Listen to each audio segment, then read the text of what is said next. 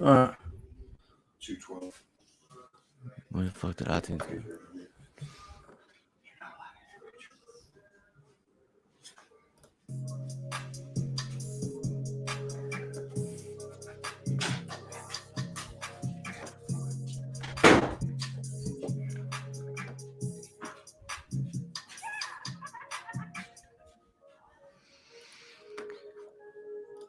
What's going on, everybody from the Nosebleeds Nation?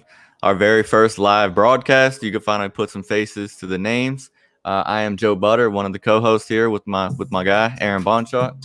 What's good, Joe? How you doing, buddy? Not too bad, man. It's kind of interesting getting this thing started, man. I've never done this before, so sorry for the 5-minute delay, everybody.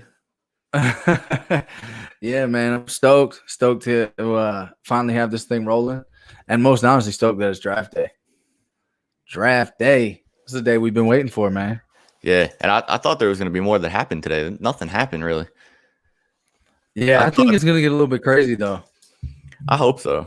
I hope there's some glitches. There's some, issues with the virtualness of everything. I hope there's something happens. I need some kind of entertainment. Oh, it's definitely going to happen for sure. Yeah. We shall see. I'm waiting for them to get this thing started. I knew when they said 8 o'clock, they were going to have like a bunch of pre-show. Yeah. I know. That's why I was freaking out about getting this thing on at 8 o'clock, but I should have known that they weren't going to start the clock at 8 p.m. Yeah. Like, that shit ain't going to happen. Yeah. But hey, anyway, everybody that's listening, this is a first for us. So if there's any kind of technical difficulties, I'm going to apologize for that in advance because I've never done anything like this. So just an FYI. Yeah, me either. Hey, we're on the up and up, man. One at a time. I'm still trying to get all my windows open that I'm going to need to use. Yeah, for real. But I did see before we came on, I saw that basically, I mean, we kind of already knew, but the Bengals pick is pretty much already set in stone. They already bought jerseys for the man's family and everything. So kind of a tease blow, but I mean, we kind of knew it was going to happen, so it really doesn't matter. Yeah, I think number one's always been set, but it's kind of crazy. I mean, even 2 through 5, there is 2 through 6 is up in the air. Yeah, I think Miami and the Chargers are going to make the whole thing. Oh, absolutely. Like it's going to be, they're going to set the table. If they don't do anything and it just goes, 5, 6, they just make their picks. It's going to kind of blow some of the entertainment factor. Oh, absolutely. But who knows? We'll see what's going on there. My question is, do you think Tua is going to Miami or to the Chargers? I think it's who really wants to make a move with Detroit because it feels like they both want him, and it's who makes the bigger offer to Detroit because by the sound of it, the Redskins are going to stay where they are. Mm-hmm. I think the Giants are either going to stay where they are or they're not going to move back a spot. Although, yeah, for sure. I did tease in our episode that released this week that I think the Chargers may move up to 4 with the Giants. That's possible. It's definitely possible. There's surprisingly enough, there's a couple of teams that they're talking about, trying to drop out as far as drop down a little bit. And I think that's going to be another big thing. I think we'll see quite a few of those as well. Yeah, what are your boys going to do? I see you got the jersey. Who is that you're wearing? Reggie White. Got it Reggie on. White, okay. Throwback with the Kelly Greens. And when the NFL gets rid of this stupid I got the jacket, but... Oh, okay. There you go. Down here in South Carolina, it's a little bit too hot for a jacket. I even got the fan on right now. But, yeah, man, hopefully the Kelly Greens are making a comeback next year. But it is one of those things every year they say the NFL is going to change the helmet rule to where you can have multiple helmets instead of just the same helmet with all your uniforms. Right. And we can bring the Kelly Green back. So hopefully. Well, it does seem like everybody's switching their jerseys up right now. So I don't know what's going on. A couple of them are really nice. A couple of them are ugly as fuck. So we'll see. Yeah. Atlanta's jerseys weren't all that. I tell you what, though, the Chargers' new uniforms are tough. The Chargers was it. I like the Bucks jerseys. The Bucks, yeah. The Bucks have always had some solid jerseys. Yeah, I like the Patriots. They didn't really change a whole lot, but they look nice. Mm-hmm. I mean, I don't like complimenting the Patriots too much, but yeah, me either. That'll be another one to see if the Patriots will go ahead and get their get their their new quarterback. I mean, I'd like to see him go quarterback, but that'll be another thing that we'll have to wait and find out. How cool would it be from an entertainment standpoint for them to move up and take Tua? That'd be a nice curveball to that'd throw. be entertaining as hell. That'd be so entertaining. I just want to see more than anything. I definitely want to see Miami not take Tua, just because I do have money riding on that too. I think he's going to drop out of the top 5. We'll see. I'll know early if I'm going to be in the hole. It's all right. I don't. Yeah, you'll probably know by the 3rd pick. You think so? Well, I guess maybe the 4th. Yeah. I did chicken out of my mock draft of having the Chargers move up to 4. I got cold. I don't think the Giants are going to move. I really don't. I think they're going to stay at 4 and take a tackle. But really, so I think by the 3rd pick, we'll know where Tua goes. The Chargers are either going to move up to 3 or Miami's going to take him at 5. That's what I think. Yeah, I tell you what, man, I still just think that is such a huge risk. They were talking about it again today, and I get that he's got raving reviews from all his doctors, and the hip doctor that he talked to that was, non-biased or anything like that.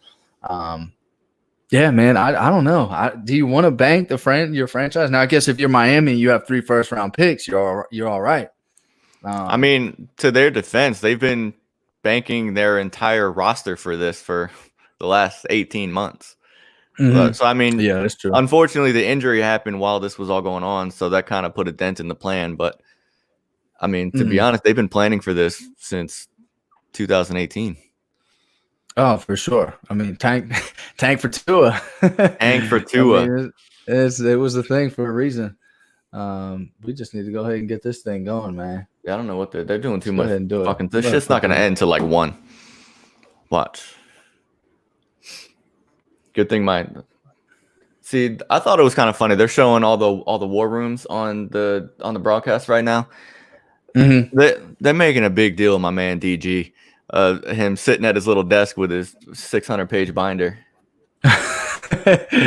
Literally, it probably is more than that, to be honest with you. And to be fair, he's the only person that's successfully completed a virtual draft. I don't know if you caught that. Mm-hmm. Apparently, he was like at his son's graduation in 2014. Yeah, I did. So my man DG knows what he's doing here. I'm gonna go ahead get some links out for this stream we got going. Do it. Put them on out. Technical question real quick. Is your screen blinking like mine is? No, mine's not. Is it like blinking. Flashing? Okay. No. All right. Hopefully that's not everywhere. I actually wanted to pull the YouTube up to get a feel for it, but we had issues. I had to restart my computer when I came in. For some reason, it wasn't like registering my camera. Mm-hmm. So it wouldn't let me in because it couldn't see me. So it was like, restart your computer. I'm like, son of a bitch. I restarted my computer and then the shit wouldn't log me in. So I had to restart it again. I'm like, goodness gracious. This would happen. Dude, I love seeing those draft reactions. Just watching some of those. Oh, goodness. Watching those players get drafted and just how stoked they are. It's going to be pretty cool because they have, due to the virtuality of the whole thing, they're going to have so many more players involved than they normally would. They pretty much got like 100 players that are going to be doing something, showing their face one way or another. Yeah. Let's see what we got. Yeah, got it. Cool. This dude, man. I can't stand to look at his face. Hey, did you send in your boost for the commish? Send in the booze? Yeah. Nah. The thing Bud Light was doing where Bud Light said boo the commish. I'm saving my booze for the Astros once baseball comes back. Oh, yeah? Yeah. Fair enough. That's fair enough. I'm going to make sure that the Astros don't go unscathed through this whole thing. But tonight's not about baseball. Tonight's about football. Very true. Let me go ahead. Book up. Bang. It's taking forever. Yeah, so you usually got the Bengals are a lock. Yeah, I really thought. What do they got? Oh, they're on the clock already. Okay, so they just fired up. Cool. Do you see a clock on there? Or no? Yeah, down at the bottom left. Yeah. Are you watching on ESPN? No, I'm on NFL Network. Wait, I'm on ESPN. Yeah, I'm on NFL Network. Oh, I see it now. I'm on Now it. it popped up. All Yeah, right. bottom left. I mean, are they just gonna rush Joe their pick, Burrow. or are they gonna? Dang, look at that, man. No, they're gonna let the whole 15 minutes. They're gonna let everybody just eat it up. Look at him. Dude, that looks like a nice little LSU style country household right there. That leather Right. furniture with those curtains, man. Absolutely.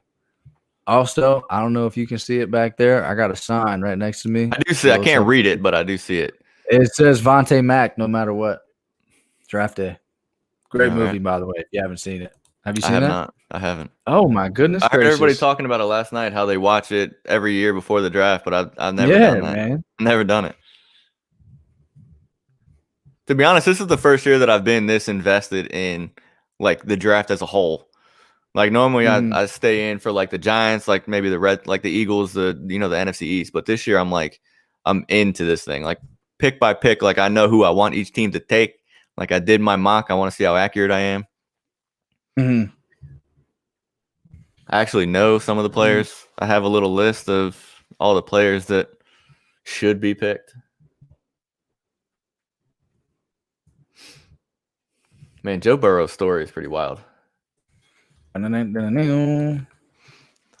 around as a backup for Dwayne Haskins and then having the fucking best college football season in history. And I wouldn't mind seeing the Giants trade up to 1. Yeah, how crazy is that? From like Give me- where he came from and everything. That's wild. Yeah.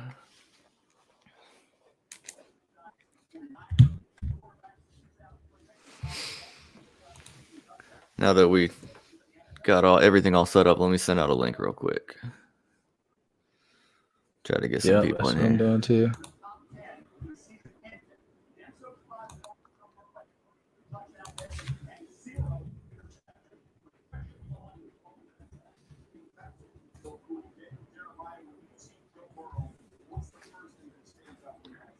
You hear what happened to Mel Kiper? Did you see that story? No, what happened? Or no, not Mel Kiper. Todd McShay. Sitting at home with coronavirus. Did he really? Yeah.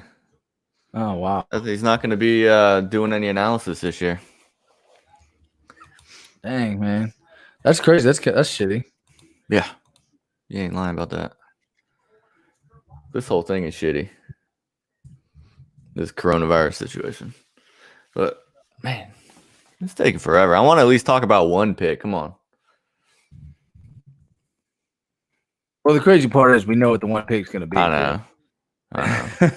So to go ahead and just start talking about Joe Burrow. Start talking about Joe Burrow and the Bengals and what he's actually walking into. Not bad of a situation for what the number 1 pick normally is. Oh, not at all. I mean, again, they got the offensive-minded head coach. They got a stud running back. They got what should be a stud receiver coming back, whatever AJ Green's planning to do. Tyler Boyd's a stud. Their defense is garbage, but they can figure that out later. I actually traded Russell Wilson in one of my fantasy drafts for the 101 so I could take Joe Burrow. Oh, yeah? You got rid of Russell Wilson. Probably a dumb move, but whatever. Yeah, I don't know about that one. My team is kind of rebuilding, so I'm trading basically for the 8 years of age. Yeah. More than anything else. I like how he's sitting there on the couch, like waiting for the phone call, like he doesn't know that it's coming. That's what I'm saying. It is going to be weird. Huh? Oh, there he is. Look at that. That's pretty cool, though. How he's got my man's even got the banner set up back behind him, Zach Taylor. Oh, you're on ESPN, right? Let me switch so we're talking about the same shit. Because we're going to be talking about, we're looking at different stuff. I'm watching NFL Network, so you're like looking at Zach Taylor, and I'm looking at one of them. I'm trying to see if one of them is faster. I got Louis Riddick on the screen. I'm like, wait, Zach Taylor, what? Where's ESPN at? I just switched to Michael Irvin. Wait, are you on NFL Network now? No, I'm on ESPN. Michael Irvin's an NFL Network guy. So, we just switched to streaming TV, so we got Sling. Oh, okay. I can't find these channels to save my life, man. Sling's got no shit. Sling's got ESPN. Trying to think like NFL Network and stuff like that. Yeah, you got. I mean, their deal starts at like $35. So, but you only get like a few shit. So I pay $70 and we get pretty much everything. Yeah, I had Sling when I was living in the barracks. What the fuck is Way back in the day. Oh, there it is. All right. Living in the barracks. All right. Now I'm looking at Michael Irvin. Is that what you're looking at? Yeah, I just finished looking at them now. They got Booger McFarland up there. All right, then I must be behind you or something. Maybe just a little bit.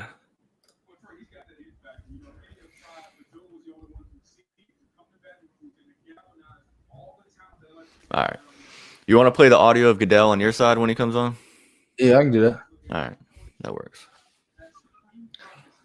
Dude, I love the draft sound too. Right before they make the pick. Yeah. I'm really mad that we're not able to stream the actual coverage on this. Like that would have been so much easier. Like it really everybody could have been watching along with us. Like there's got to be a way. Like that's just a huge copyright deal, right? Yeah, that's what I read. Was that if you're streaming anything from like a third party, like they said, especially sports entertainment, like any kind of game or something like that, they after a few minutes they'll figure it out and block it. Yeah. And we ain't trying to get shut down. We just got started. Not yet. Not yet. And I thought when I did the test and I was they're going? No, so they got his Heisman thing up right now. Hold on. Oh. But they do have the pick in. Shocked. They had the pick in like 3 days ago. Really, they had to pick in like the day after the national championship, but you know. Oh, 100%. They had to make us wait a little bit. I thought they were I think they pretty much did make us wait the full time. Although, you know, it's crazy. When I was doing a little bit of research for this, like a while back, like not today, like when I made that trade for Joe Burrow, I didn't realize he was 6'3". When you see him on the field, like when I was watching him, he didn't look that big. Yeah. Like I always thought he was like Tua's size, where Tua's 6 foot. This dude, he's a pretty big boy. Dang, man, they got there's a diner in, holy shit, I can't imagine being that big. There's a diner they were just showing in, I guess, down in Louisiana where they had an omelet named after him. I want somebody to name an omelet after me. Yeah. AB style. That'd be tight. There you go. Dude, I love breakfast too. I'm all about breakfast. AB Chalk. AB Chalk. Go ahead and give it a follow. Makes it a hell of a lot easier than the last one, man. That took me a while to figure out. So I mean, I knew what it stood for, but for like, yeah, remember the spelling, like, because all kinds of extra letters. That's why I tried to simplify it, man. I tried to make it easier. AB Chalk. Right. Joe's sitting on the couch, anxiously waiting with the folks. He's sitting ready. He's ready to hear his name called. I wonder if he's sitting on the phone right now. They don't want to show it. Here you go. Ready? With the first pick in the 2020 draft, the Cincinnati Bengals select Joe Burrow, quarterback, LSU. Joe Burrow. With the surprise of the night. Big surprise. I really think he's going to be really good, man. I do too. I really do. I really do. I think he's going to be something special. Absolutely. Like, I'm really surprised. And maybe they did make a shot. I'm a little behind you. Goodell's just now making the pick. But that's fine. So let's roll with your audio. About them streaming services, that's probably what it is. Yeah. That's fine. Joe Burrow. Give me a heads up when they're going for the announcement. Yeah, I got you. Absolutely. But I'm really surprised, and maybe they did, but I'm kind of surprised that there wasn't any sort of like big trade offer from Miami trying to get up there, because they got the 3 1s. I think they got 2 1s next year. Well, like from what I had heard, there were teams that were trying to get up to number 1. I heard there were like 2 separate. I think Miami actually might have been one of them. Good. They should. And Cincinnati absolutely shut it down. And they said, no, we're keeping the number 1. We're going to go ahead and rock with the number 1 pick. And I think that's good. That shows how much confidence they actually have in Joe Burrow. And I think it's But I mean, just sitting here watching these highlights, I mean, the dude drops absolute dimes. He didn't have one of the best seasons in college football history at default. I mean, he's a great player. To be fair, also, he had Justin Jefferson. He had Jamar Chase. That is true as well. Clyde Edwards-Helaire. I mean, That kid's yeah, a I mean, beast. I want to see where he goes. Where he goes in the draft. Isn't that where what's his name's kid is from too? Right, Randy Moss. He at Oh, LSU? he was here. Yeah, I think so. Thaddeus Moss. Yeah, he's a tight end over Moss, big boy. there. Thaddeus. Your name is Thaddeus. I'm pretty excited to watch this kid play because, like I said, I really think they have a pretty solid offense. Like, I think he's going to step in and do just fine because he's got. I mean, maybe this is the incentive that AJ Green needed to, want to play. Oh, excuse me. And I mean, Joe Mixon is so underrated. Tyler Boyd is good. I mean, want to play football again, right? Throwing, huh? Get over. Coach O. That boy Joe Burrow. You hear Joe Burrow's impression of him? I think that was some point last year they had him do the impression. Not very good.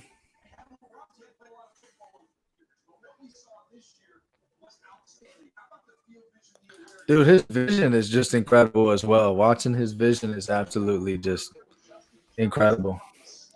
Yeah, he's gonna be good. His when I was looking into this, his NFL comp that But now was given to him, these highlights of Justin Jefferson, I'm like, I really wouldn't mind if the Eagles took Justin Jefferson either.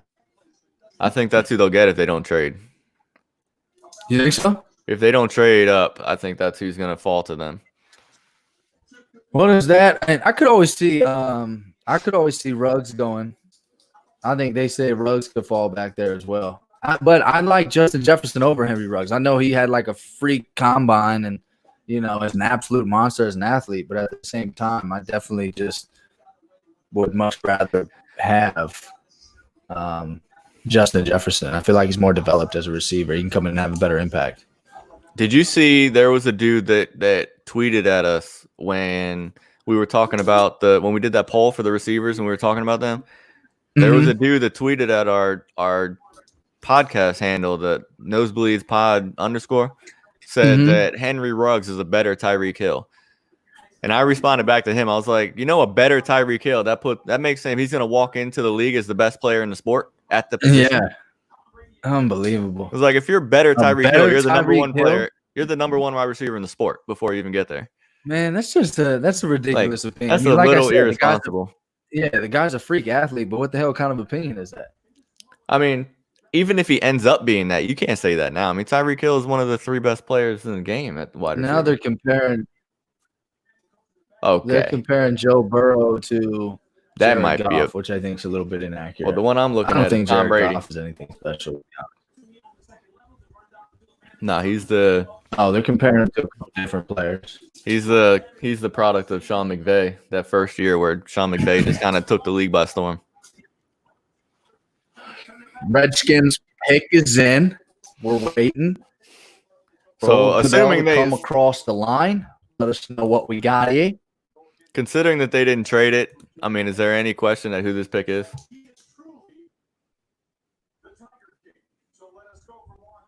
Can you hear me?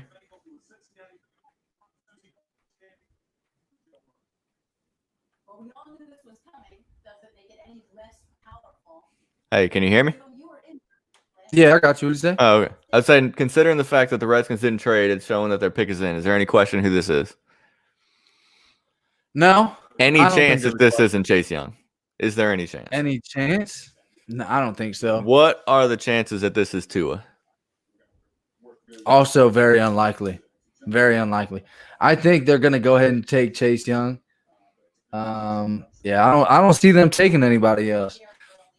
I really don't. And now I think they could potentially – I think if there's going to be any type of shock, maybe O-line. Maybe. That would be a shock. Because if they do that, then that means Trent Williams is out the door, right? Well, I think they're already entertaining it. I thought he was going to be moved before this started. I actually thought they were going to trade him today or like yesterday. Yeah, I did too, for sure. But I don't know, man. Joe Burrow does look like such a goober, though. He looks like he's 13. Yeah, he does. Shit, it just makes me feel like I'm getting old as hell. Goodness gracious. I wish I was about to get the money that he's about to get. right? That rookie contract is going to be foolish. Yeah. Foolish. Although shout out to the federal government for my $1,200 stimulus check, but it ain't anything like what Joe Burrow's about to see. Chase Young's on the phone. What does that mean? Did you see? He's on the telephone, man. Yeah. He's getting a call from the Giants that they're trading up to 2. We're about to take you right now. Yeah, right. I was hoping so hard that the Redskins were going to trade out. Somebody was going to come up, take Tua, and Chase Young was going to just fall in our laps. Mm-hmm. It is going to be weird That would be seeing nice. seeing the players at home with like really no one with them because of the 10-person. Somebody go ahead and tell that man law. Chase Young he's violating social distancing guidelines. Yeah, There's definitely more. There's 6 people in that house, and they're definitely not 6 feet apart. Yeah, they're sitting a little close. Anybody back home, that's a wrap. I don't like everybody Harold? wearing a T-shirt with his name on it. That's a little weird. There's some custom-made shirts, man. I mean, that just screams at you what Dwayne Haskins did last year. Right when he got drafted, he bought a. Oh, here we go. Washington Redskins like Chase Young, defensive end, Ohio State. Chase Young. Damn, there goes my hopes and dreams that Chase Young was going to fall in our laps. Fall down to the Giants. Now your boys are only a pick away, man. Chase Young off the board. I'm kind of getting sick of having a top 5 pick every damn year. Like I can imagine, yeah. my draft You're not gonna experience feel too ends great about quickly. it. Oh, I didn't know he played at Matha. Did he? Yeah, he played at the Matha. And Ah, then so- he played basketball with Markel Fultz. So there was no chance that he wasn't going to get out of DC then. Only 50 miles away from his high school. That's crazy.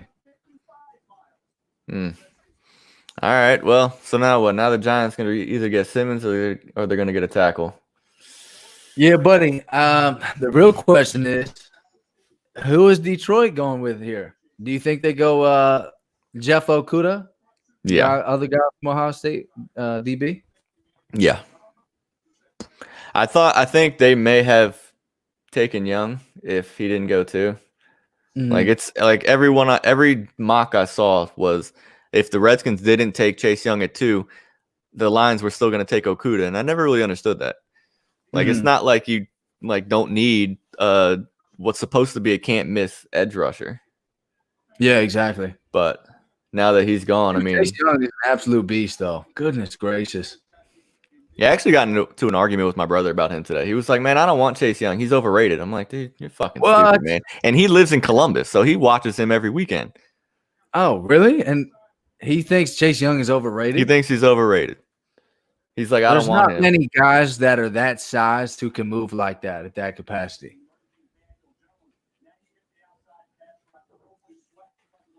There's really not. So you're gonna tell me you don't want this guy? That's stupid. Dude, I would take that guy 10 times out of I'm 10. really pissed that he's gonna be in DC for the next 5 years at least. Hell yeah, we're gonna have to deal with him. We're gonna have to deal with him. So actually, God dang. I'm changing my mind now. Judging by this guy, the Giants need a fucking tackle. They need to get the biggest, strongest, fastest tackle they can get. Of Because- course, his comparison to Davion Clowney. There's no shocker there, dude. Holy shit, he weighs 10 more pounds than Clowney does. Good lord, good lord. There ain't no way Nate Solder can block that guy. That is crazy. No faith in Nate Solder. Nah, we might need to go out and get Jason Peters. He's still available, right? Yeah, they're probably gonna end up letting him walk. Well, they already did, but I was gonna say I thought he was free agent. he is. Lions pick is in. We're standing by for the commish. Boo! I want some trades, man. Give us some kind of entertainment. Well, I mean, to be honest, I guess the first 3 picks we kind of thought were going to be status quo, but Yeah, that's true too. if there's no trades, I want to see Miami take Justin Herbert over Tua. I think that would be a big upset. I want to see it. I mean, it would make for fun conversation. But I mean, to be honest, if all things were equal and Tua didn't get hurt and him and Burrow both had healthy seasons, I still think Tua is better. But You think so? I do. I think he's a better passer. I mean, his accuracy is just stupid. So you're saying Tua over Burrow? I would have to. I mean, I'm not a scout, so I don't know what kind of line difference they had between the two schools. But just from a pure accuracy standpoint, I mean, Tua never misses the chest of his receivers. Yeah. I don't know though, and it's one of those things you have to think about though, with the comparison between the two is that, Tua had arguably the best offensive line in the nation at Alabama. I mean, obviously LSU is still SEC; they're still going to have a phenomenal offensive line, but Alabama each and every year. I mean, without a doubt. Right. So it's like, I mean, it'd be interesting to see, how he would be. Yeah, I mean, if all things were, it would be cool to see them. Oh shit! Detroit did just select. Damn, remote's not working. Oh, they took Okuda. They went Jeff Okuda, yeah. So that was kind of another one we knew that was coming. Although it's surprising to see a DB go top 5. Well, the NFL comp that I have to him is Patrick Peterson. So if you give me Patrick Peterson at 3, I'll take it too. You figured he had to go there though when they let the Eagles get Darius Slay. Yeah. Once they decided to unload Darius Slay, I thought it was pretty much the writing was on the wall that they were taking him. Yep. I'm waiting for my birds to trade up, man. Come on. All right, here we go. Come on, boys. Let's see what you got. Them New York Giants on the clock. I want Isaiah Simmons so bad. Go Isaiah Simmons. I want Isaiah Simmons so bad, but Clemson. Hopefully they get your man. I want him, but I don't think they're gonna go. I don't think they're gonna go with him. I think they're gonna go tackle. I think it's gonna be either Tristan Wirfs or Jedrick Wills. And I don't really care between the two because I've never really watched them play. But if you're going to tell me that Alabama's got the best offensive line in the nation, then give me Jedrick Wills. Yes, sir. I'm telling you, that's what you want. If you tell me I'm getting a tackle from Alabama, I'll probably never be mad. Yeah. I mean, every year they got a tackle that goes top 10. Yeah. Dude, Okuda is an absolute monster and just straight man-to-man coverage. He's a stud. Ohio State is just littered with studs. That's DBU, man. Ohio State is DBU. Yeah, he's so good. All right, come on, boys. After this, man, I'm gonna be just chilling, just looking for excitement. This one, I'm like, my heart's racing. Like, I don't know what's gonna happen here. Like, I know who they're gonna pick, but yeah, I am still gonna be wired, dude. I got the whole cup of coffee right here. I'm telling you, I would love if the Eagles trade up and get CeeDee Lamb. You'll see me go nuts. Well, I hope they do. Actually, I don't hope they do from an NFL, like an actual football standpoint, because that would suck for my guys because we have nobody that can cover that dude. Bob Quinn pulling his kids into the picture, like, yeah, come on, kids, get on TV. Come on in. I'm surprised. All right, so the Giants have been on the clock for 9 minutes and they haven't shown Gettleman's little war room yet. I'm surprised. Mm-hmm. They love the clown on that guy, man. I love that even, as we're just doing the draft, we're not even on the sideline, and my man Matt Patricia has a pencil in his hat. Yeah, I was getting ready to comment on that. Literally, pencil in the hat. Looks like he's standing on the sideline. He's got the pencil in his hat. I'll be honest, there was a small part of me. Yeah, it's almost like he doesn't ever take it out because he's afraid that it's not going to go back in the same spot. He probably doesn't. You know what? I always thought Matt Patricia probably just has one pencil up there, and then he's got one pencil that he actually writes with. Yeah, that's his good That's luck like charm. his show pencil. That's what it is. Yeah, it's his show pencil. Yeah. He's sitting in church with his backwards hat and his pencil hanging out in case he's got to take notes on the sermon. The only guy in church who can have a hat on because it's got his lucky pencil in it. He's like, hey, I coached under Bill Belichick. I could do whatever I want, right? Yeah, for real, man. There was a small piece of me that wanted to see New England trade up there to take Tua. There was a couple of reports that came out that I never really took seriously, but it made me think, like, man, what would that be like? Yeah. I definitely could have seen him in New England. I didn't see New England making the move up. New England will probably end up taking, if he falls back, there'll probably be I don't even know who. I can see them taking Jordan Love. Jordan Love. But That's what would be that's a Bill Belichick project right there, Jordan Love. You know what would be the ultimate flex though by Bill Belichick? Is to not even take a quarterback. Grab Jameis Winston. Take Jameis Winston to the Super Bowl in Tampa Bay just to shove it in on the Buccaneers fans' faces. Dude, that would be iconic. That would be the ultimate Bill Belichick flex. That would be some shit right there. If he just said, yeah, and the best part would be if he waited till after the draft to pick up Jameis Winston. Yeah, like he goes through the whole draft, like he loads up the defense, like Belichick always does. And then they're like, oh, they're just going to roll with Jarrett Stidham. And then, 2 weeks from now, they sign Jameis, and he just comes out firing. Comes in and just gets Belichick. Getting Belichick is a thing. I tell you what, it was going to be wild to see Tom Brady down in Tampa. I mean, Tampa's already got weapons anyway, but now he's got Gronk. He's still got, they got O.J. Howard still. I mean, for Tom Brady to go down there and not just succeed right off the bat and just – there's no reason they shouldn't kill it this year.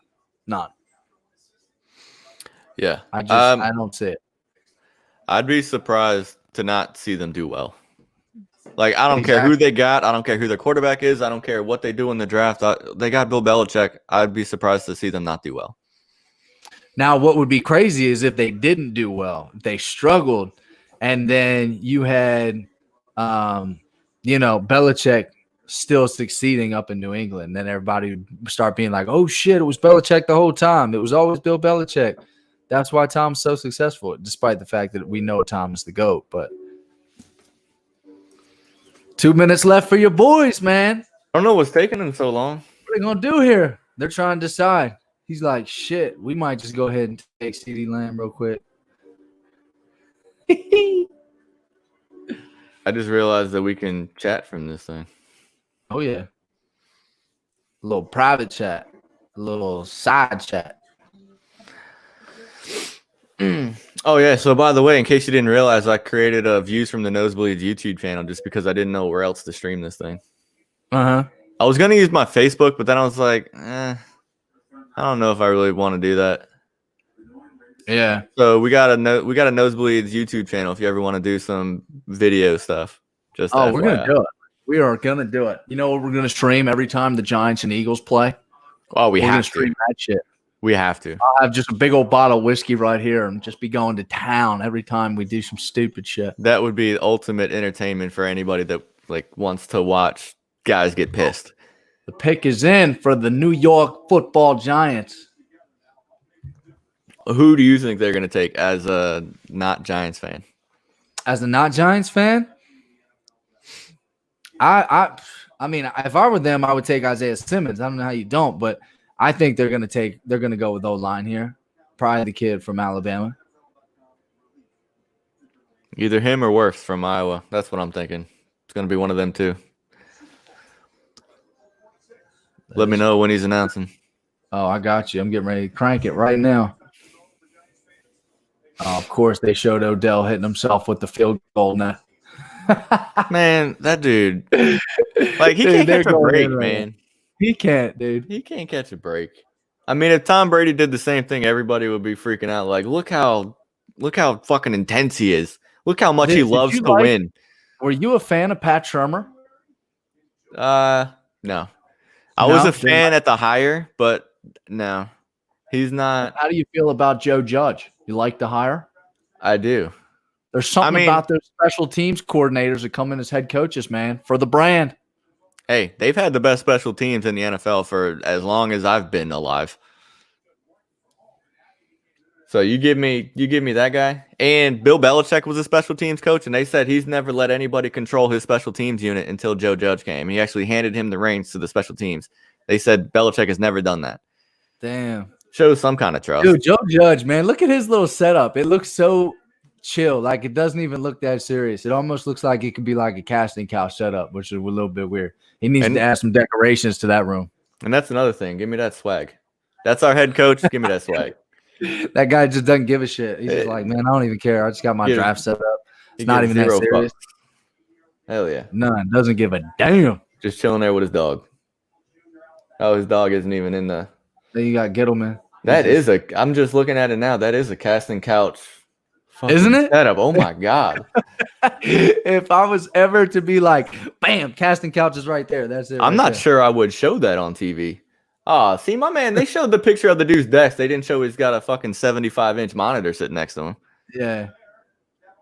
Get your shit out of here. I'm one of the only Giants fans out there that's actually happy with Gettleman. Oh, here we go, Commissioner. With the fourth pick in the 2020 Come on, boys. What do you got? The New York Giants select Andrew Thomas. What? Georgia. Tackle from Georgia. Andrew Thomas? Lineman, but perhaps somewhat of a surprise. Wow. I mean, I thought they were going to go tackle, but Andrew Thomas. I don't know enough about this guy. Man, what the hell? I swear to God, I think the Giants just want to confuse you every year. Like they really just want to fuck with you. Wow, didn't see that coming. He better be fucking. If Jedrick Wills turns out to be he plays a the stud, drums. He's got to be good. He plays drums. Played drums in the Pace Academy band. I don't know how to feel about this, man. Oh, dude. If there were Giants fans in attendance to the draft, they would have been booing. I don't know how to feel about it, man. I don't. I mean, what's his 6'5", 315? I mean, he's a big boy. I mean, yeah. Everybody said he was going to go top 10, which, I mean, whatever. I mean, there was so many good tackles. I'm just shocked that it was that one. Now, I will say, just in the first couple of highlights, they showed that he does look pretty mobile, which is good. I mean, what are they? Love a mobile tackle. They're not going to show you his fucking bad plays. I mean, obviously, but I'm not going to get the full rundown. But I mean, he looks like a solid pickup for you guys. We'll see. I mean, like I said, I'm pro Dave Gettleman, so like, look, I'm gonna trust the guy because like he may rub people the wrong way. There's a lot of people out there that don't like him, but let's be honest, the dude he drafts pretty well. He really does. Yeah. I mean, he built a pretty fucking good team in Carolina. They must have. I mean, they had to have seen something in this dude to be like, yeah, this is who we're gonna go with. They said, look, Jake Fromm doesn't get touched. I wonder why he doesn't get touched. I wonder why. I mean, we'll see. They show Gettleman putting his mask on. He's by himself in his house. Man, I'm telling you, they love the clown on him, man. Oh, my goodness. Oh, there's old Joe Judge. I love the NYPD hat. Does it for the boys in blue. Goddamn right. That's what I'm talking about. For the boys in Ferta. For the boys. Oh, yeah, there he is putting his mask on. Look at him. He's like, all right, well, I don't have to make another pick today. Although, I was talking to my brother about it. I really, really wouldn't be surprised to see them trade back up into the first round for another pick. You think so? They got 10 picks. Holy shit. They got 8 picks that are outside, or 7 picks that are outside the third round. So they got some late picks. So they can put together some kind of package. Like, look, we'll give you 2 4s, a 5, and, our 3 or whatever. Yeah. Let me get, I don't know, who wants to trade out. That's why I thought there was a slimmer of hope that they might take Simmons early, trade back into the first round, and take, an Austin Jackson kind of tackle. Yeah. I definitely could see them trading up again. I could definitely see it. I will say right now, through these first couple of picks, we're seeing no technical glitches, which is good. We're looking strong so far. Damn, I don't know how to feel about this, man. I really don't. I really, in the back of my mind, knew they were going tackle, but I'll be honest, that guy was not on my radar of people they might pick. Really? I thought it was either Wills or Wirfs. Andrew Thomas really didn't get any run. Right now, Tua's not on the phone right now. I bet you Miami doesn't even know who they're picking yet. They're probably still talking about it. Oh, for sure. This is I'm shocked. I really thought Tua was going 3 to one or the other. So I'm kind of surprised. I like how they're all sitting there like they look like they're sitting in a fucking tour bus. Like what? Well, I mean, I guess they're trying to social distance, no touching. You got to keep the social distancing going. 100%. Man, I don't know how to feel, man. That threw me for a loop. Like I said, they definitely must have seen a little something in them. And for sure. They needed a tackle. God knows they needed a tackle. Mm-hmm. I mean, we're finally done with the Eric Flowers experiment. The Nate Solder experiment did not work. The Redskins just picked up Chase Young. We need someone to block that dude. Mm-hmm. Like I said, they had to have seen something in him where they're like, all right, this is who we're gonna go with. Dolphins pick is in. Man, I want to see some what trades, man. I really want to see I think some it's trades. I think this next stretch is where you're gonna see it. Like right in from like I think maybe from like 7 through 14, we might see a couple. I think we might see a couple. We got a 14 the Bucks. I bet you'll see a few. Come on. Get Louis Riddick off the screen. Let me get the Dolphins pick here. I see your brother just chimed in on the chat saying he thinks Carolina's taking Tua. Really? I'm about to log. I got to get on this chat real quick. I'm about to log into it right now. I have seen them taking a couple quarterbacks and a couple mocks, but I find it very hard to believe that Tua's getting past the Chargers. If Miami goes anybody other than Tua, I'll bet my house that Tua's going to the Chargers.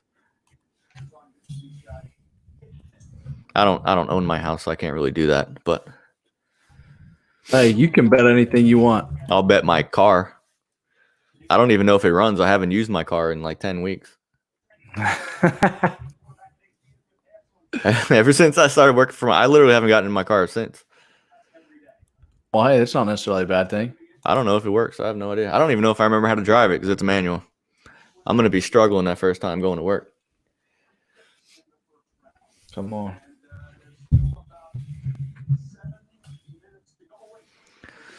Oh. Pick is in. Come on, let's make it. All right, can we get the first curveball? Justin Herbert. Miami Dolphins select Tua Tagovailoa, Ah, damn it. quarterback, Alabama. Damn. Which means for the first time since Kellen Moore, who is now the Cowboys offensive coordinator, threw a pass. Goodness. I really didn't see that coming, but you know what? I'd expect none other than Miami to do it. I mean, like I said, the guy, phenomenal player, but look at that. The injury history, dude. 18, 19. That's in what? October? That's in a year span. He had 5 different, like, notable injuries, dude. 5. Dude, they've been setting themselves up to take Tua for 2 years, man.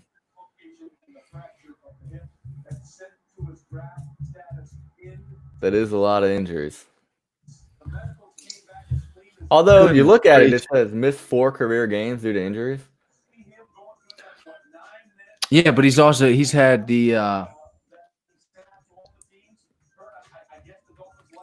he's had notable surgeries. I mean, both his ankles he's had surgery on. I mean, the guy's had a lot of surgeries too. And and he's going to a big offensive line. Oh man, they better. The reason why I'm surprised he didn't go to LA because it was very odd that LA was beefing up the right side of their offensive line.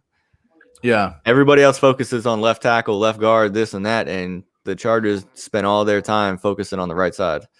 Well, in other news, I'm definitely out $50 on that note, definitely thought that Tua was going to be around a little bit longer. Damn. Well, I'm pretty much in dead last in my mock draft contest right now because everybody picked Tua going to Miami except me. Hey, it's all right, man. You're on the up and up. But we're getting a little bit closer to where I think a lot of the action is going to happen. I think you're going to start to see a lot of people, or not a lot, but I think this is where you're going to see the teams trading back and where you might see a couple trades happen as far as people trying to move. I think the big move ups are going to be for receivers. I think, especially for whoever's going to get CD Lamb is probably going to have to move up. If they're going to go with CD Lamb, I think they're going to have to move up.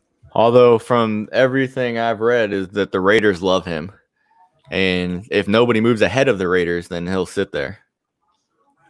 Well, and another thing that I did hear, I did hear that the Eagles were in talks with the Raiders. I'm not sure how much truth there is to that, but I did hear the Eagles are in talks with the Raiders about potentially moving up to that spot at number 12. So I maybe could happen. I'd like to see it happen. I know I definitely would, but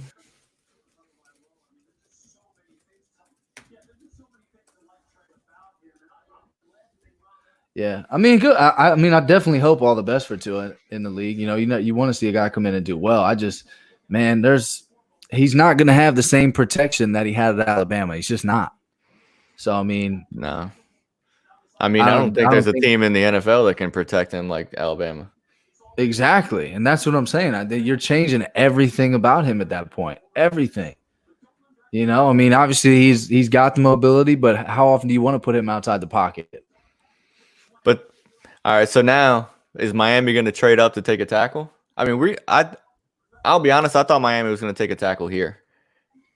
I did too. That's what I was saying. I was saying they were going to take either a different quarterback or maybe take O-line and then pick up, Herbert or Love later on in the draft, because obviously Tua wasn't going to be around at that point. But goodness gracious, man. Yeah. So the mock that I did for those of you that don't know that maybe didn't listen to our episode this week, I'm in a fantasy league. We did a mock draft contest basically to determine draft order, and we talked a little bit about it. My top 3 were correct. Number 4, I had the Giants taking Jedrick Wills, which I talked about before the pick. I thought they were going to do, and they didn't. They threw a curveball at me. I got the position right. I should have made a scoring adjustment and said you get like a half a point if you get the right position, just the wrong player. But I had Miami taking Tristan Wirfs and then getting Justin Herbert at 18. Oh, no shit. So I'm about to be fucked when the Chargers take Justin Herbert right now. I'm really behind 8 ball. You think the Chargers take Justin Herbert right here? I really don't know. I thought they had their mindset on Tua, personally.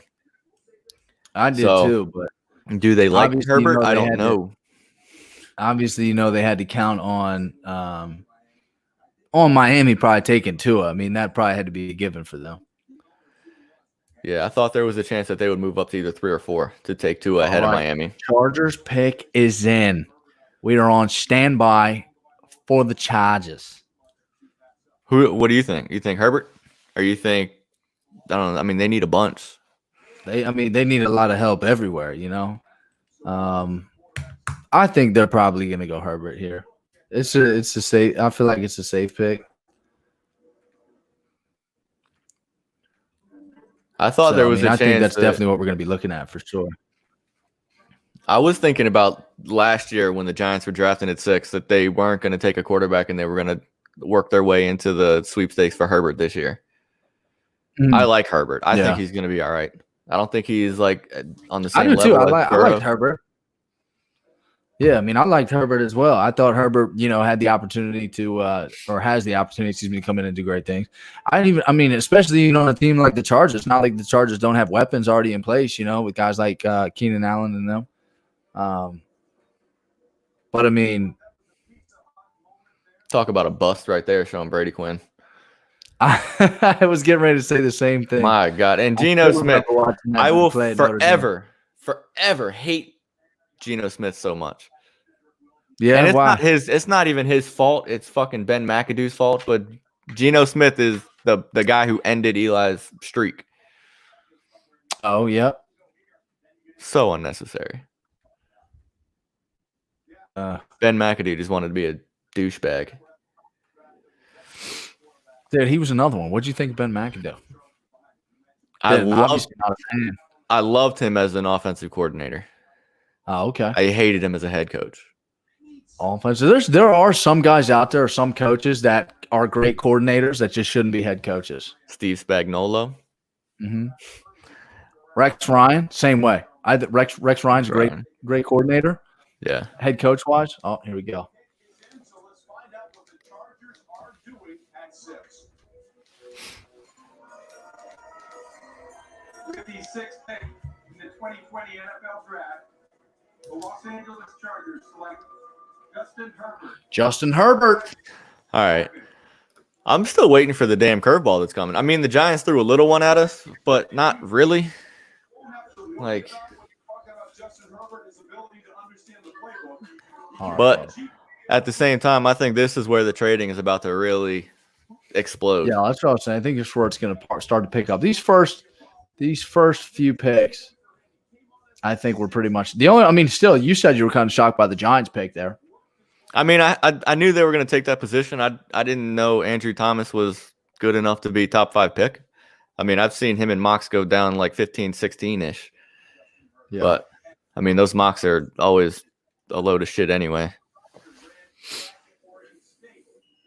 I always love when they have some of these people, like, for instance, they're doing right now, Justin Herbert. They show, like, their older families, like, athletic history. You got to show the genes. It's kind of irrelevant. That's a cute kind of caricature. Pretty much irrelevant. Oh, the paternal grandfather ran track. Yeah, like, hey, that's great. I know I definitely probably couldn't have had an opinion on Justin Herbert without knowing what his paternal grandparents did. All right, here's a question for you. If you run track and if you play or if you do like athletic track, competitive track, is there cuts? Like, do they cut track players in high school? What do you call them? Track runners in track. Okay.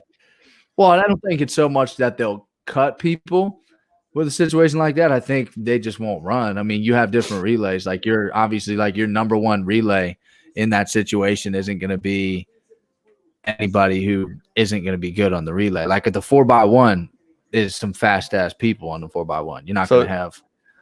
So what does a track tryout consist of? Like, everybody runs to the finish line and the top 15 make the team, and the rest of you are just going to sit and wait for someone to pull a hamstring. Well, no, I think that, in track, I think everybody runs their specific race. Like, we had kids in high school. Obviously, you got kids that are like your long distance runners, and then there's the short sprinters, and then you even have the longer sprinters. I mean, the 400 meters still a sprint. That's a hard ass lap, and those guys run that like sub 50. Those guys are absolute monsters. But I mean, there's people out there that train for track. Even in high school, we had people that ran track like that. But again, I don't think his paternal grandparents' track history has real impact with anything to do with him playing quarterback at the NFL level. Yeah. Panthers already got their pick in. Is this Isaiah Simmons? If this is Isaiah Simmons, I'll get my first pick correct since I went 3 for 3 and then I went 0 for 3. But I did have Carolina taking Simmons. I definitely see it. It definitely could happen. So I got a bunch of people asking me, what do you think about Andrew Thomas? You like this pick? You happy? What do you think? I'm like, I don't fucking know Andrew Thomas. I don't know anything about him. I have no idea. I spent my time. I was just like I was talking about. I think it's so, no matter what position you are in the draft, it's so frustrating as a fan to have your team draft a lineman or an offensive lineman in the first round. Like, obviously, even if it's like your team's need and you're like, all right, we need like a stud tackle or like something like that. Still, it just isn't as fun as if like your team drafts like a running back or receiver or quarterback. You're just kind of like, yeah, we needed it. But it's like, are you excited about it? Not really. It's not fun, but I watched Eli Manning's last like 6 years get wasted away because he couldn't fucking step into his throws that It's Mhm. completely necessary because I don't want the Oh, same thing to absolutely. happen to Danny Dimes. Yeah, definitely can't have that happen. Like you got Danny Dimes, you got Saquon in the backfield. Like you got a foundation there that needs to be protected. They have a lot of holes on defense, but yeah, I mean, it's one of those necessities, but at the same time, it's just not you're not that excited about it. You're just like, the problem is if you it get is one what it is. outside the top 10, it's such a hit or miss. Generally speaking, for the sure. top tackles hit. They're hitters. Unless you're the Giants and you take Eric Flowers. Eric Flowers. Or you take Justin Pugh, who ended up not even playing tackle. Yeah. Although he was pretty good, but waiting on the Panthers pick. We're just getting the coronavirus commercial. Lean on me. Joe, you can lean on me. I can hear it in your background. Yeah. I'm a little behind you though, keep trying to because sing that I hear a one. woman's voice and I'm watching dudes sing.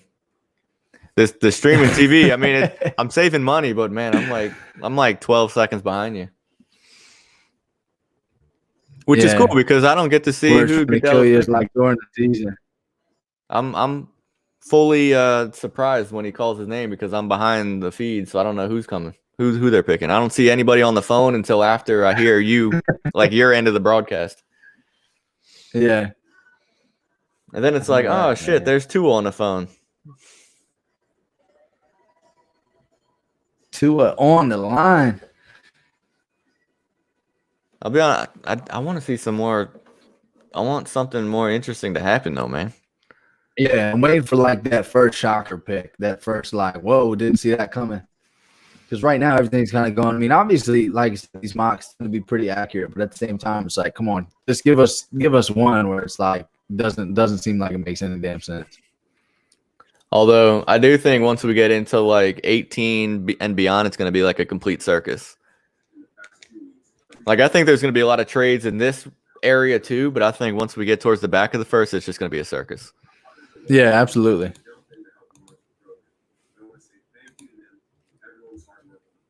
Absolutely, I agree with you. And I did end up. My man Christian McCaffrey on there got paid.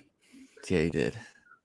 That dude got big money. And we still haven't even talked about Gronk yet, man. What do you think Gronk's going to do in Tampa? Do you think he's like worth anything right now? Like, is he going to be useful? So they said he's only lost like 10 pounds from the weight he was at when he was playing last. I think they said he was playing at like 260. Now he's at like 250. And he's like, yeah, I can gain weight, no problem. I mean, Gronk he's going to come in and make an impact 100%. I mean, it's just how it's going to be. He's just one of those players. Now, is it going to be at the same level he was at? Who knows? Maybe I think he's probably had some time to recuperate, maybe heal his body up a little bit. He's and probably healthy now. Festivals and WWE and shit. And maybe now he'll come back a little bit healthier than he was when he retired. Right. That's what I think. I think he's healthy now. But on the other side of it, I think he's also going to benefit from having Mike Evans and Chris Godwin. I mean, they never had receivers like that in New England. I mean, they had like way back. You can go to like Randy Moss, but not during Gronk's tenure. Here we go. It is a new Carolina Panthers team, and where are they going? The pick is in 7th overall. Let's find out from Commissioner Roger Goodell. Let's go, guys. Come on, Panther fans. With the 7th pick in the 2020 NFL Draft, the Carolina Panthers select Derek Brown. Ooh. Defensive tackle. All right. I mean, that's a Ron Rivera type pick. I'm surprised. Defensive tackle from Auburn. All right. Interesting. So and you know what really pisses They got you at 0 for 4. You know what pisses me off is that when I initially did the mock and I had Isaiah Simmons going to the Giants, I had Derek Brown going to Carolina. Really? But once Isaiah Simmons opened up, I thought he was a lock to go to Carolina. Yeah. I mean, this dude is supposed to be really, really good. I mean, what is he? 6'5", 320? Mm-hmm. I mean, yeah. That's a very Ron Rivera type pick. I'm surprised. I don't know a whole lot about. It's a good pick for them, I feel like, though. Nickname Baby Barack due to political aspirations. Wants to be in politics. Baby Barack. That's All a big right. Barack right there. That- That's a big, that's a big Barack. that ain't no baby Barack. It's a That's- big boy. You ain't baby shit, bro. Oh, goodness. 6'5", 320. Well, although fuck's his name? Quentin Williams with the Jets is 6'5", 320, and he looks like a baby. That dude's got a baby face if I've ever seen one. Yeah, definitely. The most iconic interview in sports history when he was doing an interview after the draft and he sneezed and said, "Bless you, thank you," and kept going. Blessed himself, thanked himself, and then continued with the interview. Iconic. Oh, dude, what an icon. That's hilarious. Oh, man. That's a big boy. It's always funny when you see guys that are that size with like baby faces. It's Right. like, dude, why are you that large? For Why what? are you that large? How do You you look like get that definitely should big? not be that big. How do you get to 320 Oh, my pounds? You eat a shit ton of food. You eat a hell of a lot of food. Goodness gracious. I mean, he just looks like a monster. I mean, Yeah. based on what I'm seeing here, I mean, Arizona pick is in already, too. is he any different than Snacks Harrison? I mean, I based mean, on it the certainly highlights doesn't and look like talent, it. I mean, you're gonna take Snacks Harrison at Yeah, 7 it certainly overall. doesn't look like it. Although he looks like he's a better pass rusher. Mm-hmm. Maybe. I don't know. Yeah. That dude is a fucking animal. Good God, he's big. Isn't it? That's what I'm saying. That man is huge. And it's crazy the guys like that can move like that. And he's got good grief. Yeah, he's got. All right, that's a good pick based on what I'm seeing. I didn't. Jeez, that dude looks fucking legit. All right, who do you Dude, think the how about Cardinals are that? going? Where do you think the Cardinals are going? What else smells on? Look at that big mural that he's got there. It's badass. That is cool. These people are pushing the 10-person limit, you know, in their household. Well, dude, so I heard today, and I heard today that Kyler Murray was pushing for CeeDee Lamb. And they said, oh, don't leave that out, that they could potentially pick up CeeDee Lamb to give him another weapon, even though obviously they have D-Hop. even though they got Hopkins and then still got Larry Fitzgerald's old ass, because he's still Larry Fitzgerald. But they said don't rule that out, because apparently he's been really pressing for that. He's been really hoping that that's where, you know. That's completely steady as they come, Larry Fitzgerald. Is he in your top 5 all time? Larry Fitzgerald? Yeah. I mean, he's definitely up there. If he's not in it, he's right outside it. All right, their pick is in. All right, let's go. With the 8th pick in the 2020 NFL Draft, the Arizona Cardinals select Isaiah Simmons. Isaiah Simmons. Damn, that's a good pick. That dude, he's so fucking good, man. I'm gonna get the last pick in this fucking fantasy draft. My mock has been shredded to pieces. Good grief, dude is a monster. Oh my goodness, he's so good, man. I'm gonna it's crazy all the positions that he played. I'm gonna be so mad in a couple years when Andrew Thomas is average, and you got Isaiah Simmons just fucking tearing shit up in Arizona. Although they need someone to block for Kyler, man.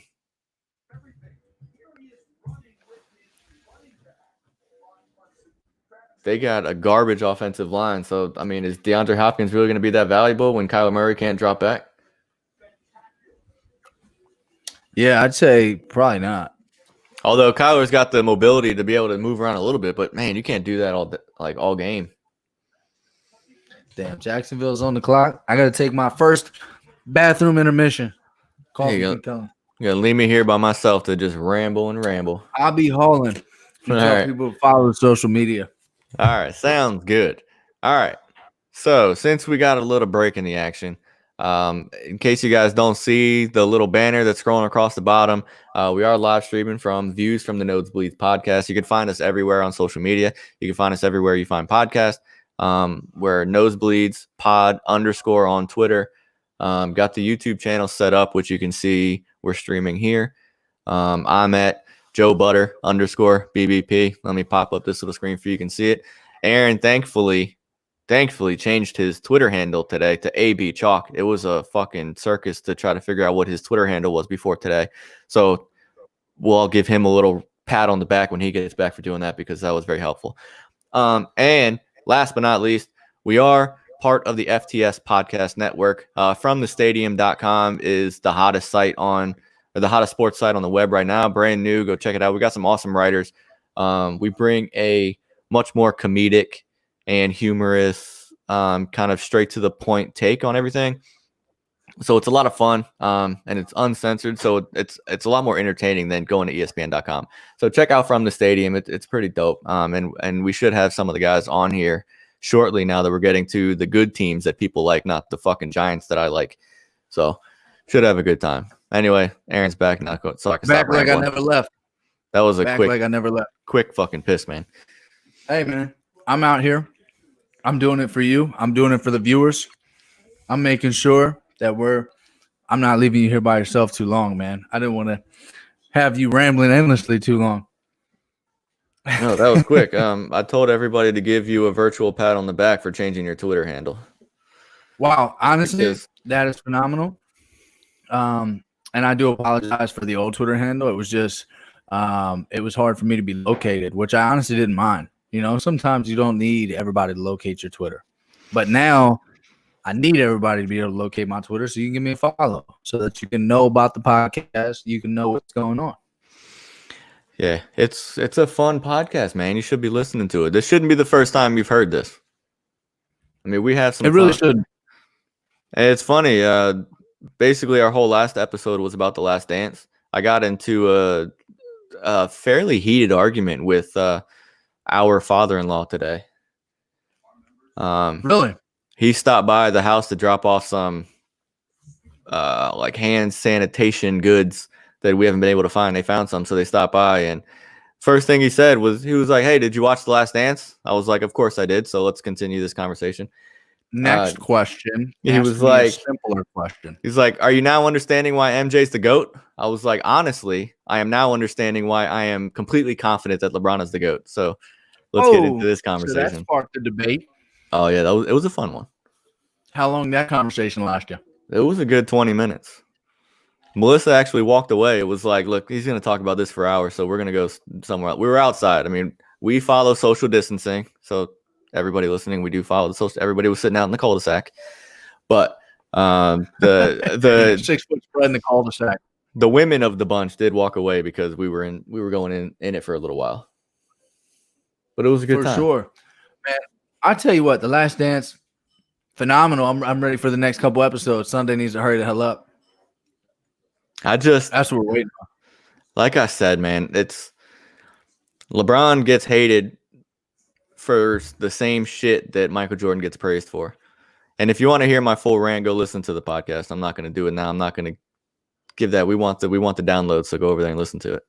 If you haven't been listening to the podcast, you're wrong. Where have you been? You need to go and download the podcast, listen to it. You're probably, guess what? You're already 4 episodes behind, so you're sitting there quarantined with not jack shit to do. Figure it out. Go download podcast. Okay? Make it simple. Absolutely. And Right. since we haven't really done this yet, are they making a pick? Not yet. Oh, We got another couple minutes here. and since we haven't really done this yet, when you go listen to the podcast, leave a review because it really helps other people find the podcast.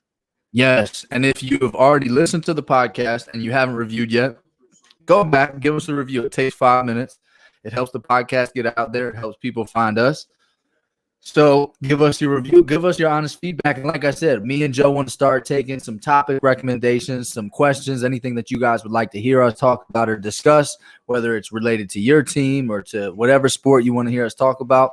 We are completely open to that. So start leaving us some suggestions via Twitter and things like that, so we can go ahead and start doing that for you guys. Yep. All right. Draft coming back.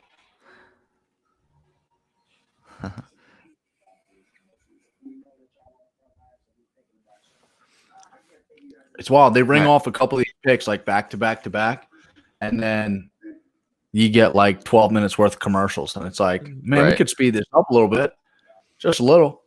I mean, they got to be doing like Super Bowl style commercials. I mean, there's nothing live on TV right now, sports wise. So like advertisers must be like jumping at the bit to get into Oh, you know they are. a 30-second window for the draft. The Last Dance. What do you think it costs for a 30-second commercial during that docu series? Oh, dude, it's got to be a lot for sure. You know how many people are watching that? Everybody that likes sports. I think even people who better don't be. like sports are probably watching it just because, like, oh, I've heard of Michael Jordan before. Shit, let me Exactly. watch. Everybody knows Michael Jordan, so you might as well. I mean, Yeah. my wife wants to watch it. She don't. I mean, she likes like baseball, but that's it. She don't like any other sports. Yeah, that's. I mean, it's always just nice to see the aspect. But I have ingrained in her mind that LeBron is better than MJ, so that's good. Well, that's good as long as she knows. She pretty as long much as she already knows. she pretty much agrees with everything I say. So unless I tell her Gleyber Torres is better than Aaron Judge, which he is. All right, But pick is in for Jacksonville. Here we are. all right, let's get it. With the Jacksonville Jaguars pick at number 9, let's go to the commissioner. Boo! Goodell sucks. 49th pick in the 2020 NFL Draft. Jacksonville Jaguars select C.J. Henderson. All right. C.J. Henderson, DB, Flow Rider. Damn. All right. So one thing I do want to point out that I'm very pissed off that I was kind of the one that was leading the charge of our little mock contest, because once I submitted mine and other people were sending theirs to me, I couldn't change mine because that would look kind of shady if I was changing my picks after other people sent me their picks. Yeah, I wanted to change this pick to CJ Henderson. I really, really did. I like Jacksonville, like finally got rid of the headache and the immersed talent of Jalen Ramsey. I figured they were going to take a corner. But when I made my initial pick, I had them taking a D tackle. Really? Oh, dude, Cleveland's pick is already in. Jesus, man. Come on. Where's the trades, man? This is like It doesn't appear that we're getting any as of right now. Goodness gracious. Now, who do you think Cleveland goes with here? I thought Who do Cleveland you was going to have? take Andrew Thomas. So let's say Jedrick Wills. I think they're going to take a tackle. Yeah, I They think need they'll it. go They need a tackle because to be honest, Actually, you know who I think they're going? They want to get Baker Mayfield, a good old boy. They're going Tristan Wirfs, O-line, Iowa. I wouldn't be surprised. Either one of those two. I mean, Tristan they're Wirfs. to be quite calling. honest, like on paper, they're pretty loaded virtually everywhere on the field except for the offensive line. Yeah, 100%. I mean, they're pretty loaded on defense, like name wise. I mean, obviously they showed last year that the chemistry wasn't really there, but for a face value, name value team, they're pretty loaded. Oh, for sure. It's crazy to see the type of talent they have on that team and where they end up finishing up these last couple of years. I really hope Baker Mayfield can kind of step into his own. Hopefully he's worked out his kinks these last couple of years, and maybe just maybe. I mean, I'd like to see Baker succeed. I liked him in college, and I thought he was going to be a little bit more successful when he came into the league. And so hopefully he's starting to put things together. Maybe if they can start getting some protection for him. Yeah, the cockiness got a little annoying, so it was kind of humorous to see him suck last year, but it's hard for me to say that because it'll be hypocritical because I like cockiness in like athletes. Yeah. But his was just, I don't know, it was just a little too much for me. Yeah. So watching I don't him know. It's fail. one of But on the other side of it, I really wanted to see OBJ just fucking explode. Oh, here you go. The wait is finally over. Thank you to the NFL for your support of St. Jude. While my What is that? journey has been hard, I cannot say This kid's helping to introduce the first pick for the Browns. I Okay. don't know if he's going to be making the pick, taken such good care of me. but And now back to your I haven't gotten that yet. Oh, Oh, there there we he is. All right. Man, this streaming, I'm a little behind. It's annoying. oh, here we go. Dun-dun-dun, Thank you, dun-dun. Fletcher. We are so happy to see that you're home and doing well. We're very proud to support you and St. Jude in the fight in childhood cancer. And we're all in your corner, Fletcher. Go get him. So I have the Browns pick with the 10th pick in the 2020 NFL Draft. The Cleveland Browns select Jedrick Wills, tackle, Alabama. Jedrick Wills. Like I said, man, you're not going to go wrong with an Alabama tackle. Yeah, that's for sure. I mean, Jedrick Wills. you think the Browns are going to turn it around this year and live up to the hype that we put on them last year? I certainly hope so. Like I said, the predictions. Browns are one of those teams that have so much talent, dude. It just hopefully getting a little bit of protection, because I know that's one of the things the Browns struggled with the most was the protection aspect as far as protecting Baker Mayfield. I mean, it always seemed like that he had zero time to throw the ball ever. That's how it always seemed. So maybe, I mean, obviously there's still probably more work to be done, but hopefully this pick and they can move some things around and get him some better protection. Because I mean, with the talent they have on that team, there's absolutely no reason that they shouldn't be a better team. There's no reason. Yeah, like I said, there was so much hype on them last year because the name value on that team is just ridiculous. Yeah. So if you Well, that's get, what I'm saying. if you get someone like Jedrick Wills, if he turns out to be as good as he's supposed to be, and give Baker Mayfield time to sit back and just fucking sling it to OBJ and Landry, and now they got Austin Hooper and they got Kareem Hunt, they got Nick Chubb, it's fucking ridiculous the amount of weapons that are on that team.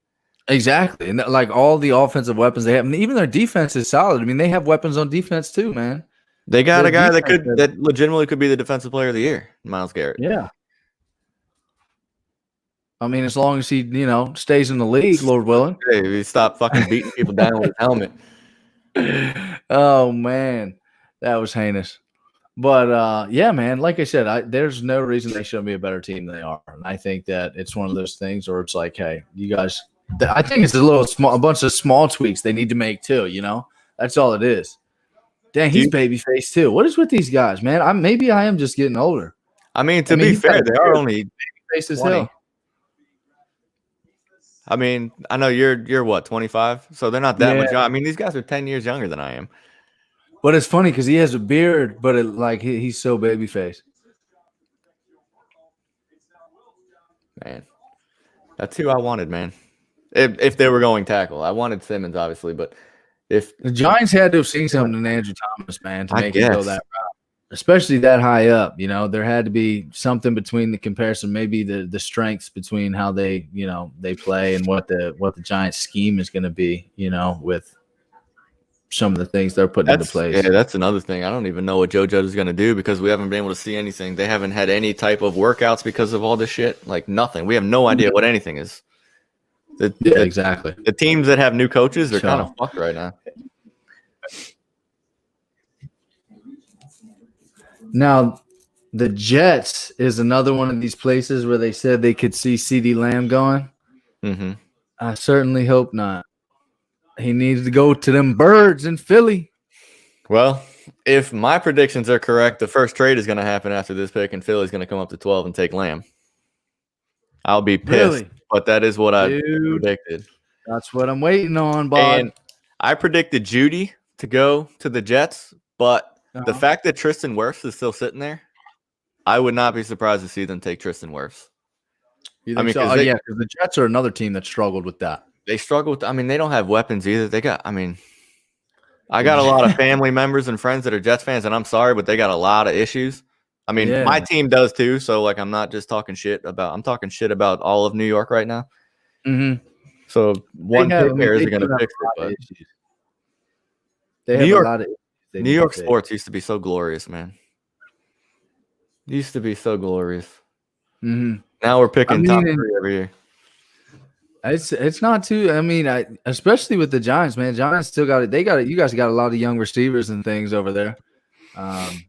We have and a one lot young of- receiver. Well, not Do Darius you? Slayton is. Sterling Shepard is kind of young. Yeah, that's what I'm saying. I mean, they're still relatively young. Is what I'm saying. You're But not I dealing think with Sterling Shepard's overrated. You got like Deshaun Jackson, Alshon Jeffrey. Our receivers are like 30. And injury prone.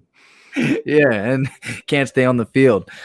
From what I've heard, Deshaun Jackson has been rehabbing like no other, and they say that he is looking good, probably the best that he's looked in a while. Is he posting Hopefully videos like Cam Newton? He has been not as Okay, corny as okay. Cam Newton's videos, All right. Not as cringy as Cam Newton's videos, where it's like, all right, bud, come on, a little bit Every- less. Take Everybody about 10. wants those attention dollars. Oh, that's all it is. But look at that, Cam Newton still jobless. I That's still think another he's thing going to we're go waiting on. I mean, somewhere. where do you think he's going to go? I don't know. No. I honestly, like I said, I thought that Miami was going to take a tackle. I honestly thought that there was a chance that they would take Herbert and develop him for a year or two, because there's a lot of people saying that he's not going to walk in NFL ready. I mean, he's probably going to end up playing just because that's what happens nowadays, but they could have brought in Cam for a year or two. I don't know now. Oh, I mean, 100%. They could still bring in Cam to help groom Tua if they wanted to, but then they would definitely have to get rid of Fitz magic. but like I said, don't count out Belichick, man. Don't do it. Cam Belichick- Newton and Cam Newton. Belichick's going to load up that would be defense, wild. bring in Cam, and just fucking explode. We've seen them do crazier things. Yeah. Well, the I Jets mean, are Bill running Belichick the can do just about anything. Mm-hmm. We are all in this together. Make a difference. Did you? Speaking of which, did you see what Aaron Rodgers said about it? The COVID-19, all that. I actually give him a lot of respect. I hate Aaron Rodgers as a human. I like him as a football. He's fun to watch, but I hate him as a human just because he's an arrogant. You're talking about the thing where he was saying like he's not going to tell people what to do or like how to. Yes. He said, "I'm not going to sit in my ivory tower and tell people what to do and what not to do. There's a lot of people hurting, and I'm very fortunate that like I'm in a position where self-isolation isn't that difficult." Mm-hmm. And 100%.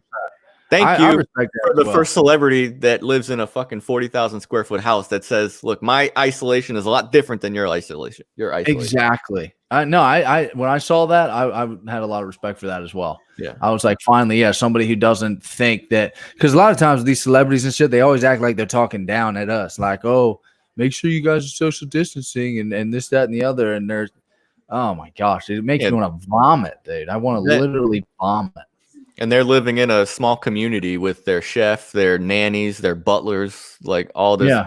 Like they don't do anything. You don't They got watch enough your rooms kids. for everybody in the same house.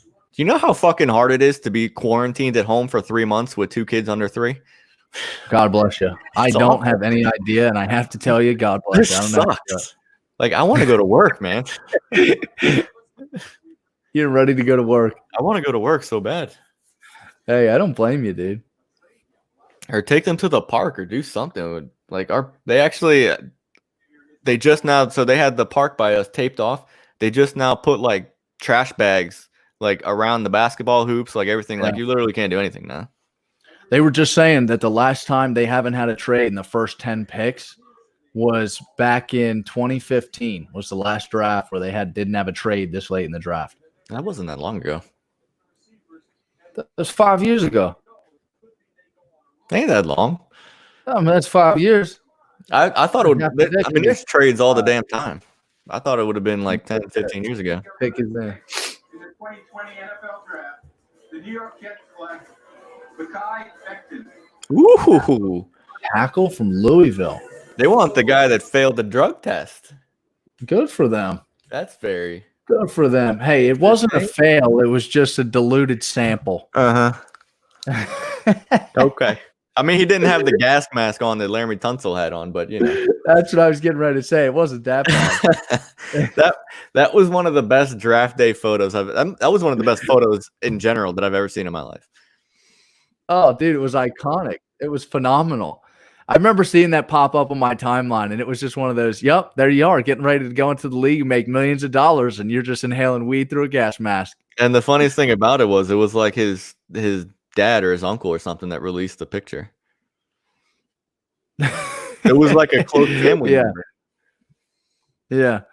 Hey, sorry that my family decided to say, good luck in the NFL, bud. Here's you smoking weed out to the public. That's hilarious. You gotta love seeing all the big boys going out right now.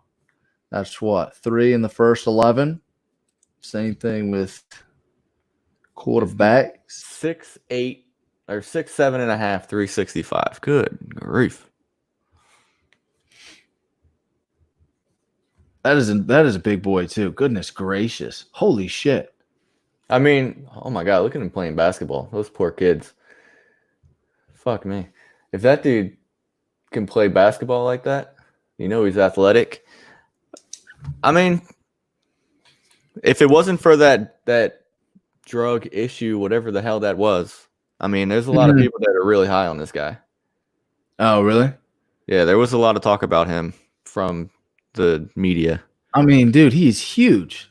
He's absolutely massive. I always just wonder what it would be like to be that big. Like, what does that feel like to be that large? I couldn't imagine. I bet mean, you, like, look at him. Holy shit. I'm towering at 5'9". I can't imagine what it would look like to look down at somebody. I don't look down at other adults. Oh my goodness, dude. I literally can't even imagine it. Joe Douglas hugging the kids. Yep. We drafted an offensive tackle. Give me a hug, kids. Big boy. We got Darney some protection. Darney. Sam Darney. I'm glad he's not a giant. Holy shit. I'm watching him push a truck. Good for him. Wowzers. That is a big boy. I always just wonder if it feels different being that size. I couldn't imagine. I mean, imagine being what is it? Minute Bowl? That's like 7'5". I don't even want to be that. I feel like all your bones would break at that point. Like I feel like I'd feel so large that I feel like all my bones would just fracture from being that big. But I think that's a great pick for the Jets. I think obviously they needed protection. They're also going to need weapons. So hopefully they'll address that later on. But I think it's a good pick for them for right now to hopefully get Sam Darnold a little bit of protection, get him on the up and up. Yeah, they need it. I mean, like you said, it's not sexy. It's not fun to draft a tackle, but like it's so damn important. Like it really doesn't matter who you have. It doesn't matter who you have running wide, for the quarterback to throw to. If he doesn't have time to get it to him, he's not going to get it to him. Doesn't matter how good they are, how fast they are, how open they are. It doesn't make a difference. And let's not forget what this could do for Le'Veon Bell, who had his worst season last year. Yeah. Goodness gracious, dude. So Raiders pick is in at 12. Damn, they're not trading either. If they take CeeDee Lamb, I'm going to lose it. I'm going to lose my mind. I mean, it's got to be Lamb or Judy, right? I mean, they need a receiver. You'd think so. But it's John Gruden, so who the fuck knows? He could take some guy that has like a third-round value. Yeah. Goodness gracious, man. Although Mike Mayock, I think, is... They're saying CeeDee Lamb. Don't let my man CeeDee come off the board. Not yet. Not yet. Well, I will get points for him going in the right slot, but I didn't have the right team picking him. Let's find out. Say it ain't CD. We're going to say a prayer. There are many first evers that are part of this draft, including the first ever official draft selection by the Las Vegas Raiders. And I've got it right here. Thanks for the update. I got it right here. On the NFL draft, the Las Vegas Raiders select Henry Ruggs. Yes. All right. Now it's starting to get interesting because I am shocked. Henry Ruggs? He was the first wide receiver taken. Although the Raiders do have a history of liking the fastest guy available. Yeah. Like they don't want you to be able to run a route. They just want you to fucking run a 4-3. Wow, dude. All right. Henry Ruggs is the first receiver off the board? Oh, dude, that almost makes it so much more possible that CeeDee Lamb could come all the way back to the Eagles at 21. I don't know if he'll get to 21, but that makes it a lot easier for the Eagles to come up and get him. Yeah, for sure. Without having to go all the way up to 12. Holy shit. That's what I'm talking about. The problem is San Francisco is probably going to take a wide receiver too. Do they want Judy? Do they want the floor or do they want the ceiling? They want the floor, baby. No, they want the floor. Damn, look at Gruden. He's got his old big board back there. Well, I guess Denver could take a receiver. You need to get up ahead of Denver. I can't believe Tristan Wirfs is still I available. can't believe Henry Ruggs was just the first receiver off the board, man. Yeah, that's pretty wild. This 5'11", I'm still annoyed that we don't have any small. trades, but I didn't know he's that small. Holy shit! But his vertical is massive. he's a better Tyreek Hill. Hey, you heard it from the followers. He's a better Hey. Tyreek Hill. If that's true, if it turns out to be, I'm gonna make that kid famous with the 17 followers we have on our podcast Twitter. Yeah, so y'all go ahead and follow the damn podcast for God's sakes. Yeah, I don't have a whole lot of time to run it, so if somebody wants to be a social media marketer for the Nosebleeds podcast, come on in. Come on in and run the show. I like running my opinions through my own Twitter. Wow. I mean, he is fast. He's very fast. I would just say I would say he's comparable to Tyreek Hill. Obviously, size and speed wise. But he's only 5'11", 188. I just think it's crazy that he was never the best receiver on his team. And now he's being taken before. Well, and that's what I'm saying. That's why I think it's crazy that you just had Henry Ruggs go first receiver off the board over Jerry Jeudy and CeeDee Lamb. That's crazy. All right, so you know what? Give me the Giants trading up into the first round and taking one of them too. How about that? Oh, goodness, sweet gracious. You stop that right now. I'll give you Sterling Shepard and a 3, and let me get up into the first round for Judy. Fuck Sterling Shepard, and a 3. That dude This is next one's absurdly going to be overrated. big, though. San Fran. It depends who San Fran is going to take right here. But double check here. Yeah. San Fran's another one that's got. They have 2 first-round picks, so it would be interesting to see what they do here. I want to see someone make a trade. I really, really, really do. I want to talk about a trade. Yeah. What is this guy wearing?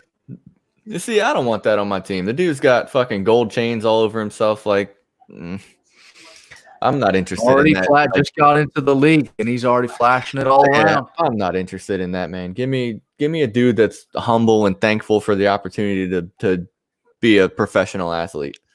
Mm-hmm. Goodness gracious, man. We dealt with Odell Beckham That is Jr. crazy. I'm definitely shocked by that. I definitely didn't see that happening. I did not either. I thought they were taking CeeDee Lamb. Is he wearing a robe? Yeah. He's wearing an Old Spice robe with a gold chain and a gold watch. an Old Spice robe, a gold watch, and a gold chain. Come on, bud. I'm out. That You dude's gonna you couldn't dress up a little bit. You couldn't just I mean, I'm out, dude. Yep. Nah. I'm gonna say no on that. Come on, dude. The NFL draft, and you just get because you're at home, you're gonna put a robe on, bud.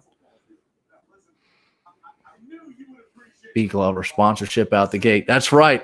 No, he's right. He's going for the sponsorship right out the gate. He's gonna be the next Terry Crews. He's gonna be having all the Old Spice commercials.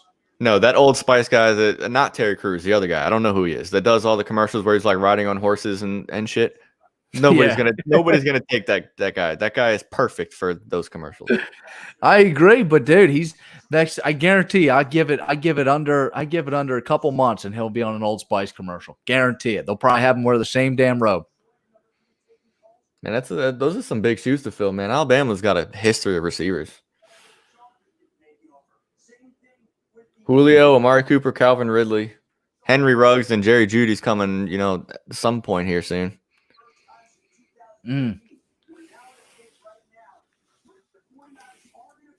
Oh, the 49ers are going to trade with the Tampa Bay Buccaneers. Why? It's one pick.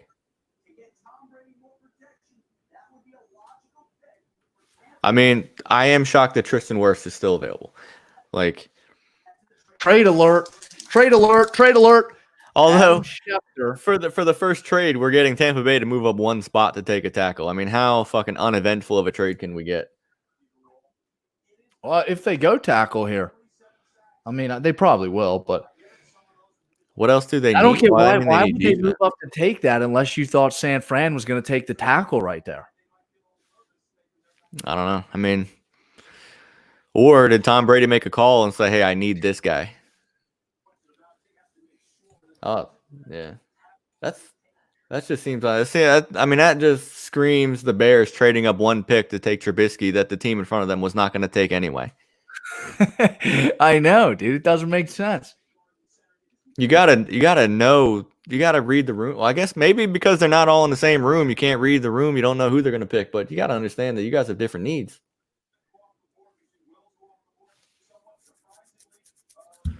Prospect Cam. Tristan Wirfs.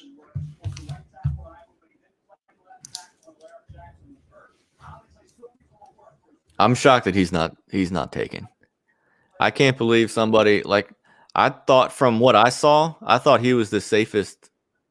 Yeah, I thought there. everybody said he was going to be the first tackle off the board. Like he might not have the highest ceiling, but he's definitely the safest. And honestly, if I'm going tackle, I want floor. Give me. I agree with you. I've been through the shitty tackles. I'm done with the shitty tackles. Look at Bruce Arians. That guy is so chill, man. I'd love him. I want him to be my coach. That guy is so chill. He's leaned back in his little chair. Good for him. Although he would demolish. Yeah, he's on the back porch. He's got the whole set. The pick is in. Let's see what we got here. It's kind of cool to get to see all these guys' houses. Like this dude, his chair looks like it's about to fall apart and just fall to the floor. Dude, it looks mad comfortable, though. It looks very comfortable. I'm sure it's I could better get than the shitty piece of wood that I'm sitting on. Yeah, I'm sitting on a nice little fold-up chair. That's not the budget. Hey, a comfy chair, not in the budget. You know why? Podcast not monetized. So we're going to have to get some ads. Yeah. Hey, from the stadium, guys, we could use some financial assistance. Some I'm just kidding. a little bit of back in here. It ain't Help that the big boys. a deal. We do this for fun. We do it for fun until we start getting. See, that's the best part about the podcast right now. We got no advertisements. Now, once this thing blows up mainstream, baby, we're going to have all the ads. First one's going to be Manscaped. We're going to be advertising a lawnmower for your grooming needs. Hey, maybe we should have rocked this live stream in an Old Spice robe. Oh, Weird. airbase guitar. Is he going up for the call? Is she going to make the pick? Oh, yeah, I think she's going to make the pick. It's a soldier stationed at an airbase in Qatar. Interesting. We're the airmen from the 28th The airmen. Airfield Squadron stationed out of MacDill Air Force Base, Tampa Bay, and currently deployed to Al Udeid Air Base, Qatar. God, those A-10 Warthogs are some badass planes. The Buccaneers. Now back to you, Commissioner Goodell. Back to you, Commissioner Goodell. Here we go. Turn it on up here for you, Joey Butter. Thank you, Lieutenant Colonel. Who did they want so bad that they had to move up one spot for? One spot. If it's for Tristan Wirfs, I'm done. On behalf of our country, the San Francisco 49ers have traded the 13th pick to the Tampa Bay Buccaneers. With the 13th pick in the 2020 NFL Draft, the Tampa Bay Buccaneers select Tristan Wirfs, tackle, Iowa. Are you kidding? They What moved is- up one spot for that? What is the 49ers tackle situation? I mean, they're fine, right? Who is their I left mean, tackle? I didn't think they were in a position to take a tackle in the first round. I thought for sure the Were 49ers board. were going receiver. So I did too. Well, that's what they were saying. And their next pick, you know what it's setting up for? The 49ers pick at 31. They pick again at third. Well, they pick at 14 and then they pick at 30. If they don't go receiver here, I think they'll either go receiver tackle, obviously, but they might do tackle and then go receiver at 31. I mean, because you think about it, you know the Tampa Bay Bucks don't need a receiver. They got Mike Evans, they got Chris Godwin. They're not going to take a receiver in the first round. So Tampa Bay calls you and says, "Hey, I want to move up into your spot." You're like, "Well, I'm going to get my guy anyway, so sure, give me your 5th round pick or whatever the fuck they gave him to move." Like, what? I don't understand that at all. Tampa Bay is doing some weird shit this year. Holy shit. This kid is a beast, though. 450-pound hang clean times 4. Dude, that's some Oh, strain on the joints God, right there. this- What a tank, dude. Good Lord, bud. I mean, that's who I thought the Giants wanted. I wanted Wills, and I thought the Giants wanted Worth from everything I read. And he ended up going 13. All right, Joe. So my brother is a Ravens fan. Who do you got the Ravens taking at 28? In my mock, In your mock, what do you got on your let's board? see. I got the Ravens taking Patrick Queen. Patrick He's a Queen. linebacker. Linebacker. LSU. Okay. That's who I You got hear that. that, bro? That's who I got them taking. All right. But He a lot said of he was thinking. He said he was thinking DB. I could. I could see it, but What are the chances they take like DeAndre Swift? yeah, I could definitely see DeAndre. Can you Swift. imagine like a real like dual threat running back behind Lamar Jackson? That would be crazy. That would be pretty wild.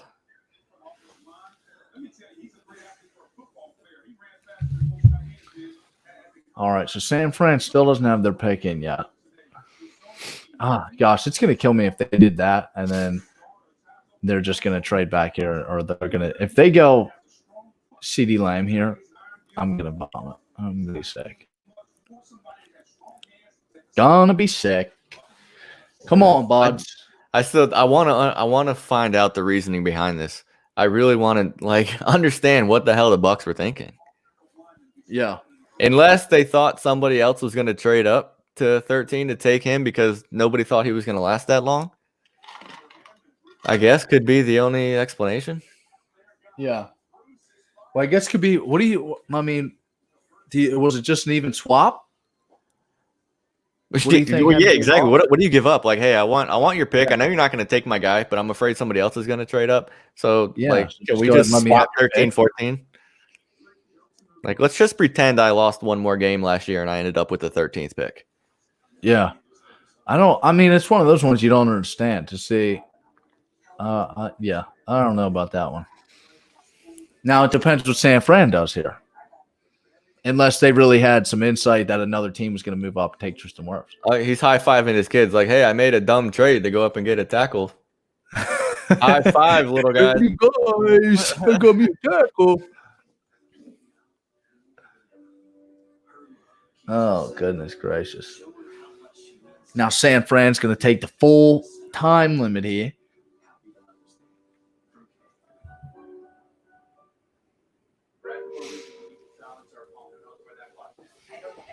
Yeah, it's going to be interesting for sure. I'm telling you what, it's just getting a little bit closer. My birds need to get my man CD Lamb. I would love to see like everything work its way to where your birds take like a safety. I would love it. As a Giants fan, I would absolutely love it. Dude, if the Eagles take a safety, I don't even know what I'll do, man. I don't. The only reason I think the Eagles won't go safety is because they got Jalen Mills. They're moving back to safety from corner, and then they re-signed Rodney McLeod. Then they also brought in Will Parks from Denver. So I don't think we'll go safety. I really don't. I know everybody says that's a need. I don't know if there's not a lot of people out there that think Jalen Mills will do anything at safety, so we should grab one. But I don't think we'll go safety. At least not until maybe I'd say they maybe go safety like round 3, round 4. Just see what they can pick up at that I will time. be very happy to see them not get CD Lamb. So Yeah, that's where I'm at. I think you got more to look forward to if they do take CD Lamb. No, we don't have anybody that can cover him. We got the guy that can block Chase Young, hopefully. There you go. Oh, man, I'm not even looking forward to watching Chase Young chasing after Carson Wentz. Chase Young chasing. Chase Young chasing. You heard it here first. Yeah, I'm sure. At the same time, I was afraid of watching RG3 for 10 years after that rookie season, and that turned into I wanted him to be on that team forever. Oh, what? Literally. Oh, that didn't end up being as good as they thought that was going to pan out for sure. When are we going to see a team draft 2 quarterbacks in the same draft again? You know, who Like- knows? I wouldn't be surprised to see. You could maybe see Miami pick up another one late. Yeah, watch them take like I don't know, Jake Fromm or who's the one guy that everybody's been talking about? Aaron Gordon, I think his name is, or something like that. What if they picked up Jalen Hurts? That would be funny. That would be funny. All right, 49ers pick is in. They took a long time, so maybe they just Yeah. made that trade so they can get an extra 15 minutes to think about it. That could be it. Said, hey, we're not ready yet. Hey, Tampa, you want to come up and take this pick? You guys know who you want. We'll do an honest swap with you. We're trying to do some more research. Some more research. We've had 4 months to think about this, and I'm not quite sure yet. CeeDee Lamb's got 2 phones. He's got 2 phones. 2 phones. Hold those down, bad boy. He's got 2 phones. One for the plug and one for the. But is he wearing a robe? He's not wearing a robe though. I haven't gotten he's to. not getting drafted. I have. You got to wear a robe to get drafted. He's not getting his chains ready and getting his robe Dude, on. Jerry and- Judy's pissed. You can see it. He's like, "How the hell did Henry Ruggs get drafted over me?" Yeah, he is. You know he's pissed. He was stoked to be. You kept hearing over and over again how Jerry Jeudy was the number 1 receiver in the draft, even comparable more to CeeDee Lamb than to Henry Ruggs. And Henry Ruggs goes first receiver off the board. That's wild. But that's so on brand for the Raiders. Like I said, to take a guy that's just the fastest guy available. Like, that's just what they do. Jerry Jeudy does look pissed. It's funny. I'm catching everything. Like, after you say it, I have to wait 15 seconds to get there. But you remember Dwayne Haskins last year when the Giants picked Daniel Jones? Yeah. And yeah, that's what Jerry Jeudy looks like right now. But he actually, you can just see it. All right, here we go. Pick is in. he got outpicked by a teammate, which probably hurts even more. They moved one slot back so Tampa could move up. Where is San Francisco going? With the 14th pick, the 2020 NFL Draft, the San Francisco 49ers select Javon Kinlaw, defensive tackle. Wow. Carolina. All right, that's He tackle. Perhaps another surprise, but Javon Kinlaw is one hell of a football player. he is good. I thought I had him going 9 to the Jaguars. Wow. Okay, so I actually could have seen Tampa Bay picking him. So that would have been interesting to see. Oh, he's from Charleston, South Carolina. This How is the about that? dude. This is the dude that grew up homeless. Like, this dude just looked like he seems like such a good kid. Like, this is the kind of Oh, player really? that I would have wanted. Yeah. Like, he's already planning to like set up a foundation for homeless kids. Yeah, that's crazy. They just were Or- talking about him walking over dead bodies to get to where he lived. That's nuts, dude. Yeah. That's the kind of player that I would have wanted. Oh, that is awesome, dude. That's awesome. You can just see. I love seeing the excitement there. Goodness, love it. Like the Scottie Pippins, literally just wants to be a professional athlete so he can provide for his family. Mhm. They're comparing him to Richard Seymour. Dude, he's 6'5", 324. Oh, my Lord. People are just built. These guys are just built differently now. Dude, I can't imagine being that big. Is that his kid? He just takes up the entire hole, dude. He just stops up the hole. As if that 49ers defense needed to get any scarier than it already was. You add that. Him next to Bosa.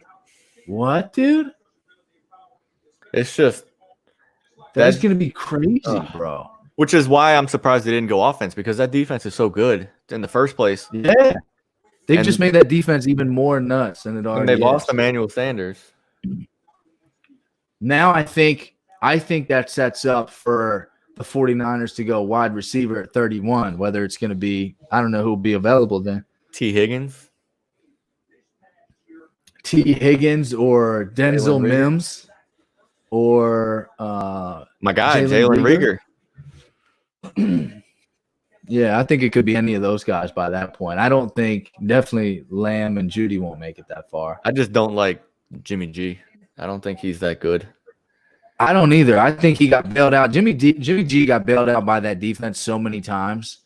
And their run game was so incredible last year. Their running scheme was so good last year that Jimmy G never had to perform. He never had to step up and be that quarterback that could take his team over the top. He just didn't have to. Yeah, and their running scheme is so good, and they got so many options that even if you like get locked in on one and figure out how to stop them, they'll just throw you a curveball and throw out Jeff Wilson or Raheem Mostert or like they got. I actually heard there was some rumors going on out there that the Eagles supposedly were in talks with the 49ers about trying to get Matt Breida. Really? Yeah. And obviously I guess, nothing ended up coming of that, but I guess that was the thing that I had heard. That would be very underwhelming to me for the Eagles to get Matt Breida. Yeah. Definitely for you. I mean, that's just not I mean, Miles Sanders is legit. You don't need I mean, dude, Miles Sanders and Boston Market Scott. Don't be sleeping on my man, Boston Market Scott. Dude, he's literally like the next Darren Sproles, dude. He's a little speedster. That's exactly who he reminds me of, dude. I think watching him break out last year had to be the most exciting part of last year by far. By far. It was incredible. I mean, I know we had so many struggles at like wide receiver and shit, but watching Boston Scott come in and play the way he did literally excited me for the tandem of Miles Sanders and Boston Scott because I love running backs like that where both of those guys can take the ball and run with it and do damage, and they can also catch the ball out of the backfield and be just as lethal. And I think those are huge, huge attributes. Yeah. I don't know. I have a sour taste from Boston Scott just from the Giants game. But, I mean, to be honest, I didn't watch enough of him the game that I saw, he looked like Barry Sanders. But the rest of the season, I don't really have a big, tape on him. I don't have a big file on him, I guess is the word. Oh, yeah.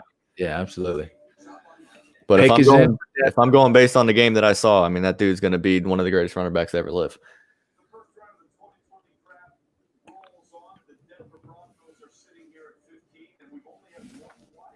So is this the CeeDee Lamb pick? You think this is a CeeDee Lamb pick? I mean, they need all the teams that need receiver are not picking receivers. So I don't know who the hell this is going to be. Yeah, I don't know. I mean, man. Honestly, this might be the Judy pick. You think so? I think this might be Judy. Well, what are the Broncos' other needs? What else do they need, you think? Let's see. I got it pulled up on here. I did my homework. So the Broncos' needs are listed as wide receiver, offensive line, cornerback, linebacker, safety. Oh, here you go. Jerry Judy. Book it. Book it. Jerry Judy off the board. Set him up with Drew Lock. Cortland Sutton. Cortland Sutton and Judy isn't a bad combination. No, that's not bad at all. I'd like that pick, man. That kid's going to be good. Who, Judy? Yeah, I mean, I don't think CeeDee Lamb, or I don't think Judy has the same ceiling as CeeDee Lamb, but I think he's so safe to be good. Yeah. Dude, holy shit. And he's smart. He got straight A's his senior year of high school. Good for him. Good for him, dude. However, did not. Yeah, neither did I. I got straight A's as recently as 7th grade.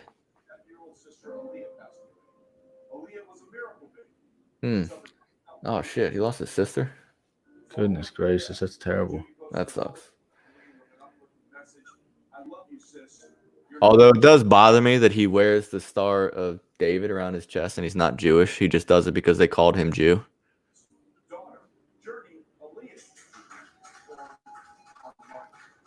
Oh, jeez. Repping Pizza Hut. More sponsorship coming down the pipe. Jerry Judy delivering your pizzas freaky fast. That's Jimmy John's, but Pizza Hut. wrong slogan, but that's cool. Wrong slogan. 6'1". Now he's a little bit bigger than Ruck. 6'1", 193. I like He's the big safer. body. That's a safer pick. But the Yeah. Raiders have always been shoot for the stars. Like they don't go for floors. Like they want. If all of their Yeah. picks had hit, they would have like a legendary team. But they picked the guys with the abnormally low floors and freakishly high ceilings. Yeah. Gosh, he is a beast, though. And the thing about Jerry Jeudy is Jerry Jeudy has the potential to play all over the field. He can play in the slot. He can play at the X. I mean, he can play all over the field. And his route tree is phenomenal. I mean, there's not a whole lot of receivers that run routes as strongly as he does. No. I mean, he's by far the best route runner in college. He's going to walk into the NFL probably a top 5 route runner. I mean, guys don't do that. I mean, his ability to make the first man miss after the catch. But you know what's wild is that Alabama does that. Like, I don't know what they teach down there to their receivers, but they have some ridiculous route runners that come into the NFL. Oh, for sure. Oh, yeah. There you go. He's got the Star David on there still. And they don't I changed that. like that's not cool. Like, just because people called you Jew because your name is Judy, that you think you can rock that? Like, that's a little that rubs me John wrong. Elway flexing with the trophies back there in the background. My man. He's so John bad. Elway. He's so bad at building teams. He really is, dude. You almost feel bad. It's like you just know he's going to find a way to jack that up. But good for them. They got a good pick there. What do you think Drew Lock is going to be? You think he's going to be like a lot of people are pretty high on him? I mean, I think he's another one that's got a high ceiling. I feel like, I feel like he's got a lot of potential there. It all depends, This year, I think we'll be able to tell a lot. Yeah, I don't know. A lot of people are so high on him, and I'm not really sure why. I mean, he wasn't that great, and I don't know that team. I don't know how to read that team. Like I said, John Elway, I don't like him as a general manager. I don't think he's good at building teams. Mm-hmm. Like, yeah, well, he never seems to put it together. Like he always seems to bring in some free agents too. That it's just like, yeah, they're a piece of the team, but it's not. He's not bringing in the right parts. I feel like he's always just missing out a little bit. And he whiffs so hard on quarterbacks. Oh yeah, all the time. I mean, it's easy to bring in a Peyton Manning and plug him in, but like once they got beyond, like he didn't bring in Peyton Manning. Peyton Manning decided where he wanted to go. Oh, so, for sure. Peyton Manning ended up going there. You rode it to a Super Bowl, and then he's been gone. And then what? You haven't had shit since. Yeah, literally. Like they brought in Joe Flacco for God's sake. Hey, don't sleep on old Joe Flacco. That's Super Bowl champ right there. That is a Super Bowl Like champ. Delaware right there. That is a Super Bowl champ. University of Delaware Blue Hens. Them fighting Blue Hens. Played against them a couple times at George Mason. Played in golf. Oh, there you go. That was one of our big schools that we played against. As sad as that was one of our premier schools that we played. Hey man, that's good. Xavier McKinney, safety from Alabama. He's gonna go to Philly. Stop it. Stop. I mean, would you really be mad Don't if you put got that anybody on Alabama's defense? I mean, no, I wouldn't be. We need to address our concerns at receivers is what we need. You do. I'm just hoping they don't. I know you're hoping. We got some different hoping going on over here. I like it. You wanted the Giants to be boring. Although, man, God, if they had Isaiah Simmons, man, that would have been so fun. Hell yeah, it would have, dude. I would have gone on Amazon and bought my jersey tonight because I don't have anything else to do. After this is over, I'm going back to my Dude, I've been on self-isolation. Amazon like no other. I don't even need shit. I just go on there wanting to buy something. Like you know what I bought today? I was on Amazon today and I literally bought a handheld vacuum for pet hair because my dog sheds all over the damn place. Nice. $30, man. I bought a $30. keyboard the other day. A keyboard? I got sick of having a cabled keyboard on my Mac desktop, so I bought a wireless there you keyboard. go. Just There for you no go. reason. Thank you, Donald Trump. I went in and bought an Apple Magic keyboard. That's what you need right there. It is pretty nice, man. I've been typing on it and I can't even hear it. Oh, that's awesome. My other keyboard sounded like I was banging Typing on in the silence. drums. Atlanta Falcons pick is in. Waiting to go to the commish here. I don't even want to make predictions anymore. Like I've been so wrong on everybody's picks. Well, who do you got Atlanta taking here? I'm gonna say Xavier McKinney because I thought they were gonna take C.J. Henderson, but he's not available, obviously, and they need secondary help big time. Oh, okay. Yeah. Or Christian Fulton, Mm-hmm. but it might be a little early for him. What did I have in my Speed mock for that? defenders. That is neat. Oh, I had Speed Christian Fulton. defenders. All right, so I'm gonna predict Christian Fulton because that's what I said in my mock. So let's see. Let's see. Joe Butter with Christian Fulton here.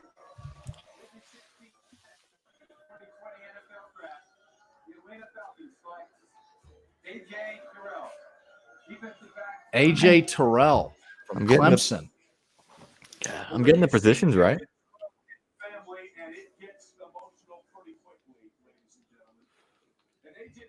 It's crazy how many LSU, Clemson, and Alabama players are getting picked. What's up? Clemson, LSU, and Alabama are just controlling this draft. Literally. Nobody else is getting picked except like offensive linemen from some other schools, but I mean that's pretty much it.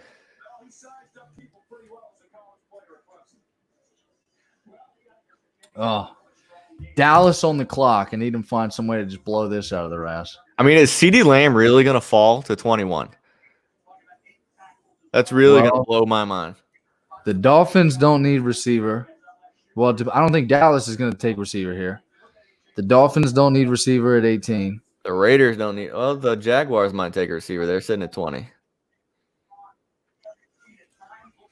I mean, the Dolphins could use a receiver, but they have bigger needs than that. They have a lot bigger needs than that. I mean, they could always take one. I mean, they still have 2 more picks in the round.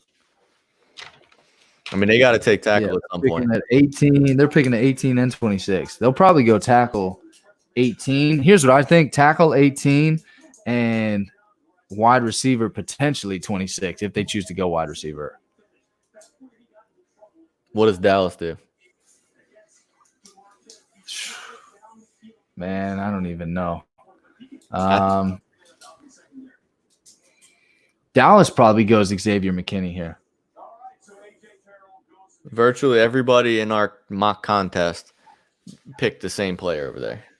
And Clavon Chason, I don't really know how to pronounce his last name. I think it's just Chason, the linebacker, basically to walk in and replace Sean Lee. Yeah, but they got that kid. He's more of an edge rusher, I think. Yeah, I think he's more of an edge rusher than a middle linebacker, but I don't really know anything about him, but every mock I saw had him going to Dallas, so I just said, F it, I'm going to throw him in Dallas too. Mm-hmm. Did you see what Jerry Jones said before this started? No, what did he say? He wanted all of his scouting employees to leave him alone during the draft. Like the guys that are actually watching the players that they're picking, he wanted them to not bother him so he can make the picks. Wow. Talk about Dude, a guy there's that, nobody I love more than Jerry Jones. Just watching him I hope just he owns that team absolutely forever. just be a clown. Yeah, he just needs to maintain ownership of that team. That dude is running that thing into the ground. It's excellent. Pay Dak $40 million, please. I hope they please pay Dak. I make it over $40 million. $42 million a year. Go ahead and give it to him. Although I actually think Dak is pretty good, but I mean if you're gonna give him $40 million and you gave Zeke what you gave Zeke, you paid Cooper.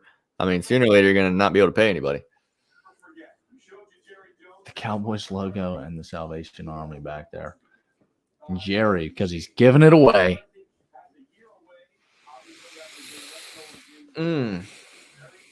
This has been a rather uneventful draft for the most Dude, part. I am a little bit nervous they got Mike McCarthy, though, man. He is a good coach. What, you think he's better than Jason Garrett, the clapper? Oh, 100%. That's a massive upgrade, dude. The clapper was god awful. Watching Jason Garrett coach was just. I got so Clap, annoyed losing I to just him. was hoping one time it would turn my lights on. I got so irritated just losing to him over and over again. Oh, I bet, dude. Although we do have the very first win in AT&T Stadium, I think it's called the Cowboy Stadium. Oh, really? New one. Eli Manning signed the wall, baby. Signed it. First win in the new stadium. Week That's 1. badass. That Eli is Manning. badass. And then beat their asses in the playoffs when they were the 1 seed. I can't believe that was so long ago. It was 13 years ago, man.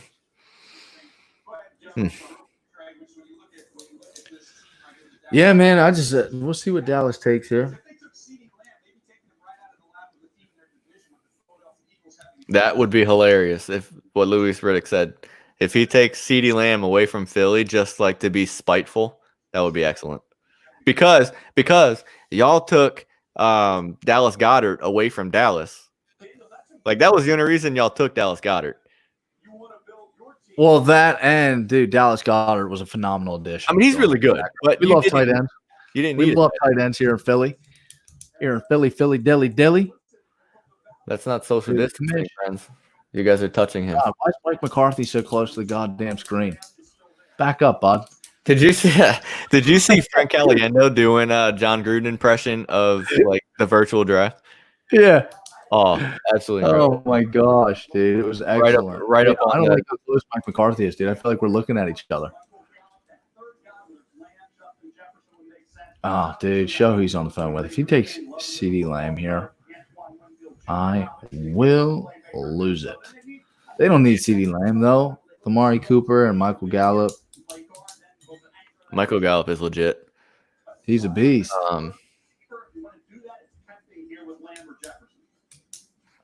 They need to take defense. If I was a Cowboys fan, they would need to take defense. Oh, he's talking to somebody. The pick's in. He's talking to Mike McCarthy. Oh, is that his? Just in a second. Yeah, he pops up. They're both on the phone in a minute. All right. Is that like his living room? What the fuck is he sitting in? It looks like it. It's probably his lair. That's his casting lair. couch. That's his casting couch. He is a fucking creepy dude. All right, pick is in. Let's find out where they go. With the 17th pick in the 2020 NFL Draft, the Dallas Cowboys select CeeDee Lamb. Are you shitting me? Are you shitting me, dude? I think it's hilarious, but I'm so fucking pissed too. Wow. Oh, that is. Oh my lord, dude. Are you kidding me? That is 100% to take him away from Philadelphia. Wow. 100% to take him away from Philadelphia. No reason for them to take a wide receiver at all, let alone the one that Philly wants. Oh my god, dude. Oh my god, Wow. that is hilarious. Wow. I mean, on the other side of it, that sucks because him, Amari Cooper, and Michael Gallup, whew, that is a little bit scary.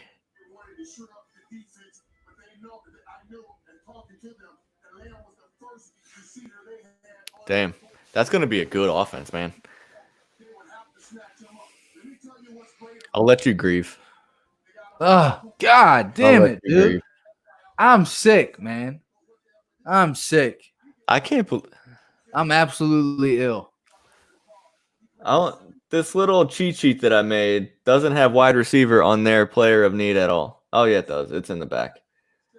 DN, cornerback, O-line, wide receiver.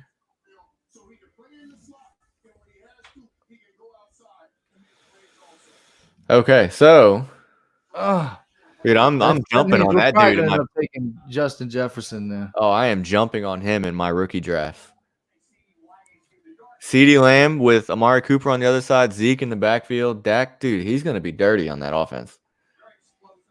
Unfortunately.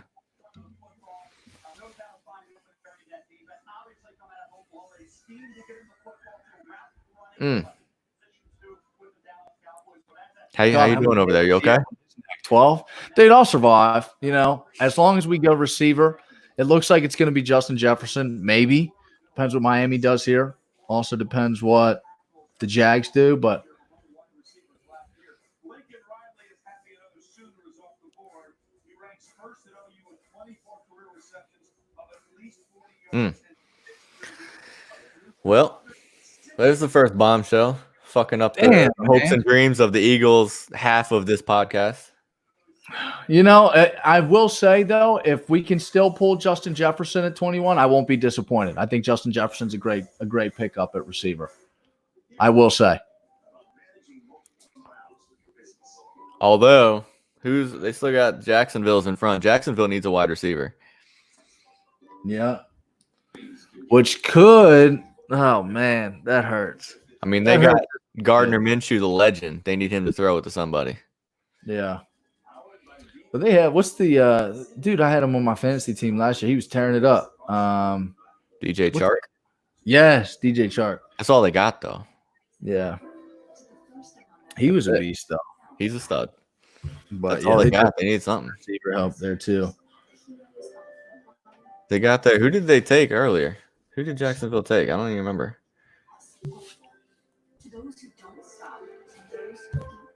Jacksonville took C.J. Henderson. C.J. Henderson, you're right. Yeah. Are you writing this down? Yeah. All right, that's good. Actually, it's funny. Do you know the banner that's running across the bottom of the screen? I wanted to update that with the picks, but it only gives you 200 characters, so it wouldn't – like I couldn't get anything in there. Yeah. I thought that would have been pretty tight. That would be pretty badass. Bringing it back to 2008 with the word tight. Tight. Goodness gracious, man. Had flashbacks of Forest Park High School. That's tight, man. That's tight, dog. Cowboys picking up CD Lamb, not tight. Not tight. I think it's funny that they took him away from Philly, but it sucks that I still got to fucking deal with him as a Giants fan. Yeah, you're going to have to deal with him twice a year just like we will. Yeah. Goodness gracious. I mean, it's a good thing we're starting. It's a good thing that the Eagles are starting to beef up the defensive backfield a little bit. That's a crazy spot for him, though, man. I think he's going to be so good on that offense. Like, yeah, I think he would be good with Philly too, but now he's got legit receivers on like all around the field around him. He's not like he doesn't have to walk in there and be the guy. Yeah, that's true. Oh He man, can kind of just start to morph into his own. He's a monster, dude. God, I really would have loved to have him. Now Justin Jefferson, still a phenomenal receiver. And he's had a phenomenal year, couple years. So in one of my rebuilding fantasy teams, I have the first and second pick in our rookie draft. And I was pretty much resigned to taking probably Jonathan Taylor and DeAndre Swift. Either way, no matter where they go, because they're just really good, and I have 0 running backs. But I may have to take Lamb now because I also have the 5th pick, but I don't think CeeDee Lamb's going to get the 5. Oh, yeah. I mean, that landing spot. I mean, if he gets the 5 and you don't take him, that'd be nuts. Oh, I'm not. I don't think I'm taking that risk. I think I'm going to take Taylor or Swift, whichever one lands in a better situation, and then Lamb. Yeah, that's a good idea. That Last Dance, episodes 3 and 4, Sunday at 9. Dennis Rodman with a stupid haircut. Love that. I think the part that I'm most excited for in that show, I think, is coming up this weekend is the Bulls-Pistons rivalry and just the all-out brawls that they got into. Oh, 100%. It's going to be good. These next couple episodes are going to be good. This whole series is going to be good. Miami Dolphins pick is in. On standby. Wait to see who they get after picking up Tua Tagovailoa. I mean, they got to go tackle. I mean, it's like you said, that dude's just littered with injuries. They need someone to block for him.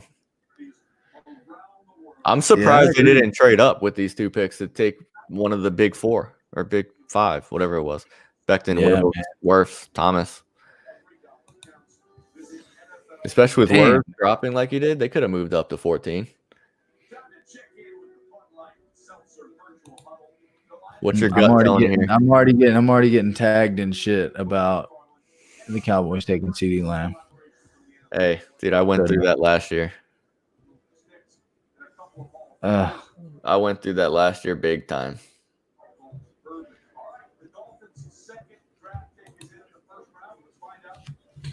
Austin Jackson. Let's find out who the Dolphins are going to take here. Austin Jackson or Ezra Cleveland. That's my call. Give them Ezra. Ezra Cleveland.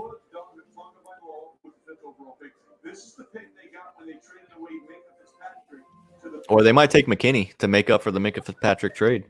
Steelers are very happy with that trade. Minka made a huge difference on defense. The Dolphins are in rebuilding mode right now. No kidding.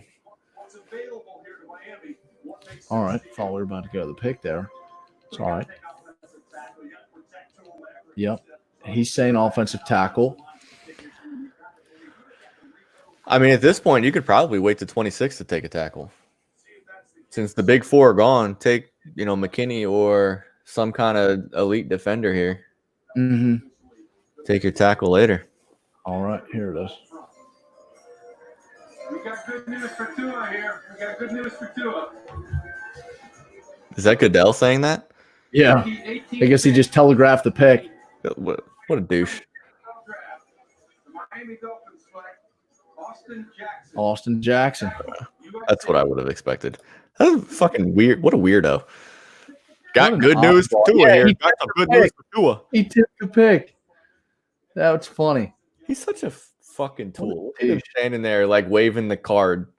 Ah, God, that guy's such a loser.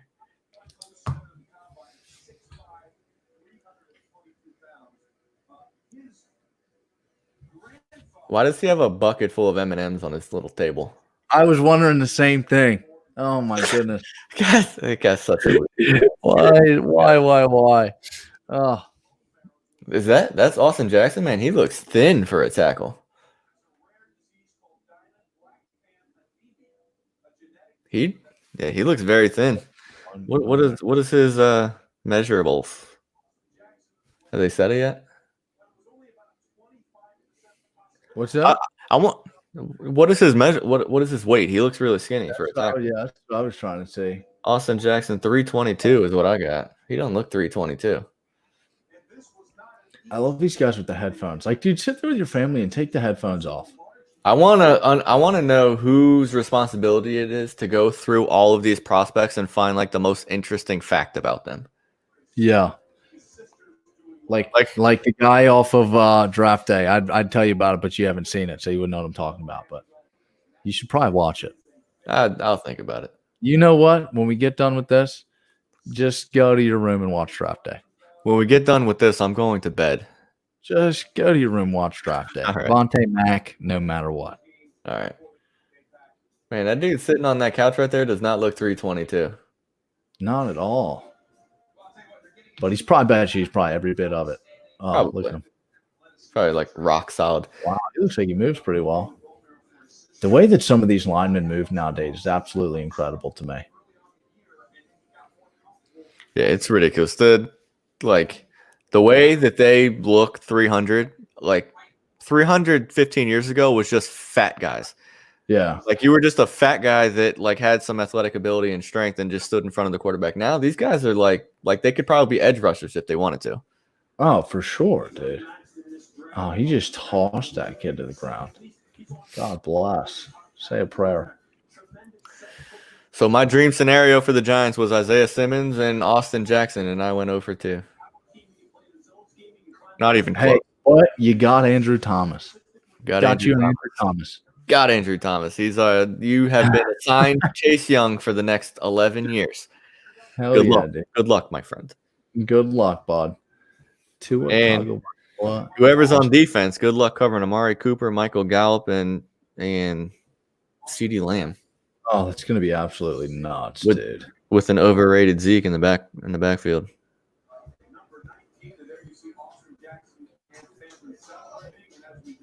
Just adding the classic shell top Adidas. Yes, sir. Good move there. Great move there, sir. And the shell top Adidas. Those will forever be in style.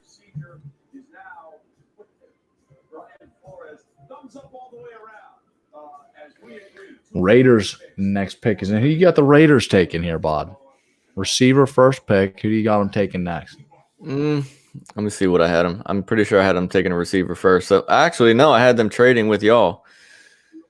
So my pick for 19, I had them taking Justin Jefferson. But considering they already took Henry Ruggs, they're probably not going to do that. So I don't know. Xavier McKinney? I could see Xavier. That's who I was going to say. Xavier McKinney. Yep, here we go. Let's go to the commish. What the Las Vegas Raiders are doing. We thought it would be fitting here at Big 19 as the Las Vegas Raiders welcome their second selection to make a special announcement. As you may know, we are scheduled to host a draft in in Vegas this year. Oh, what an idiot. And we thank so many for the effort they put forth to prepare that possibility. And we think you deserve another shot. So we're happy here to announce that tonight, the Las Vegas Raiders will host the 2020 NFL Draft. This is a 2020 NFL Draft. The Raiders organization and Raiders. What an idiot, dude. He just botched it. Look forward to being there in Las Vegas, and congratulations. He meant 2021. In the 2020 NFL Draft, the Las Vegas Raiders select Damon Arnett, defensive back, Ohio State. Damon Arnett, DB from Ohio State. First of all, congratulations to Las Vegas. DBU. In a couple of years as we do the draft there. I don't know if I could have been more wrong on any of these picks. I mean, I'm definitely getting the last pick in our draft that we're doing this mock for. No doubt about it. What is your email, my friend? We have somebody coming on here shortly. Let me get this invite out. Goodness gracious. So, Yeah, dude. How could Goodell have botched that up anymore? He said, yeah, we were supposed to host a draft in Dallas. Wrong. Vegas, idiot. And then says, we're going to be hosting the 2020 NFL Draft in Vegas. Wrong. Says 2020. And it's virtual. You meant 2021. and then he went and said, and for this draft, the 19th pick of the 2020 NFL Draft, like this is the same year you just said, buddy. Oh my gosh. And can you please get rid of the M&Ms? So Yeah. just a heads up for everybody. Huh? Go for it, bud. Let's say just a heads up for everybody. We got our first guest finally coming on. I just sent his invite. He should be here in a couple minutes. The founder of FromTheStadium.com, Zach Pencer. He hosts a podcast that's been running for a while called From the Back Tees. He's originally a golf guy. That's where this whole thing started, and they kind of bled into sports in general. So it'd be pretty cool to have him on. He's a Saints fan, so he wants to talk. We're getting closer to the Saints pick, so he wants to come talk about that a little bit. Phenomenal. And pimp his show or pimp his site and his show. And he actually just started, I think he started a hockey podcast called From the Sin Bin, which they just released their first I saw episode. that. That's going to be awesome. Definitely going to have to check that out. Yeah. From These guys, if you checked out, I don't know if you've read any of the articles, Aaron, but some of these guys are freaking hilarious. The website is really cool because it creates like a different sort of angle on things. Like it's more comedic than, reportive. Yeah, So these guys it's a pretty fun group of guys. So heck yeah. I've if checked you're that out. if you're into hockey, check out From the Sin Bin. Which I'm not Jaguars into pick hockey, is but- in. Well, is this I don't know. Could this be the Justin Jefferson snipe, and then you're left with nothing? I certainly hope not. I But can I see can it. definitely see it. I can see it. Yeah. Something tells me this will be Justin Jefferson. And you know what? The Eagles are just going to go balls to the walls here. And they're not going with any of the other prospects you're thinking of. They're going to just pull KJ Hamler right out of Penn State. Right in the first, just Right in the first. They're going KJ Hamler. you right thought they in were the first. picking him anyway, so might as well just get out of the way and do it now, right? If that is the case and I'm right, we're going to go ahead and just make sure that everybody hears the podcast because I did say that. Did say it. So we'll see. It's going to be interesting. I think if they take Justin Jefferson, I mean, I've heard they're interested in Denzel Mims. However, I've also heard that he wasn't too fond of Philly. He said he saw a lot of scary people in Philly when he went and visited. I don't blame him. Dude, you have to buy into the environment in Philadelphia. It's a special breed up there. That is one way to put it. That is why they're the best fan base in the NFL, period. Okay. Bird Gang Nation. Coming Big Glock. from the guys that Big players too early took the wrong Bama receiver. I agree with you 100% there, B. Glover. I'm on your side with that one. I think they absolutely took the wrong Bama receiver. I would have taken Jerry Jeudy 10 times out of 10 over Henry Ruggs. But I also agree with Joe's opinion. I think the Raiders just look for that speedster and look for that over-the-top guy, and they're just going to say, well, John Gruden's John Gruden. He can go ahead and coach him up, coach. And so I think that's how that's going to go. I mean, that's what they do. They like it's like the Al Davis way is just still ingrained in everybody. If that happens, I'm leaving. What was that? So my dad just opened the door and he said his prediction is the Eagles are going to go with the linebacker from Oklahoma, inside linebacker from Oklahoma. Huh? Which one is that? Kenneth Murray? Yep, Kenneth Murray. That's what he says. Kenneth Murray, Oklahoma. Ron Bonchak making the call here first. Ron Bonchak. He's going to go. He's going right ahead. And I think he's probably just talking to Howie Roseman on the phone right now. I've seen that gentleman on FaceTime a couple times in the past week. Absolute stud. Yeah. But man, we shall see. It's going to be interesting here. It's going to be interesting. You know what? If we don't address, 100%. When you just said that reminds you of when they took Hayward Bay instead of Crabtree. Absolutely. And that's the first thing that popped in my mind. I was just getting ready to say that for Ronald rudely interrupted. Just kidding. But no, actually, I agree with that 100%. But also, if the Eagles don't address their needs at wide receiver here in the first round, I'm probably just going to stand up, going to go ahead and walk outside, walk out the front door, and just go ahead and cross Highway 501 until I get hit by a car. That's not good.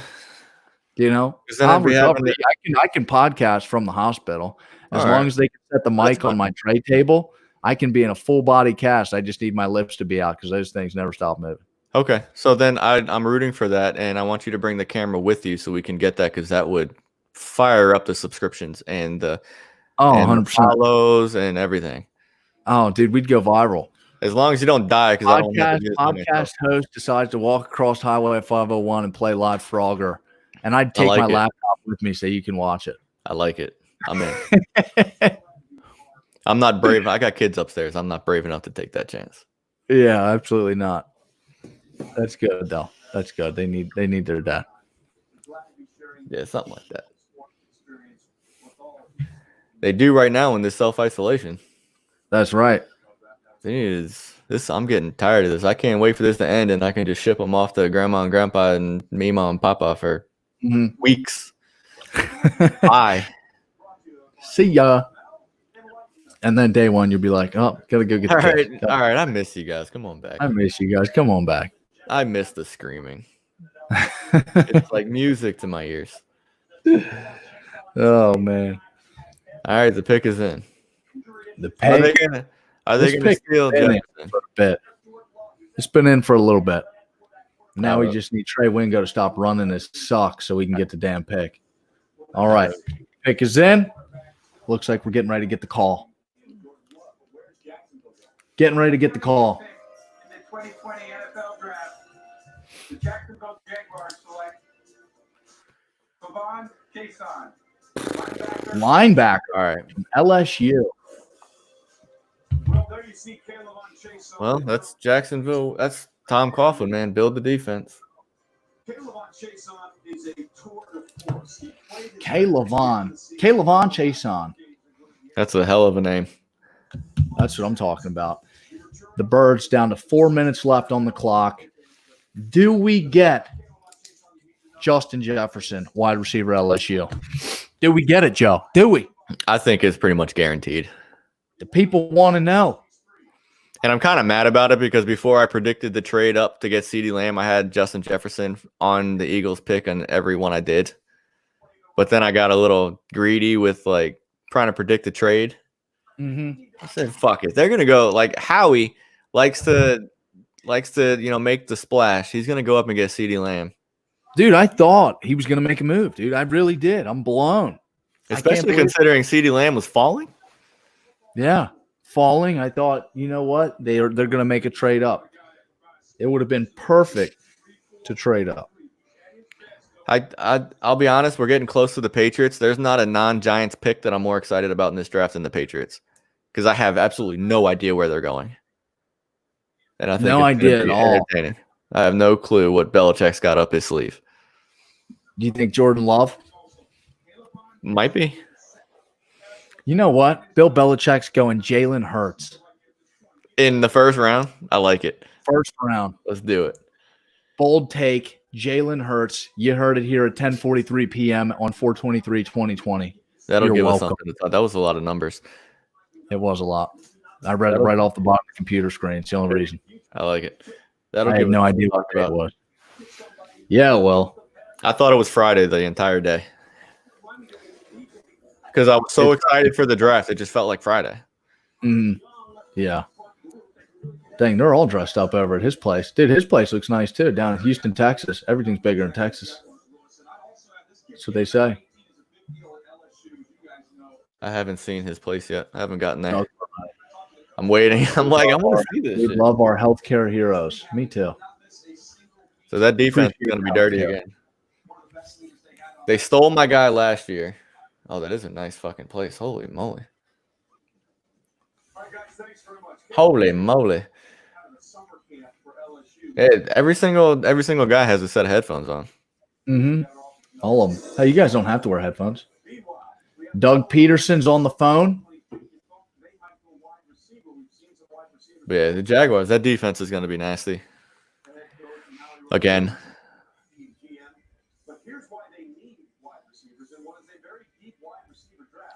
Greg Ward, baby. Shout out Greg Ward. We know why they need wide receiver.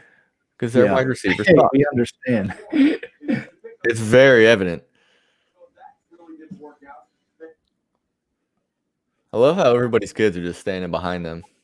Yeah. They're probably there for like IT support just in case. Oh, holy shit. I didn't even look down. We got Zach Pencer here on. I'm hoping I'm saying his name right, but let's bring him in. The founder of FTS. Bring him on. You got what's happening, man? Spot on. I'm really banking on the Eagles not taking Justin Jefferson here. Really? Well, I need the Saints to take him 2 picks later, so 3 man. picks. That would be funny. I mean, my man here has been waiting for a wide receiver this whole time. So if they go like safety here, that would be incredible. Who do you think they're going with? Oh, he's on the phone. I He's think on they're going Jefferson. Aaron, what do you got? They're going Justin Jefferson. He's on the phone. He's probably talking to Doug right now. Oh, see, we have different streams going. I'm out here in Canada. I'm currently watching Clavon Chasen. Oh, so you're even further behind me. Up in Canada. Dude, that's where the From the Sin Bin comes from, dude. Up in Canada. That's right. That's right. Absolutely. Yeah, I got to check that out, man. I'm not a hockey guy, so I need to get into it somehow. Dude, you need to become a hockey guy. It's one of the greatest sports there ever was. That's right. Where are you out at? Huh? I'm down in South Carolina. Oh, okay. I'm just south of D.C. in Northern Virginia. Oh, nice. Probably the worst area in the country. But it's cool. We got nothing here except D.C., but the people that live here hate going to D.C., so. Dude, the traffic was awful up there, dude. Awful. Oh, it's great now. I can't even imagine. I don't even want to come back and experience it. No. Come on. Dude, I really wish they'd bring back Chris Berman. Not that I don't like Trey Wingo, but dude, it's just not the same. Where's Scott Van Pelt, man? Or Boomer. SVP. Have there been some technical difficulties yet on the draft so far? It actually hasn't been too bad. It's been pretty clean.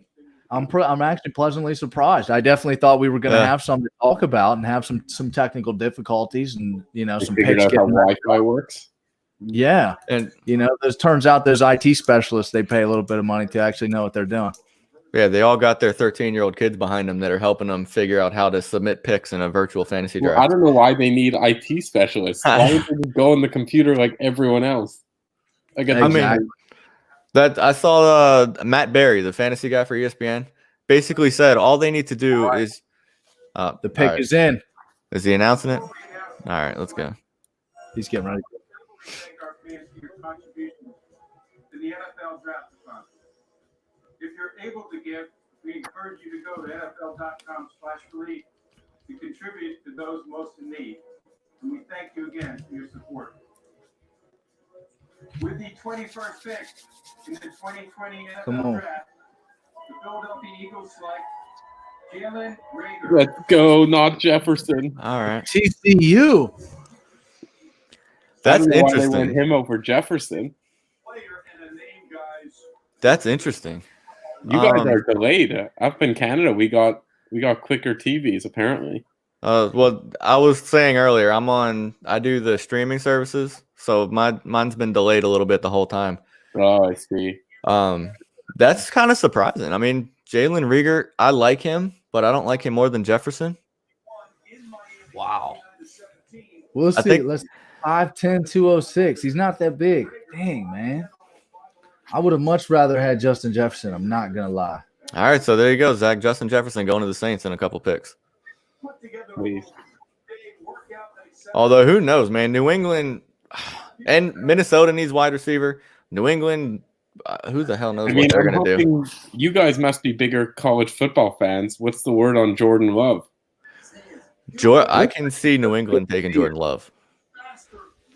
I know the Saints need a quarterback. I just don't know which of them. I feel like they all suck at this point. Yeah, Jordan Love's going somewhere in these last 10 picks. Yeah, Not like he's going first round. We just don't know exactly where. for sure be the Saints. I mean, after Breeze, Taysom Hill definitely isn't going to be throwing the ball. So You're not on the Taysom Hill train. That's all the No. sports media seems to be on. it seems like no Saints fans are on the Taysom Hill train. It's like everyone else who wants him to be the quarterback. Sports media and TV love that guy so much. I mean, I love the guy, but he's not a quarterback. He's thrown the ball like 10 times. He's perfect in the role that they have him in. Yeah. He's absolutely. I mean, he's perfect for Sean Payton, and he's perfect for that offense to be what he is. Yeah. They need to leave him. The only problem is if you don't have Drew Brees, is he as effective as he is? Very good point, too. I mean, we'll see. Although there was a weird rumor. Did you hear about the Alvin Kamara trade rumors? No, I didn't. I heard that this morning, and I thought it was the blasphemous thing I ever heard. What were was they like- saying they wanted for him? Like 2 firsts and a second, I think. See, for Or that, I a would trade him. A first and 2 seconds, one or the other. It was either 2 firsts and a second, or 1 first and 2 seconds. Probably a first and 2 seconds. I don't know anybody's giving away 2 firsts and a second. I don't know. Yeah. I mean, Kamara's good, but these running backs have such short careers. Like, he's already had his peaks, probably. Like, his rookie season might very well be his best season. that is true. I mean, yeah. it's definitely potentially true. Obviously, and then he had the injuries last year. Yeah. Anytime you start seeing running backs struggle with injuries, that's never good. Yeah, like, how quick did Gurley go from, like, the best player in the game to nobody wants him? Crazy. I'm really curious to see what he does this year Yeah. in Atlanta. But yeah, his fall was Rocking rapid. number 21, prime time, baby, prime time Gurley. That is hilarious. What a flex! I'm so stoked about Just that. Primetime said no, and he said, "You know what? Fuck it. I'm wearing it anyway." Yep, I'm gonna do it anyway. My man. I like that. What do you think Gronk's going to wear in New England? Well, after Jordan Leggett gets cut, 87 will be widely available. Like they have they have 4 tight ends right now. They have so many. I think they're still gonna try and trade OJ Howard. Actually, They should. I mean, why not? So bad. They're stunting his growth with bringing in a tight end that's going to take all his snaps away. I mean, and he was garbage last year, so Yeah, he was, might as well get what horrible. you can. That guy cost me my fantasy season every week 0 points. Consistency. You got to cut that man. Oh, I did. You had to cut that man quick. All right, Vikings pick is in. This could very well be the Justin Jefferson. I bet you they're surprised that he's sitting there at 22. Sure hope. Yeah, I could see that too. So if the Saints don't go wide receiver, what do you want? I would say probably Jordan Love or take a corner, but I think Jefferson is like the clear top pick if he's still there. And then they really have no quarterback, and they have not taken a quarterback in the first round since the last 20 years. They haven't needed to. Exactly. How would you feel? True. How would you feel about them taking Trayvon Diggs? I mean, guys, I want Jefferson. I'm all in on Jefferson. Like at this point, if it's not Jefferson, I will be very sad. I just think it would be funny that Stephon Diggs like tore the heart out of Saints fans, and then they draft his brother. Yeah. Well, more Marcus Williams tore the heart out of Saints fans. Although that dude does seem to be pretty damn good. Oh man, it's gonna be good. It's gonna be good. See, some of these commercials. Oh, speaking of Old Spice, there's the Old Spice commercial popping up. It says there's 10 minutes per pick, but every pick is like 20 minutes. Well, yeah, because by the time the pick is in, then they have 12 minutes of commercials alone before they come back, and then the commissioner wants to talk about whatever bullshit he's gonna talk about. Hey, there's my Old Spice guy, by the way. I'm a little behind you, like I said. There's my guy. Yeah. Henry Ruggs is gonna have a hard time filling in for that guy. Yeah, he is. There he is, riding on the back of the horse, man. Yeah, you guys think of that? Ruggs being the first wide receiver off the board? I thought that was nuts. Shocking. We've been talking about it a couple of times now.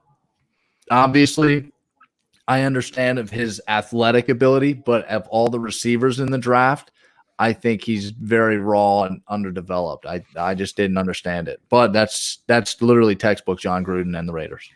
Yeah. Yeah, I thought it was very on brand for the Raiders to take the fastest guy available. Big news, the Patriots traded their pick to the Chargers. Well, the Chargers already got a quarterback, so yeah. According to Mr. Ian Rappaport. Make sure it's not one of those fake Ian Rappaports. No, I think it's real. People love to fake up his take his picture and turn it into.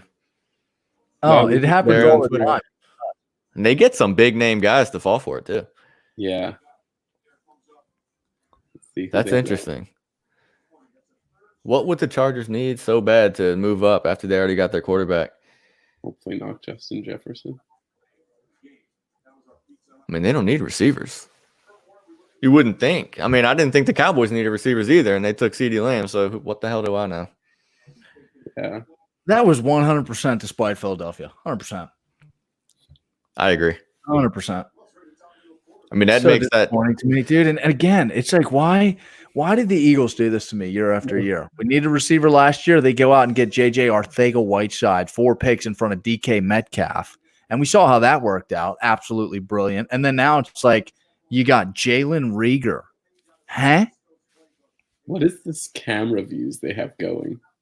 Like Mike Zimmer 15 feet away. Oh, it's better than when they had the Cowboys up and Mike McCarthy was like 2 centimeters from your face. Like, dude, sit back from the screen a little bit, bud. How about the flex of Kurt Warner having his Hall of Fame bust sitting right behind him? Uh-huh. That's the greatest flex I've seen. In from Minnesota. Let's give her a listen.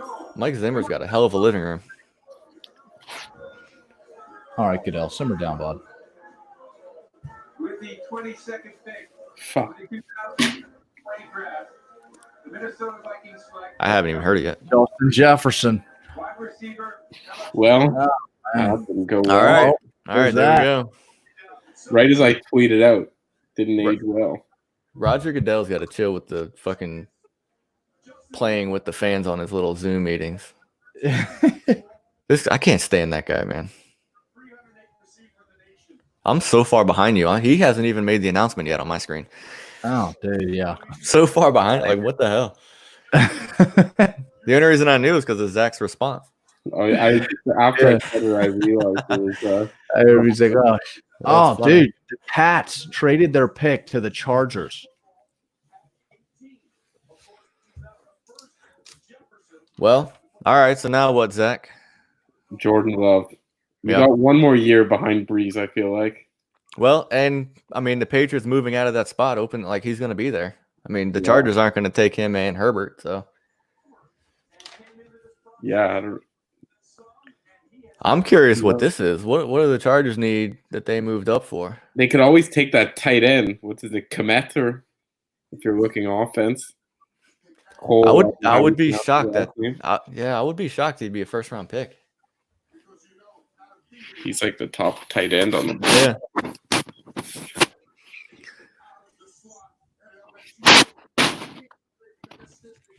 Damn.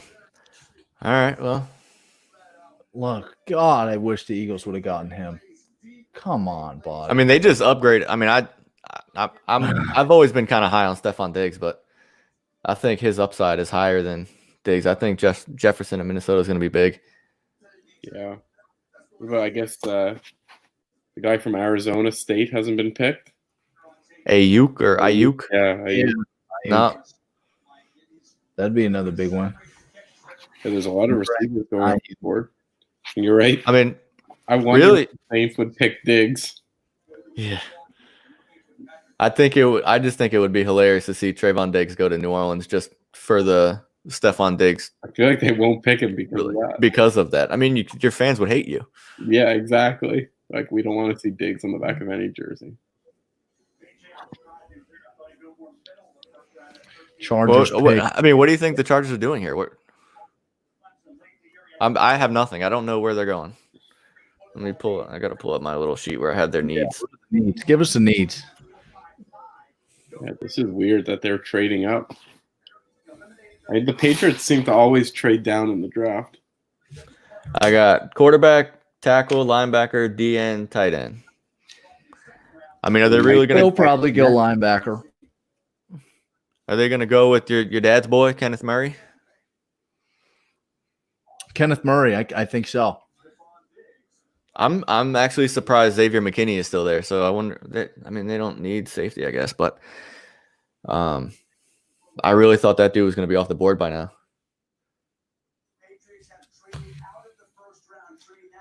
So the Pats aren't going to have a first-round pick. So the Chargers get 23rd overall pick, and the Patriots get a second and a third.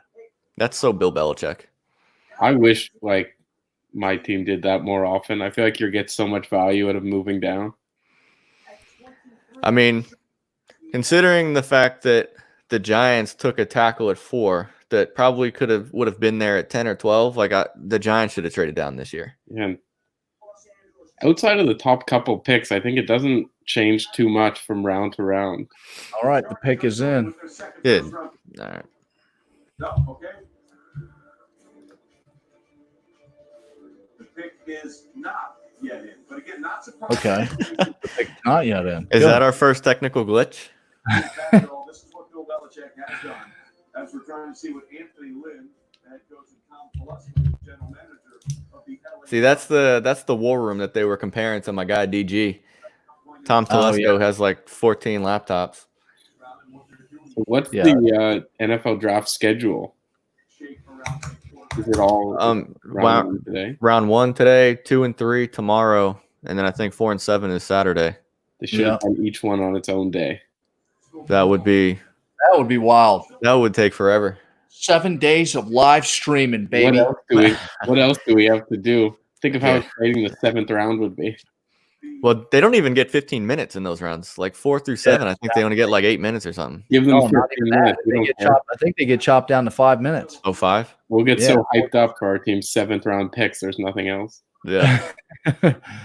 Oh, here we go. We got 7 days of the draft and then the last dance and nothing else.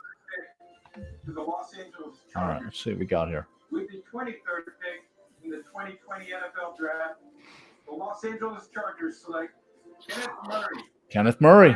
All right. That's, I guess, to be honest, I mean, the list of teams that are after him or after them in New England was a lot of linebacker needy teams. He helped save a woman's life. Good pick. I was saying earlier, I want to know who the guy is that has to go around and find the most interesting fact about however many guys that are possibly going to be taken in the first round that you have to get all this information for. I love how in his bio, saved woman's life with CPR last year. Learned CPR at age 12. That's great. Because he was a lifeguard. He's a big CPR guy. Big CPR guy.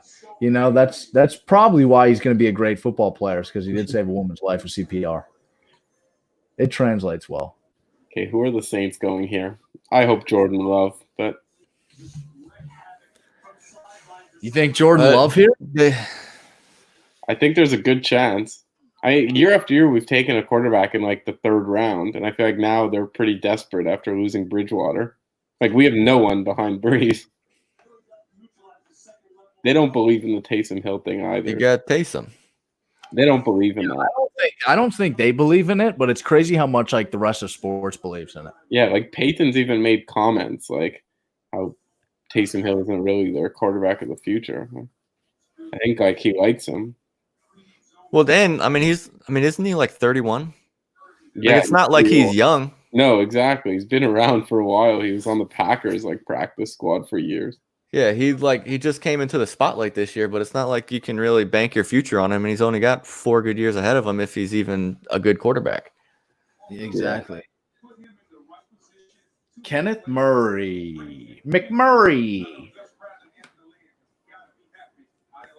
I'll be honest, the highlights that they're showing aren't very good.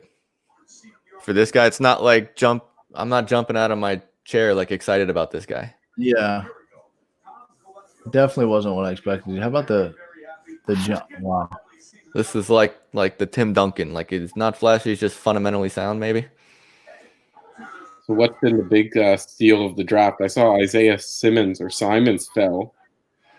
Yeah, he fell down to what, 7? 8. 8. That's right. He went to the The Cardinals. Giants were going to pick him. I did. Well, I did too. I thought the Giants were taking him too. I did up until like a week ago, and then everything that came out of the Giants camp was tackle, tackle, tackle.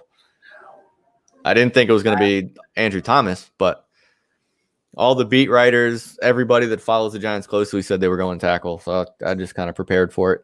Andrew Thomas is a great name for a tackle, though. Very standard. Very. If he's really bad, nobody will know because there's probably 15 Andrew Thomases. Exactly.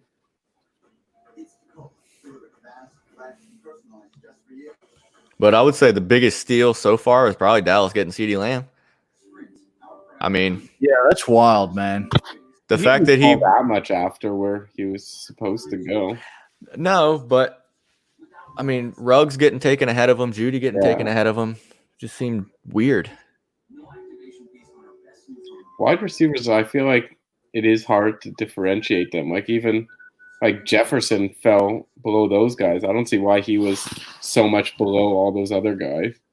He was dominant in college. Yeah, no, these like top 5 are like they can be ordered any which way. Yeah.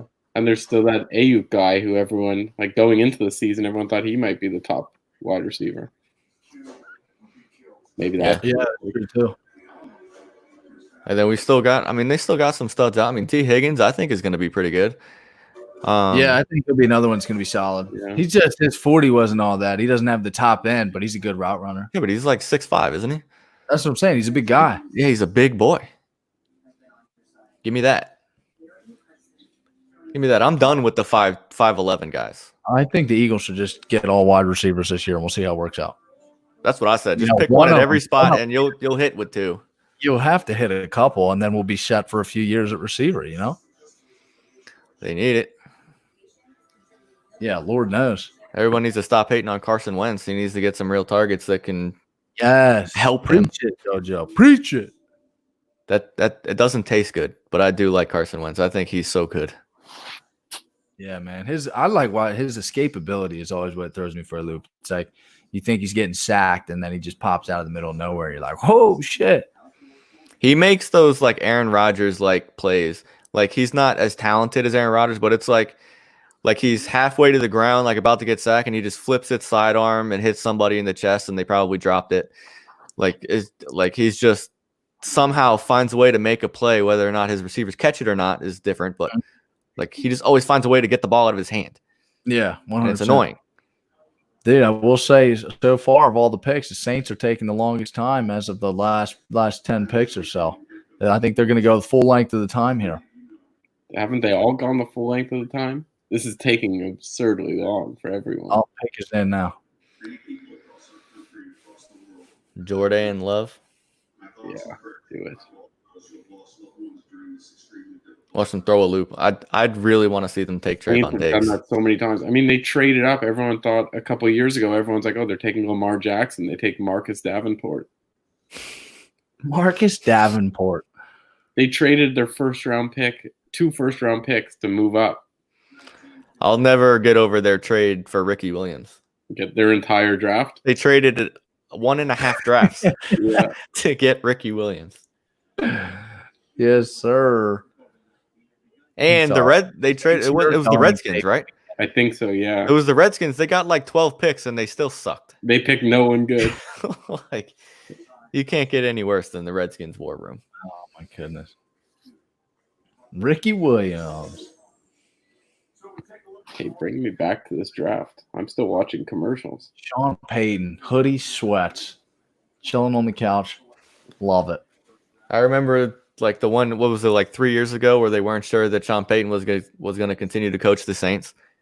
I wanted him to come to New York so bad. They should trade him for like 3 first-round picks, whatever these teams are giving up for coaches nowadays. That would be wild. Did you see a draft day trade with a coach involved? I think they've traded coaches before, though. Gruden was traded. Belichick was traded. Yeah, Belichick was traded. I would give up my entire draft to get Belichick. Yeah. How many All right. commercials do I have to watch? Come on, boys. He's on the phone with somebody.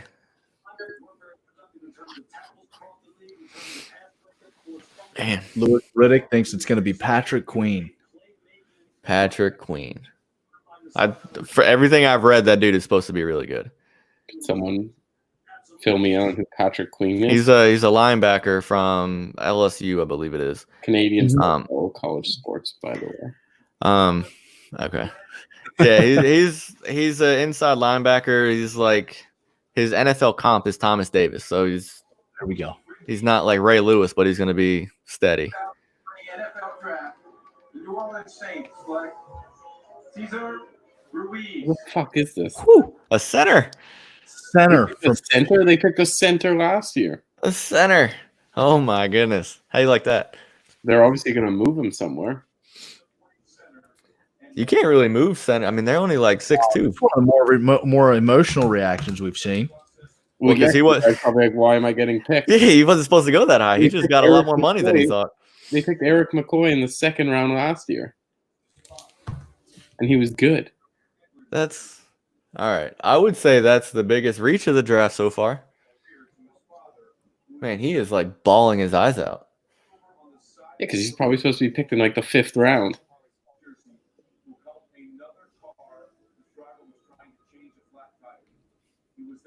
Well, I guess the good side of it is you're going to get a guy that's really grateful to be there. Mm-hmm. He's like, Drew Brees is going to touch my butt for the next year. This is pretty cool. This pick makes 0 sense. He made 5 starts at right guard. I didn't know that. That must be what they're going to do then. Yeah, I mean, you can't put him outside. He's too short to play tackle.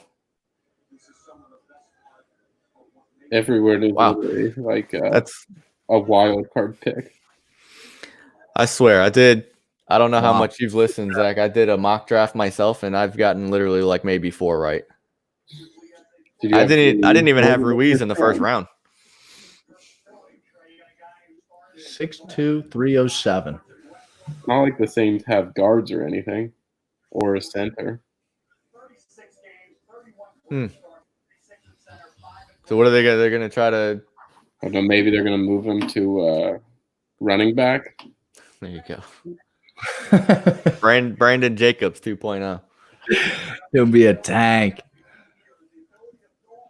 What are these guys saying they're going to do? I can't. I turned my sound off because I'm so far behind that I didn't want to annoy everybody. So I'm not really listening. I'm just watching it. I just think When was the last time a centers don't normally get picked in the first round? You said the Saints did it last year? No, they picked him at in the second round. Okay. The start of the second round, though. But they I also don't- just signed Was Andrew the last Pete. one, like, wasn't Marquise Pouncey taken in the first round? I feel like centers have been taken in the first round. Where was Max Unger taken? I feel like he might have been a first-round pick. Wow. I don't know. Joe, just what I was telling you earlier about, not being thrilling when you get an offensive tackle. How about a center? Yeah, that's Round one. yeah. Offensive tackle was at least like one of the 3 most important positions on the field. Center, I mean, as long as you can successfully hand the ball to the quarterback, you just gotta give him the ball and then get in someone's way. There's no way they're playing this guy at center. Yeah, I mean, so good for them last year. if you pick him at 24, you can't put him at center. He's got to at worst be a guard, or at best be a guard. Yeah, but then they just paid their left guard like $40 million this offseason.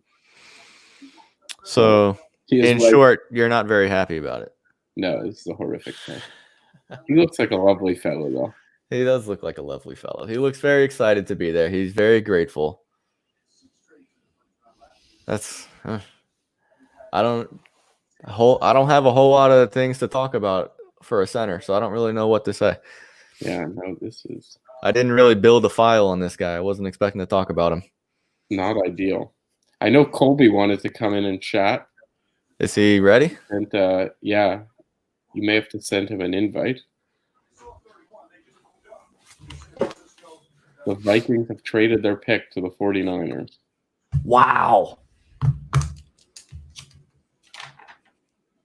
You got to wonder who the 49ers are picking up. That's interesting. Is that the No, so they traded up from 31. They had 31, right? They traded obviously the 31st pick and then 2 additional picks to move up. Yeah, they are moving this guy to guard. I mean, you can't take a center at 24. No, and the same. I just read here, McCoy was the best center of any rookie last year. So they said, "Hey, let's take another one." They're like, we picked the center well, we'll pick them again. Just go Yeah, there you go. Hey, if you're gonna hit on a spot, you might as well just keep hitting on it. All right, Better the than- 49ers, I think, take Brandon Ayuk here. I still have no idea why Xavier McKinney hasn't been picked yet. All right, They don't- guys. Well, my team is disappointed once again. What is Colby's email? Where's he at here? Yeah, I think Brandon Ayuk is going to go here.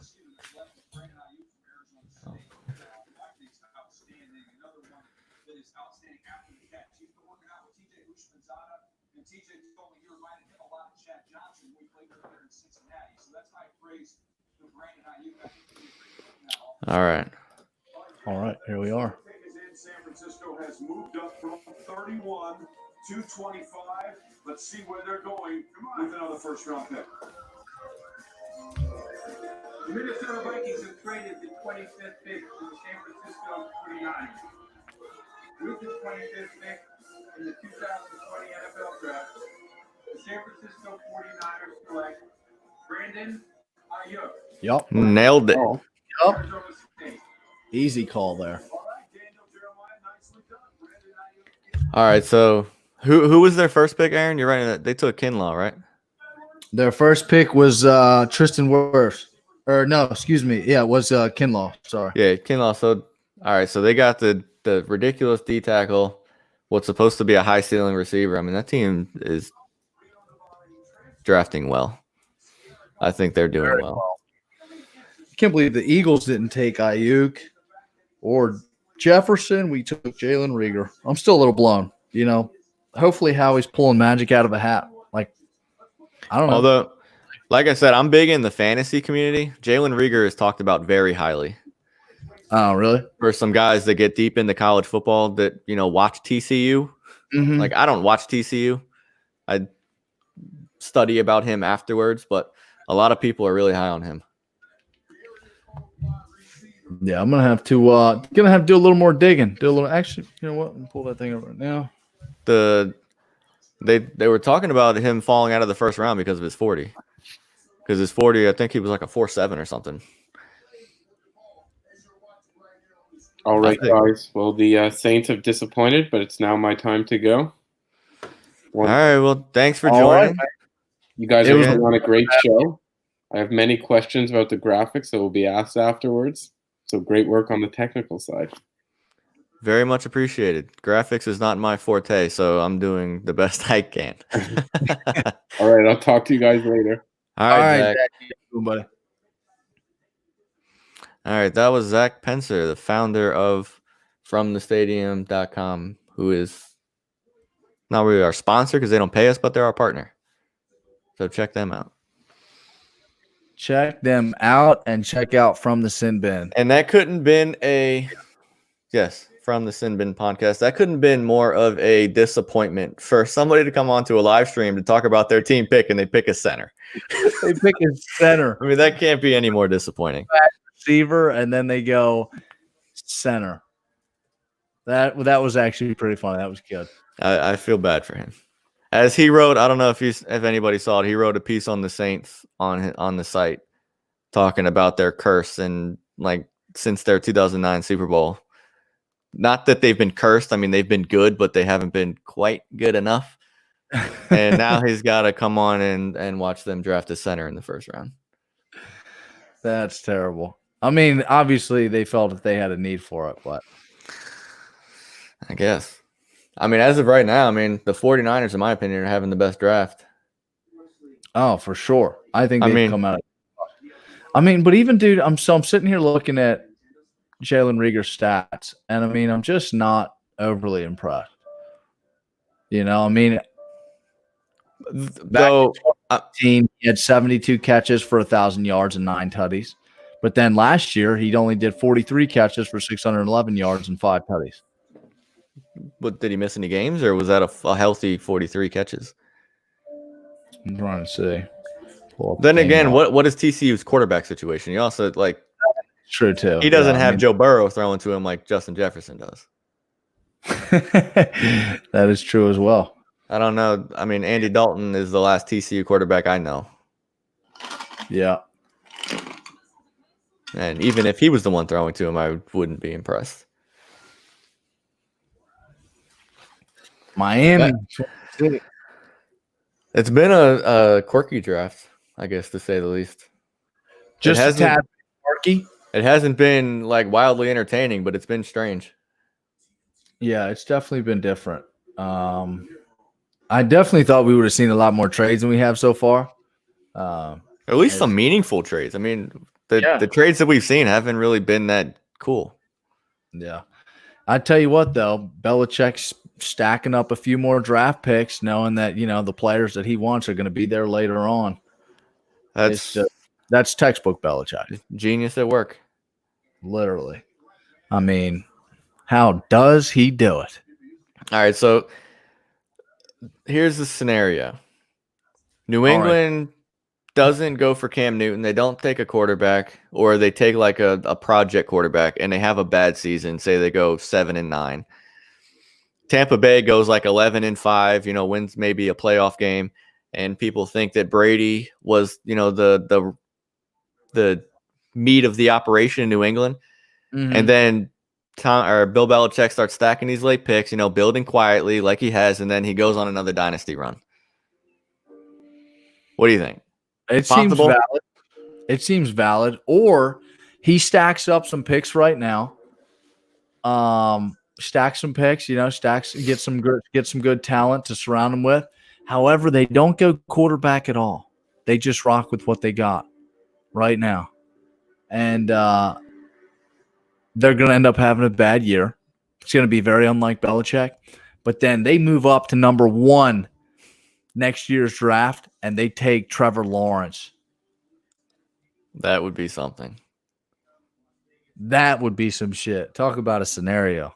And they move back here. Where did they move back to? Do you know what the Chargers' second pick was? Was it the 5th pick in the second or the 6th? Where were they? 6th?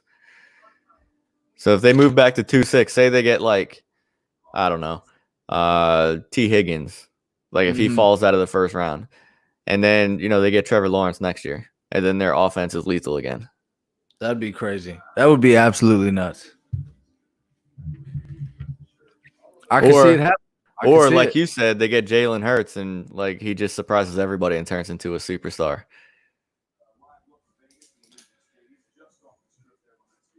Miami taking the full time here down to 1:20.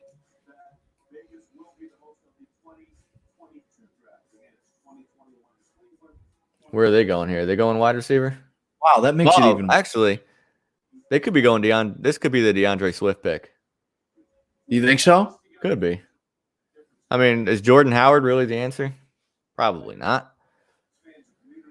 DeAndre Swift from Miami. They just got. You know what?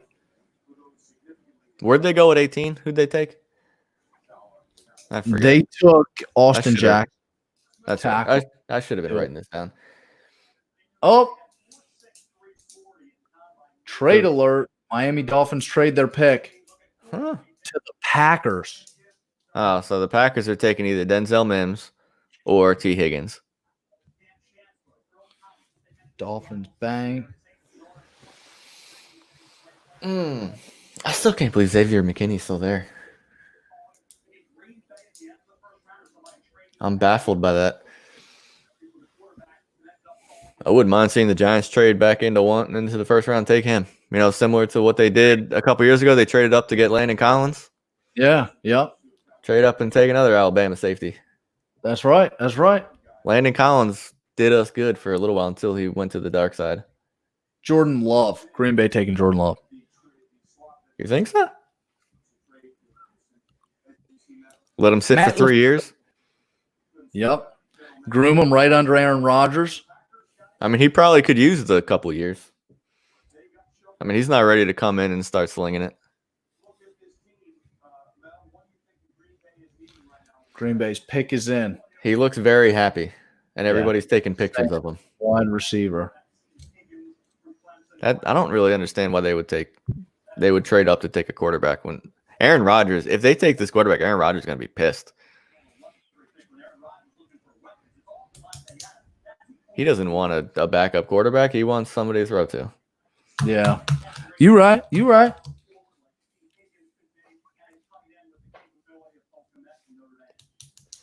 They're saying T. Higgins or the tight end from Notre Dame. Pick is in. Give it to me. Go ahead. Take a tight end. Didn't they take a tight end in the first round last year? Or was that the second round? Yeah, I think so. Sternberger. All right, stop hyping up the fans. Dude, is Goodell? Holy shit. It looks like he's wearing corduroys, dude. I think they're jeans, but they look like corduroys. With the 26th pick of the 2020 NFL Draft, the Green Bay Packers select Jordan Love. Jordan Love. Oh, I knew it, dude. Okay, this is fascinating because I believe Aaron Rodgers is the same age as Brett Favre was in 2005. Oh, that's interesting. He's the same. So they're basically they got the same game plan as they did when Aaron Rodgers took over. Yeah, I mean it worked. So I guess might as well try it again. That just seems that seems a little strange to me.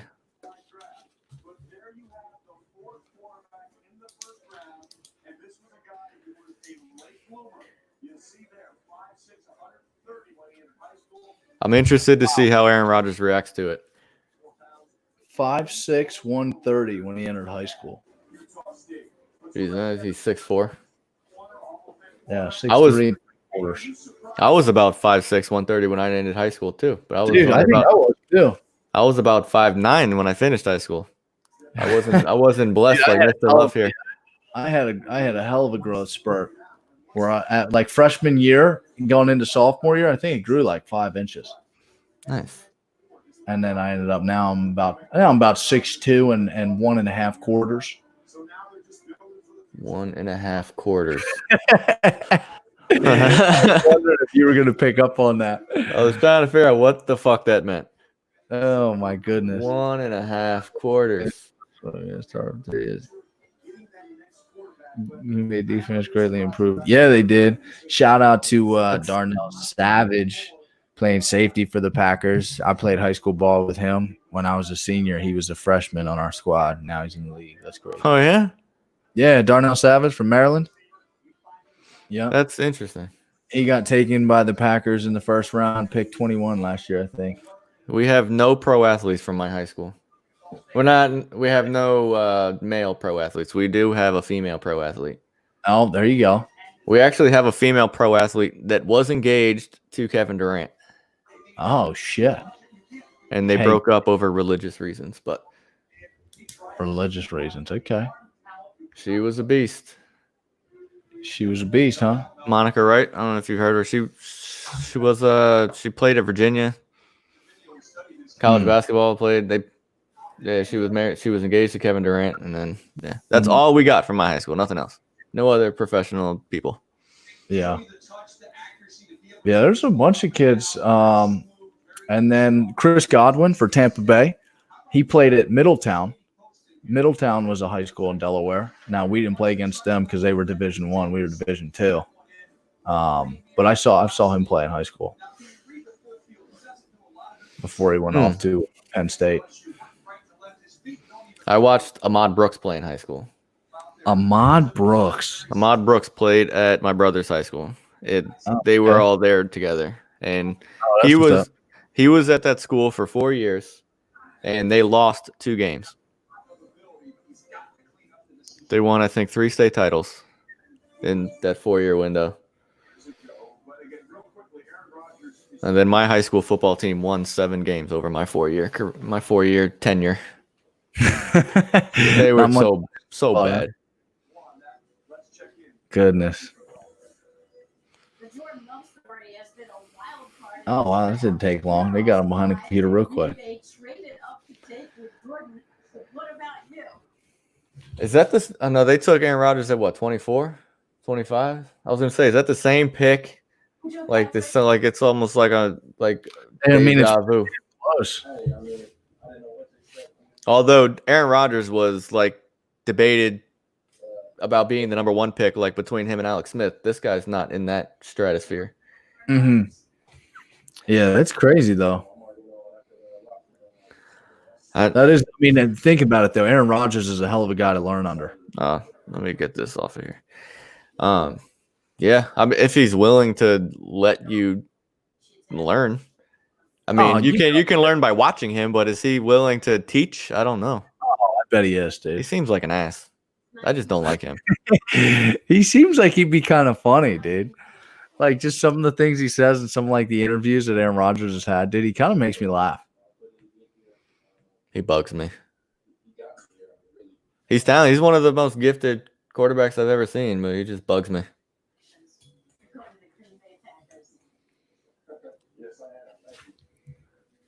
His accuracy is probably the best I've ever seen. Really? Like You his think? just raw arm talent is just ridiculous. Mm-hmm. Oh, I agree with you 100%. I got to watch him obliterate the Giants defense in the playoffs in 2016 live. That was a good time. Made the trip up to Lambeau. It was like -6 degrees, freezing cold, and he just lit them up. Why do they have to make the draft so sad by like telling all these stories about dead family members? Like seriously, no, it's like it's a happy and joyful thing, and this is like the 4th pick where they've talked about like somebody dying. I mean, they got to hit you in the fields at some point. Seahawks pick is in. As I'm sure everybody else has already seen that since I'm behind. I wouldn't be surprised to see this as the Patrick Queen pick that I've been trying to predict for the last 4 or 5 picks. You think this one's finally coming? I think this is where I want to say this Maybe right not. here. Maybe. This is where I think Xavier McKinney. Yeah, I was just gonna say that it's probably gonna be McKinney. This is where I think he goes. Seattle. Okay, before we get to our next pick, we have a special message now from some people working very hard. Or they'll just throw some curveball and add DeAndre Swift because you I was can't have gonna too many say, running backs. I think it'd be DeAndre Swift potentially, or They like to Xavier. stockpile running backs. Obviously, the NFC West is a very, very difficult division. We've seen it top to bottom. And obviously, I mean, you got to compete with San Fran. San Fran just got a shitload better. Literally, man, they are just adding. They are drafting so well. I mean, it's only the first round. They've already got 2 phenomenal picks. Yeah, and they traded back a spot and got a guy that wasn't going to go anywhere in the first place, so they added something to get the same guy.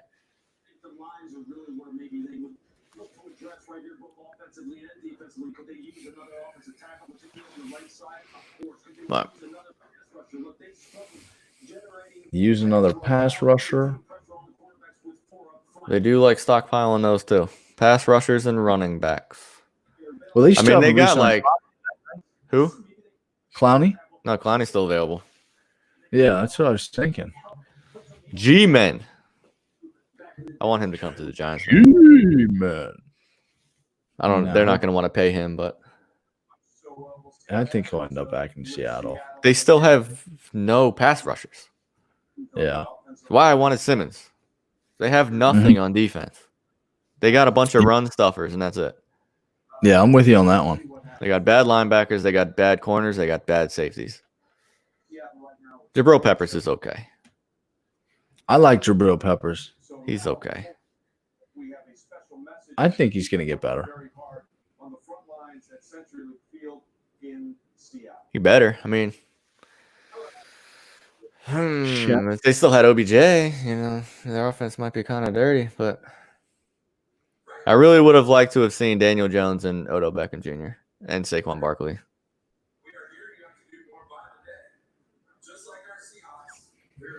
Chef Mateo. Are they making the pick? Making the announcement? No, not yet.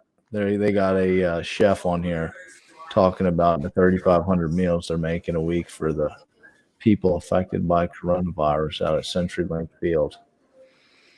The CenturyLink Field. Here we are. I want to go there before I die. Making the pick. And Safeco.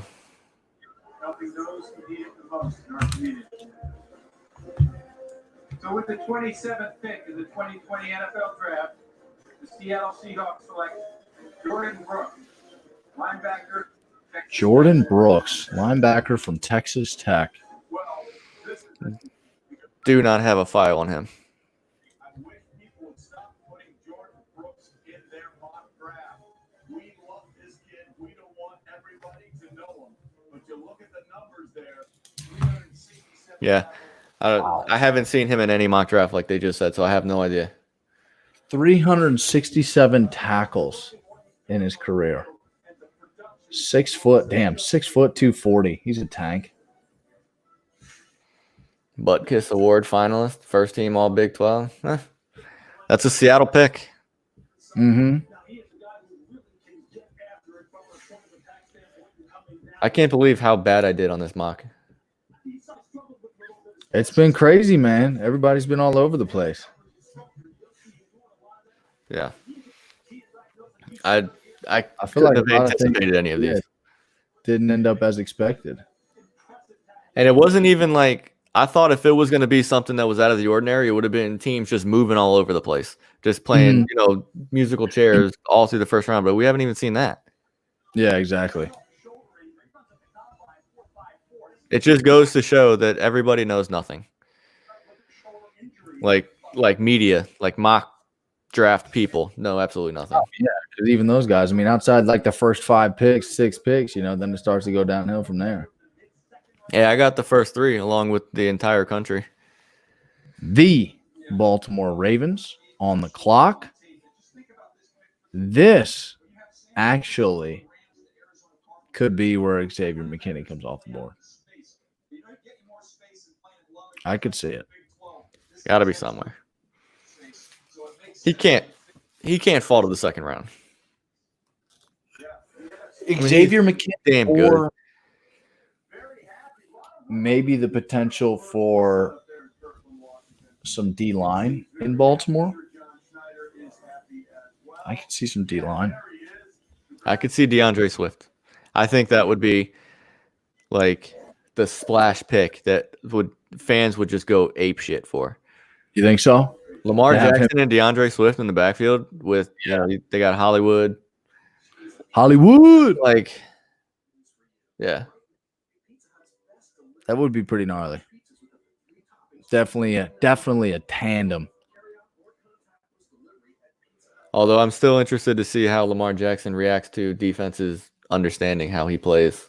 Exactly. Dude, when the following year after they have a year like that is when those coaches really can scheme those guys out. I mean, I still think he's a phenomenal player that's going to make plays every once in a while regardless, but I don't think you're going to see him have as big a year as he had this past year. Is he going to win another MVP? Not this year, just in general. He could. I'm going to say it's unlikely. I really am. Like I said, I think it's unlikely. I think he's a good player, but I think, as we're saying, when you have a player like that, I mean, unless he tremendously improves his passing game, I don't see it being likely because once they're able to scheme out a better way to stop him and his feet, it then makes his game more one-dimensional. And I don't, like I said, it's possible. It's definitely possible. But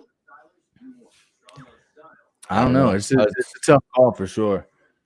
They need his passing ability definitely needs to improve, but they need to improve the passing weapons also.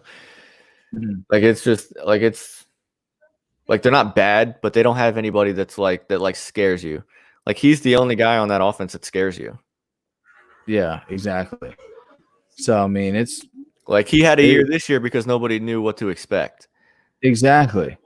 And on top of that, then once they started having their game plan, they put together a great game plan, and then Lamar Jackson made plays. But now that people understand, hey, their main thing they're going to want to do is run. Well, if you can shut down the run, then you force him to throw the ball. And I think when you force him to throw the ball, I think that's when he'll make mistakes.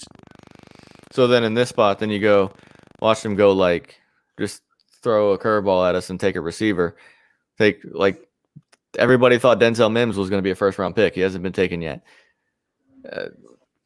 Why not throw him in here? Yeah, give him a legit target, or even T. Higgins. I mean, give him that big target. I mean, you got Hollywood, who's the small, the quick guy.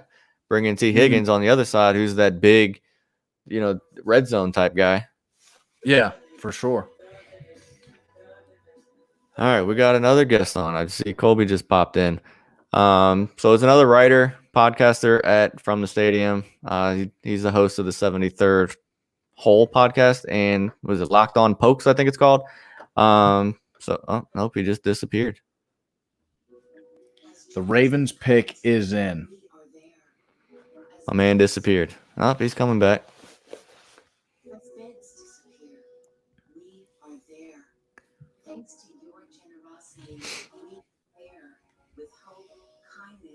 What does your brother want here? He's the Ravens fan, right? Yeah, my brother's a Ravens fan, and he definitely thinks that they're gonna go DB. I think is what he's saying. Let me double check on him. I'm pretty sure he thinks it. All right, what's going on, Colby? Thinks they're gonna go D back. Yeah, I was gonna cut out there for a second, but yeah, man, bit of a crazy draft with the receivers falling. I'm a Dallas Cowboys fan, so with CeeDee Lamb on that. So also, you mentioned I do 73rd Hole and Locked On Pokes. Pokes is Oklahoma State, aka not Oklahoma, aka not the Sooners. But I watched CeeDee Lamb up close and personal for several years, and the dude is a stud. So I don't necessarily mind Dallas taking him at 17 because I think he's going to be a really good player. I just want to know what Jerry's plan is, if he even has one, because you pay Amari $100 million, you let Byron Jones walk, and then you draft a receiver in the first. And I understand CD fell, but I'll be real curious to see where Dallas goes, second through fifth, to see if they make moves that make the pieces fit. Because it's not just about getting the most talented guys. It's about making the pieces fit. And I don't know that they do right now in Dallas. So we'll see how it plays out. Exactly. 100%. I agree with everything you just said right there. Absolutely. All right, so where are you at on our conspiracy theory that they did that just to spite Philly and take him away from them? First off, I love any conspiracy that involves screwing over the NFC East. Are either one of you guys NFC East guys? I'm a Giants and Aaron's I'm an Eagles Eagles fans. We're all NFC East. Woo! Boy, that was, that hit me a punch to the face. Okay, so you all have seen much more success in your grown lifetimes than I have. I was, 1996. I was born in 92. So I very vaguely remember. I don't forget that. I don't even vaguely remember the last Dallas Cowboys Super Bowl. I was going to say, I remember nothing when I'm 4. Mhm. Yeah, all I've known my entire life is mediocrity. I love taking him from Philly. I ended up going with Jack Rager. Aaron, I want to know what you think about the Rager pick because, like I said, I'm an Oklahoma State guy, so I've been very closely in tune with all the Big 12 guys. And I don't know, man. I think Rager is a good player, but I think he's got pretty serious bust potential. Oh, I agree, and that's why it's so nerve-wracking for me. I think he could be another J.J. Arcega-Whiteside. He's one. I feel like there's always these proven guys in the draft, and for some reason, the Philadelphia Eagles always seem to think we're getting some under-the-radar guy that's going to come out and be a stud, just like last year when they took Arcega-Whiteside in front of DK Metcalf by 4 picks, and look how that turned out. Instead of just being like, all right, let's trade up and get a stud receiver, or let's take somebody that's a proven receiver like Justin Jefferson or something like that. They're like, let's go Jalen Reagor. I just don't get it. I don't understand. Obviously, I want him to be an absolute beast, but, I was just going over the stats with Joe, and obviously he doesn't have the same type of quarterback throwing to him like Jefferson and some of these guys did. But at the same time, it's like, come on, can we just go out and get a receiver that's like, hey, this guy's a surefire first-round pick. He's going to make an immediate impact, and I just don't understand it. Yeah, I mean, I watched almost every Big 12 game last year, and that included a lot of Jalen Reagor and TCU, and he really did not have anyone to get him the ball. But one thing that I didn't understand is TCU did not make an effort to really force the ball into his hands, and that's what I didn't understand. I don't know if that was a flaw on the coaches. I don't know if it was really the quarterbacks just could not get him the ball, but they didn't seem to. Who's a guy I can compare him to? There are guys. You remember when Tavon Austin was at West Virginia, and West Virginia just every possible way to get the ball into his hands? TCU didn't do that with Reagor, and I could never figure out why. I always thought that he had more talent and more potential than TCU was allowing him to realize, but I don't know, man. I thought you were going to go Aguilar, and you just went straight Arcega-Whiteside, which was like another drop down the totem pole. So, Aguilar, Aguilar's another one. I mean, he was another guy that, coming out, they were like, he's got some upside potential. He's got the ability to do some good things. But again, he wasn't like a proven receiver. He wasn't like, hey, this guy's a surefire pick in the draft. You need to take him as a receiver. And it's the same thing with Reagor, and it was the same thing with Arcega-Whiteside. They come out, and all the scouts have some good things to say about him and say that the potential's there, but it's not like we're getting a guy who's already, you're not getting a Jerry Jeudy or a CeeDee Lamb or even a Brandon Ayuk. You're not getting any of those guys. You're going for Jalen Reagor. Justin Jefferson was sitting there. Yeah, Justin Jefferson was still there, and Ayuk was still there. Yeah, I think Jefferson's a really good player. I'm really curious as to what Joe thinks about. I saw a really good tweet earlier. It was like, how did the Giants draft Eric Flowers twice? Do you like Andrew Thomas at 4? Were you? Are you in on that to protect Daniel Jones? I was kind of reserved to the fact that I knew they were going to take a tackle. I wanted Simmons, but over everything that I've read over the past week, I knew they were going tackle. Andrew Thomas was not a guy that I considered that they would even, pick. I had no idea. I thought it was going to either be Jedrick Wills, who I wanted if I was going tackle, or Tristan Wirfs, who fell to like 14. And then they throw Andrew Thomas, and I don't know enough about him to really have an opinion. I mean, they needed a tackle, obviously. We saw Washington take Chase Young. The Giants have nobody that can block that guy. So they needed to do something. But Andrew Thomas, I mean, is that any different than, couldn't you have done an Andrew Thomas similar player in round 2? I mean, I probably could have. I know Gettleman said that if he wanted to have a trade done, he wanted it to be done before he was on the clock. And look, I don't know if you could have traded down to 6 with the Chargers. I mean, maybe you could have even traded further back than that. I don't know. But like you said, it feels like the Andrew Thomas value would have been there a little bit later. One thing you mentioned was Isaiah Simmons, and I think the Cardinals absolutely stole him. at number 8. I think Simmons is a phenomenal Yeah. player, and I love what the Cardinals have put together. I watched Kyler Murray very closely. He is an absolute stud. Obviously, getting DeAndre Hopkins. My one big question mark is Cliff Kingsbury, because I still don't know if he can really do it. But, man, they're putting a pretty good roster together, and that division is low. You look at that division, you got Arizona now is on the come up. You got Seattle with Russell Wilson. You got Sean McVay and Jared Goff. Even in a down year, they won 9 games. And then San Francisco just made the Super Bowl. That division is crazy stacked. And I think San Francisco's had the best first round so far. I mean, they traded Tampa. I have no idea why Tampa Bay traded up a spot to take Tristan Wirfs. I have no idea. But so they got something in return. I don't really know the details of the trade. I don't know what San Francisco got for that. But San Francisco got a 5th and gave up a 7th.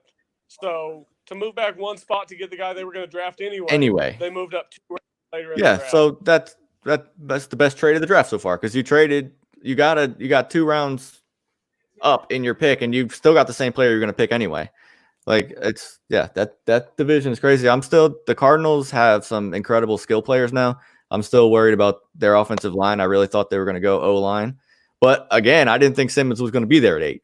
So. Yeah, I think if Simmons wouldn't have fallen, they would have gone. Yeah, O-line. I mean, you can't pass on that. I think the only reason they didn't go O-line is because Simmons fell. Yeah, you can't pass on. In a perfect world, the Giants would have had him at 4, and then taken the best tackle available at 36. That's what I wanted. So yeah, we'll see. I don't know about y'all, but I am all in on the Bucs going all in. I thought it was weird to trade up a spot. I think maybe San Francisco tricked them into thinking that they were trading Tristan Wirfs. But if you're Tampa Bay, you've been irrelevant for a while. You're in a really good division. You're going to have to get over the Saints. There's a lot of teams in the NFC that can compete. You've got maybe 2 years with Tom Brady to make this thing work. Do whatever you need to do now. I'm very rarely in favor of mortgaging the future. But if you're the Bucs, the future is not going to be any brighter than the present is. So I'm in favor of mortgaging the future to try to win. Yeah, I mean, they're going for it. I mean, they're doing once you figure out that Tom Brady's going there, then your window is very, very small. So you might as well go for it now. Georgia. What? Isaiah Wilson. See, I don't see why the Giants could have gotten. Where'd Wilson just go? Tennessee. He went to 29. Tennessee at 29. Okay, 29. So we're getting close to Kansas City. I'm curious as to what Kansas City does. I assume they're going to go defense. I don't think there really be any reason for them to go offense. They've got a loaded offense. Maybe go line, but I assume they'll go defense and try to build on that side. Well, you know where I could see them going on offense is I could see them going DeAndre Swift. That would be a lot of fun. I mean, I could absolutely see that just to cap it off. I mean, you got to think they had what's his name last year couldn't stay healthy. Damian Williams. Damian Williams couldn't stay healthy. LaShawn McCoy is just about done. And then the other guy that they had wasn't impressive either. So, I mean, if they were to put DeAndre Swift back there with the talent they have receiver and Patrick Mahomes, dude, that offense would be even more lethal than it already is. But at the same time, you're still just going to – go ahead. Yeah, I was just going to say it's just a matter of whether if you're a Kansas City guy, it's a matter of whether you want to make the offense more lethal or make the defense more competent. Yeah. I mean, that's kind of where we're at. I mean, their offense it's ridiculous. I mean, still got Mahomes, still got Tyreek, still got Kelsey, and still got Watkins. And the big thing is they still have Bieniemy. Bieniemy didn't get hired away, and we don't need to get into the reasons why that may not be. But, I mean, they had one of the most elite offenses we've probably ever seen, and they didn't lose any of them. Dude, are you seeing Mike Vrabel's son on TV right now? Who? Mike Vrabel's son. I don't have it on. I swear, I checked rooms in my house, and I don't have it on. I haven't turned it back on. The kid with the mullet? Yeah, and the mustache. He's got like a yellow mullet and that's something. Oh my God. I apologize for cutting you off, but that was hilarious. But yeah, I mean, for the Chiefs, I agree with you completely. What's the point of going running back unless you're just gonna sit there and say we're just gonna beat you by scoring 50 points a week and do whatever you want on offense. We're gonna get the ball last or whatever. that's pointless. I mean, you want the defense to at least be like average. Like if you can make that Yeah, 'cause defense the thing is average with with that Kansas offense, City that's last year, ridiculous. yeah, Kansas City's defense didn't really get a lot of credit because the offense made those comebacks. But you got to think, Kansas City got themselves in some holes. Obviously, the Texans' hole was a little bit bigger one, but even in the Super Bowl, the defense kept it close enough. And that's what you have to do. You have to keep Mahomes within striking range. Nobody's asking them to be the 2000 Ravens or the 85 Bears. You just have to be formidable to keep the opponent within striking range, and that's what they did this past year. Now, I don't know if Chris Jones is coming back. I really don't know what that looks like. I think that they could still trade him before the start of the season because it is a salary cap league and there just isn't enough money to go around. But I think they've got to go defense to keep the defense formidable enough to keep Mahomes within striking distance. Because if you can do that, the Chiefs are, man, they're tough out. Yeah, at the same time, I mean, you don't want to go down 10 every week. I mean, at some point, you want the defense to be good enough to, keep your lead or let you take a lead. Yeah. I mean, that playoff run was legendary that they were coming back. They were coming back from 24, then 10, then 17. But, at some point, you got to stop doing that. Yeah, how many times do you actually expect to make a comeback during the year? I mean, that's a lot of pressure to put on. I mean, obviously Mahomes has proven he can handle it, but still. Especially when you got San Francisco getting better. Like these teams are getting better. Like they need you're not going to be able to score 42 every week. Yeah, definitely not. Yeah, at some point, if you keep playing with fire, you're going to get burnt. That's a good point. You gotta be able to get a little more stops because again, you fall behind to Houston. What was it, 24-0? 24-0. And they took a lead before halftime. Yeah, and luckily Bill O'Brien was on the other side. Bill O'Brien and Vince ways to lose games, so Kansas City better be glad that he was on the other sideline. But yeah, you're right. The Chiefs they need to certainly keep themselves in it a little bit more. I don't know how he still has a job. I don't either, man. That's still the history of this offseason. No. It's not that he still has a job. It's that he got another one. They promoted him to GM along with being head coach. I don't understand. Have pictures of the owner. That's exactly what I said. I said this dude has some kind of dirt on the owner, and he just can do whatever the hell he wants. He caught the owner on his cast. I don't know what he called McNair. It's got to be something good because seriously, the guy invents ways to lose games, and then you look up and it's like Bill O'Brien just got a raise. Bill O'Brien just got a contract extension. Bill O'Brien just got a promotion. It's like, who is Bill O'Brien's agent, and what do I have to pay him to make him represent me? Yeah. It's crazy. I mean, how do you go up 24-0 in the second quarter of a football game and be behind at halftime? Like, that's just absurd. Absolutely. That's absolutely absurd. And then you go and trade DeAndre Hopkins for David Johnson, basically straight up. Right. The pick swap was ridiculous. I can't help but laugh. It's still hilarious. Hopkins for David. It's unbelievable. I mean, you have to wonder how something like that is like. The guy's he's like the Sam Bradford of coaches, dude. He doesn't ever have to do shit and is just going to keep getting paid and keep getting more job offers. And yeah, I mean, it doesn't – it's incredible.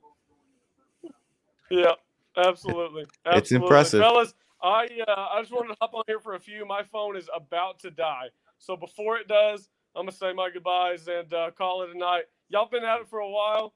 It's about done. Keep up the good work. Appreciate y'all having me. Hey, man, thanks for coming on. Yeah, thanks for coming on, buddy. It was a pleasure. Absolutely, fellas. Talk to you later. Take it easy. All right. We're winding down here. Miami's pick is in. It's in. We got three more. Man, we've been at this for 3 hours and 48 minutes. Out. The coffee's all out, but it's all right because I probably need to get to the point where it starts to wind down as I get towards the end of this night. Otherwise, I'll be. I have to piss so bad, but there's only 3 picks left, so I'm like, why go now? Yeah, man. God bless you. I had to take intermission. I know. There was no way I couldn't take intermission.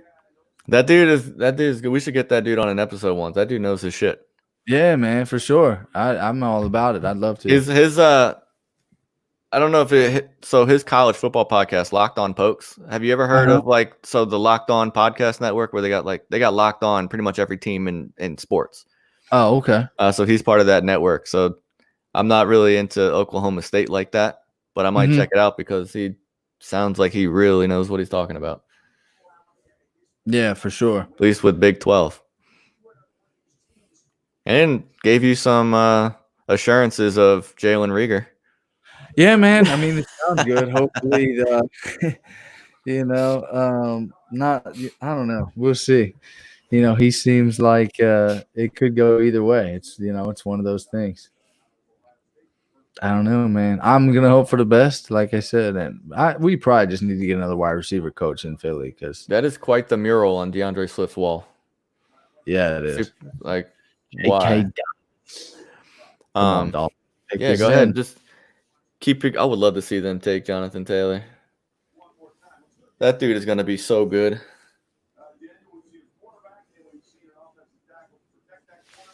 Quarterback, offensive tackle. I know the Chiefs definitely need to go defense, but like you said, it would be so much fun to watch them with DeAndre Swift on that team. Oh, it'd be nuts, dude. Like that would be much watch TV. I mean, they're pretty much must watch TV anyway. I mean, that could put them like offensively in line with like the 07 Patriots. Mhm. The Broncos of what was the 55 touchdown year? 2013 or 15? Mhm. One of those 2 years.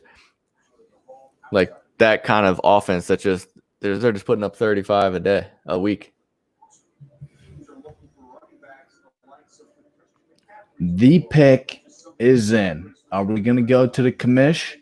Dude, I bet he's loving not having to get booed this year. I bet he's loving it. Yeah, he's waving to Zoom fan bases. Just having a good time.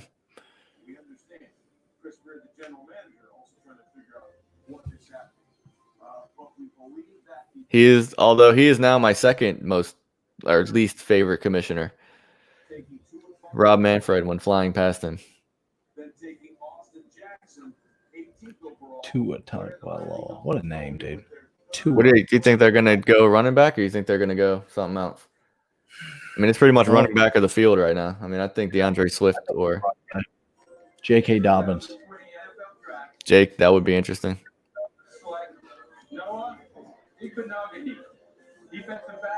Cornerback from Auburn, Noah Igbenogany. That is a big surprise.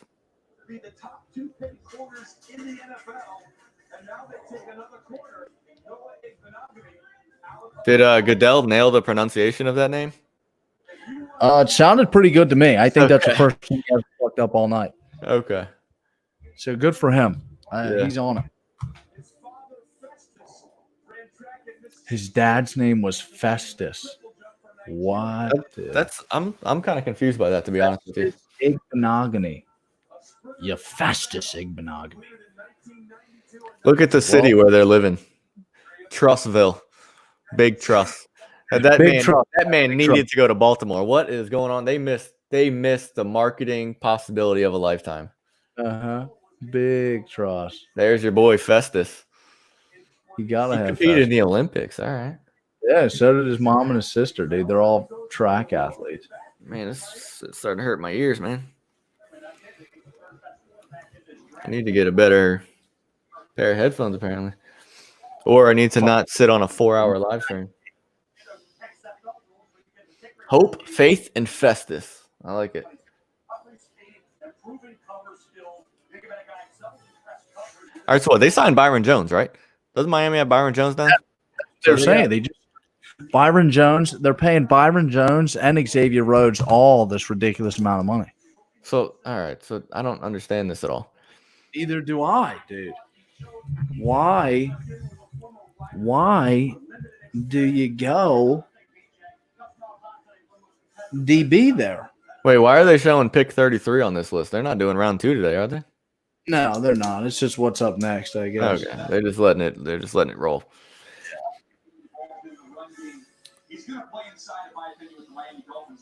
So he's gonna be the nickel corner. That's what it sounds like. They're gonna make him the nickelback. Huh? I mean,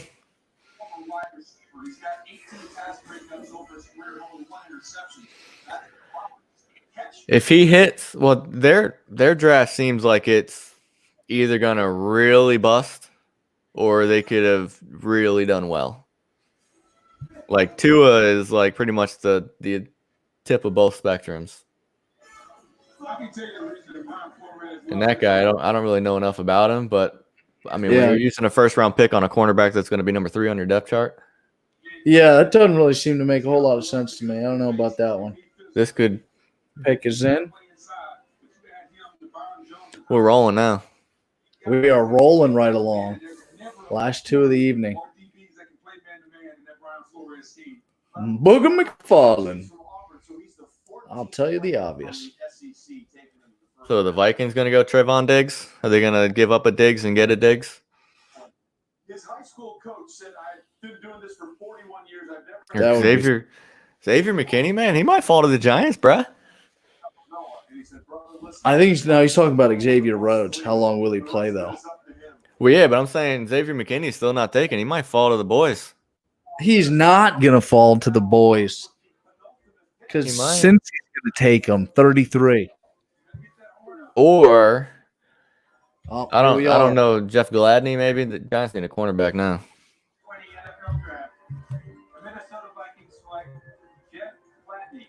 Oh, nope, there he goes. All right, well, Jeff Gladney. I like that pick. I think he's going to be really good. I wouldn't have mind seeing the Giants get him now that the Cowboys had CeeDee Lamb, but I guess you can't base your draft based on what the other teams are doing. You got to do what's best for you. But Yeah, I wouldn't mind. those things, man. I wouldn't mind seeing some secondary help now that the Cowboys offense looks like it's going to be pretty good. Yeah, it definitely is. We'll see. But Dak still sucks.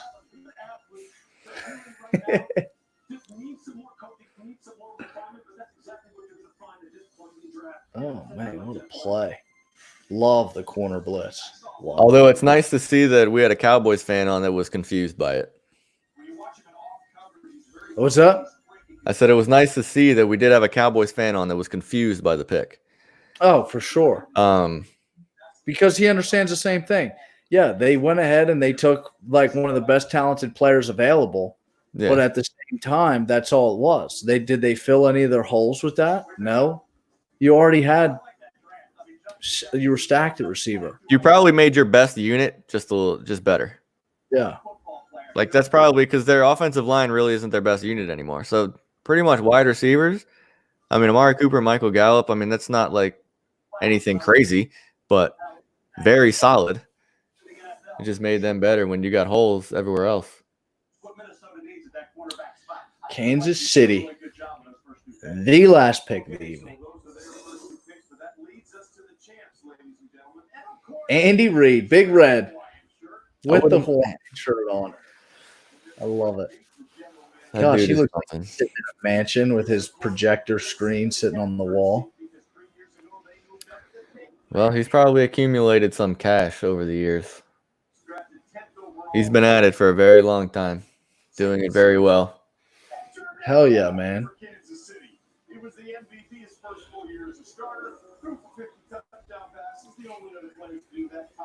Yeah, Patrick Mahomes is pretty good. We know that. We don't need you to tell us that. We're aware. Mahomes is the guy.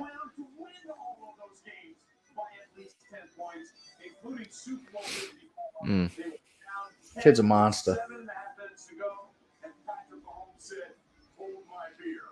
Hold my beer. He's on the trajectory of being the best quarterback ever. If he like starts where like you don't get off to that quick of starts. Like you don't win MVPs in your first year. I mean, I guess Lamar Jackson did it right after him in his first full season, but Pat Mahomes, his skill set is more suited to have a longer career. Yeah, dude, he's going to be something special. He's so much fun to watch. The way that he plays the game is just incredible. Absolutely incredible.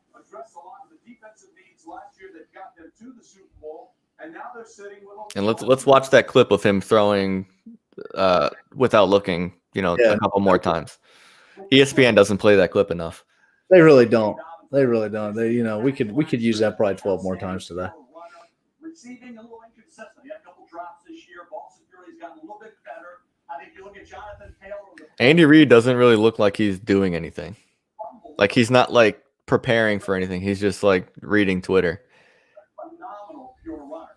Great speed, great instincts, and tremendous production. He got tread on the tires, but he hasn't been hurt. I just hope he keeps. What do you think for Mr. Irrelevant of round one? They're going running back or are they going defense? I think they're going running back, dude. I really do. You think they're going to go Swift? I think they're going to go running back here. Second round, I think 5 to 6 running backs go off the board in round 2. Noted, 5 to 6 running backs off the board in round 2. Booger, it might be a little early, but when you talk about what the Chiefs do, and you saw what he did in Joe Brady's offense, I know we're talking. Yeah, so Booger McFarland. Yeah, man. No, I think they go running back here. And that's another guy. How does he still have a job? That dude is awful at what he does. Oh, he's terrible, dude. And then they even bring him on stuff like this. It's like, how is Booger McFarland even one of your analysts here? This guy's so dry. And then just tells you the obvious. It's like, well, yeah, he's a running back. So, you know, Trey, he does run the ball. Although we don't get to see his fingers. It is always a good time to look at his fingers that are like at right angles. Oh, yeah.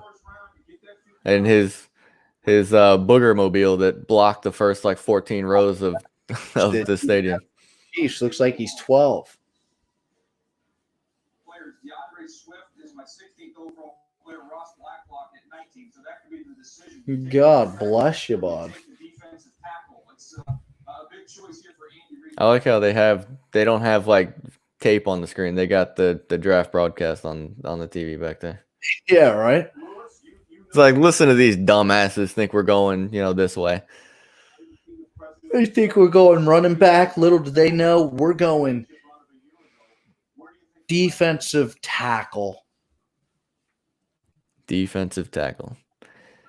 Interesting. Jalen Johnson or DeAndre Swift. That would be my pick.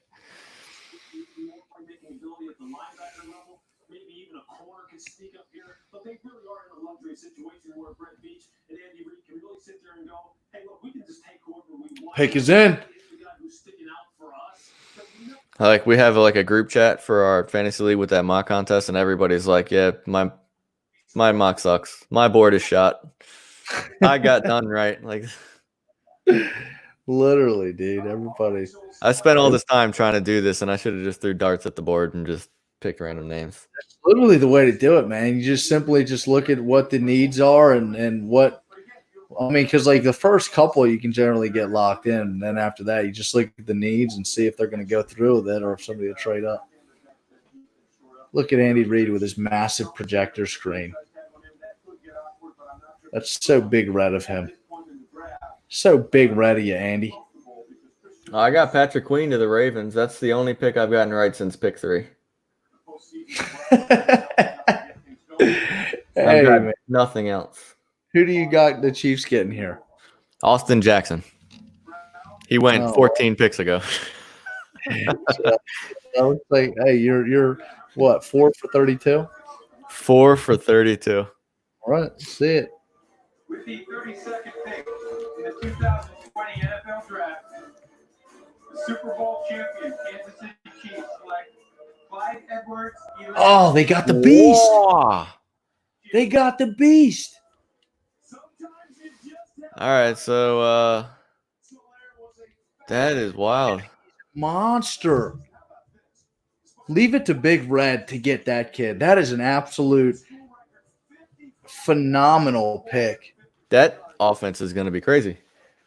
That's probably a better fit for their offense than DeAndre Swift would have been. Yeah, because he's a good receiver too.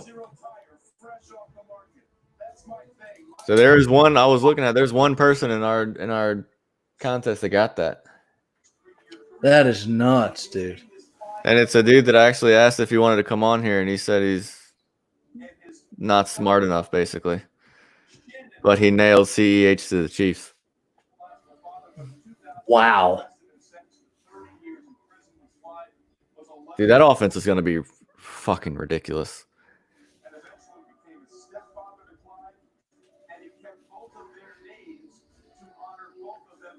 Wow. Oh, he took both of his dad and his stepdad's name. Yeah. Interesting. 5'7", 207. Dude, he was a beast to watch against Clemson. He was an absolute beast. Look at him, dude.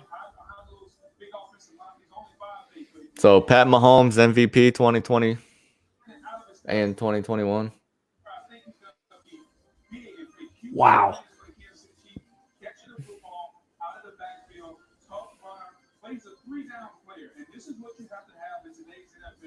That offense is going to be very, very difficult to stop. That's going to be incredible. The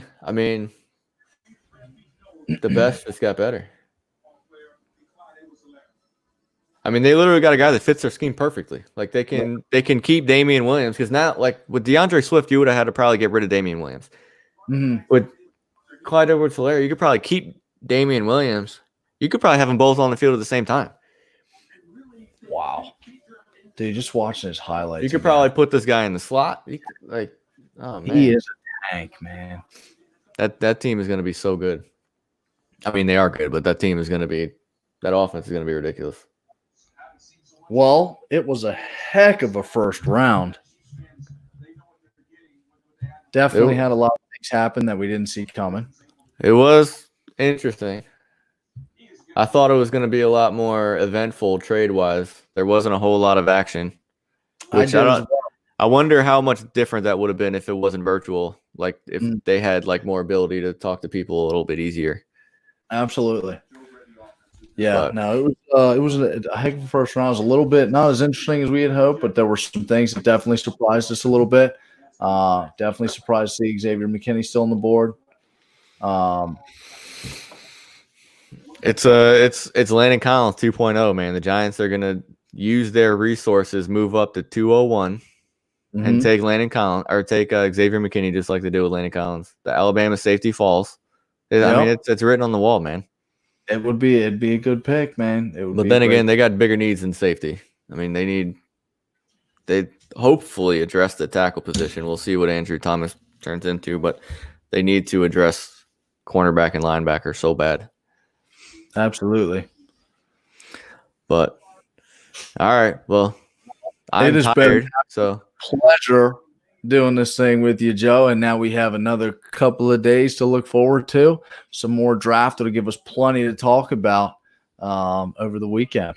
Yeah, so Tuesday's episode is going to be a lot of fun. Now we got actual draft. We got actual teams that we can talk about. We know where players. Well, we'll know where all the players are by then. But right now we know where all the big names are. And That's 2 more episodes of The Last Dance. I mean, we're going to have enough to talk about. There's going to be plenty to talk about. For those of you watching the feed, if you don't follow us already, give us a follow on the Twitter handles down there as well as the podcast Twitter handle. Keep you all up to date as far as the information goes and when things are going to be released and whatnot. Also, if you guys have any questions or topics that you'd like us to discuss, feel free to let us know via DM or mention on Twitter. But we're excited to keep this thing going and excited to keep this thing rolling. Yeah, well said. I'm just going to leave it at that because you pretty much covered everything. Hopefully you guys enjoyed it with us. This was a lot of fun. Live streams is new to us, so hopefully we can find some ways to do this in the future. And if there's anything that we need to improve on, please let us know. I'm not opposed to constructive criticism. I'm not opposed to you making fun of me either. That's cool too. If you want to just talk shit, that's fine. Whatever. Absolutely. Part of it. We take the heat. We can stand it in the kitchen. But all right, man. Joe, right. We got that. We do got that music. Hit that music.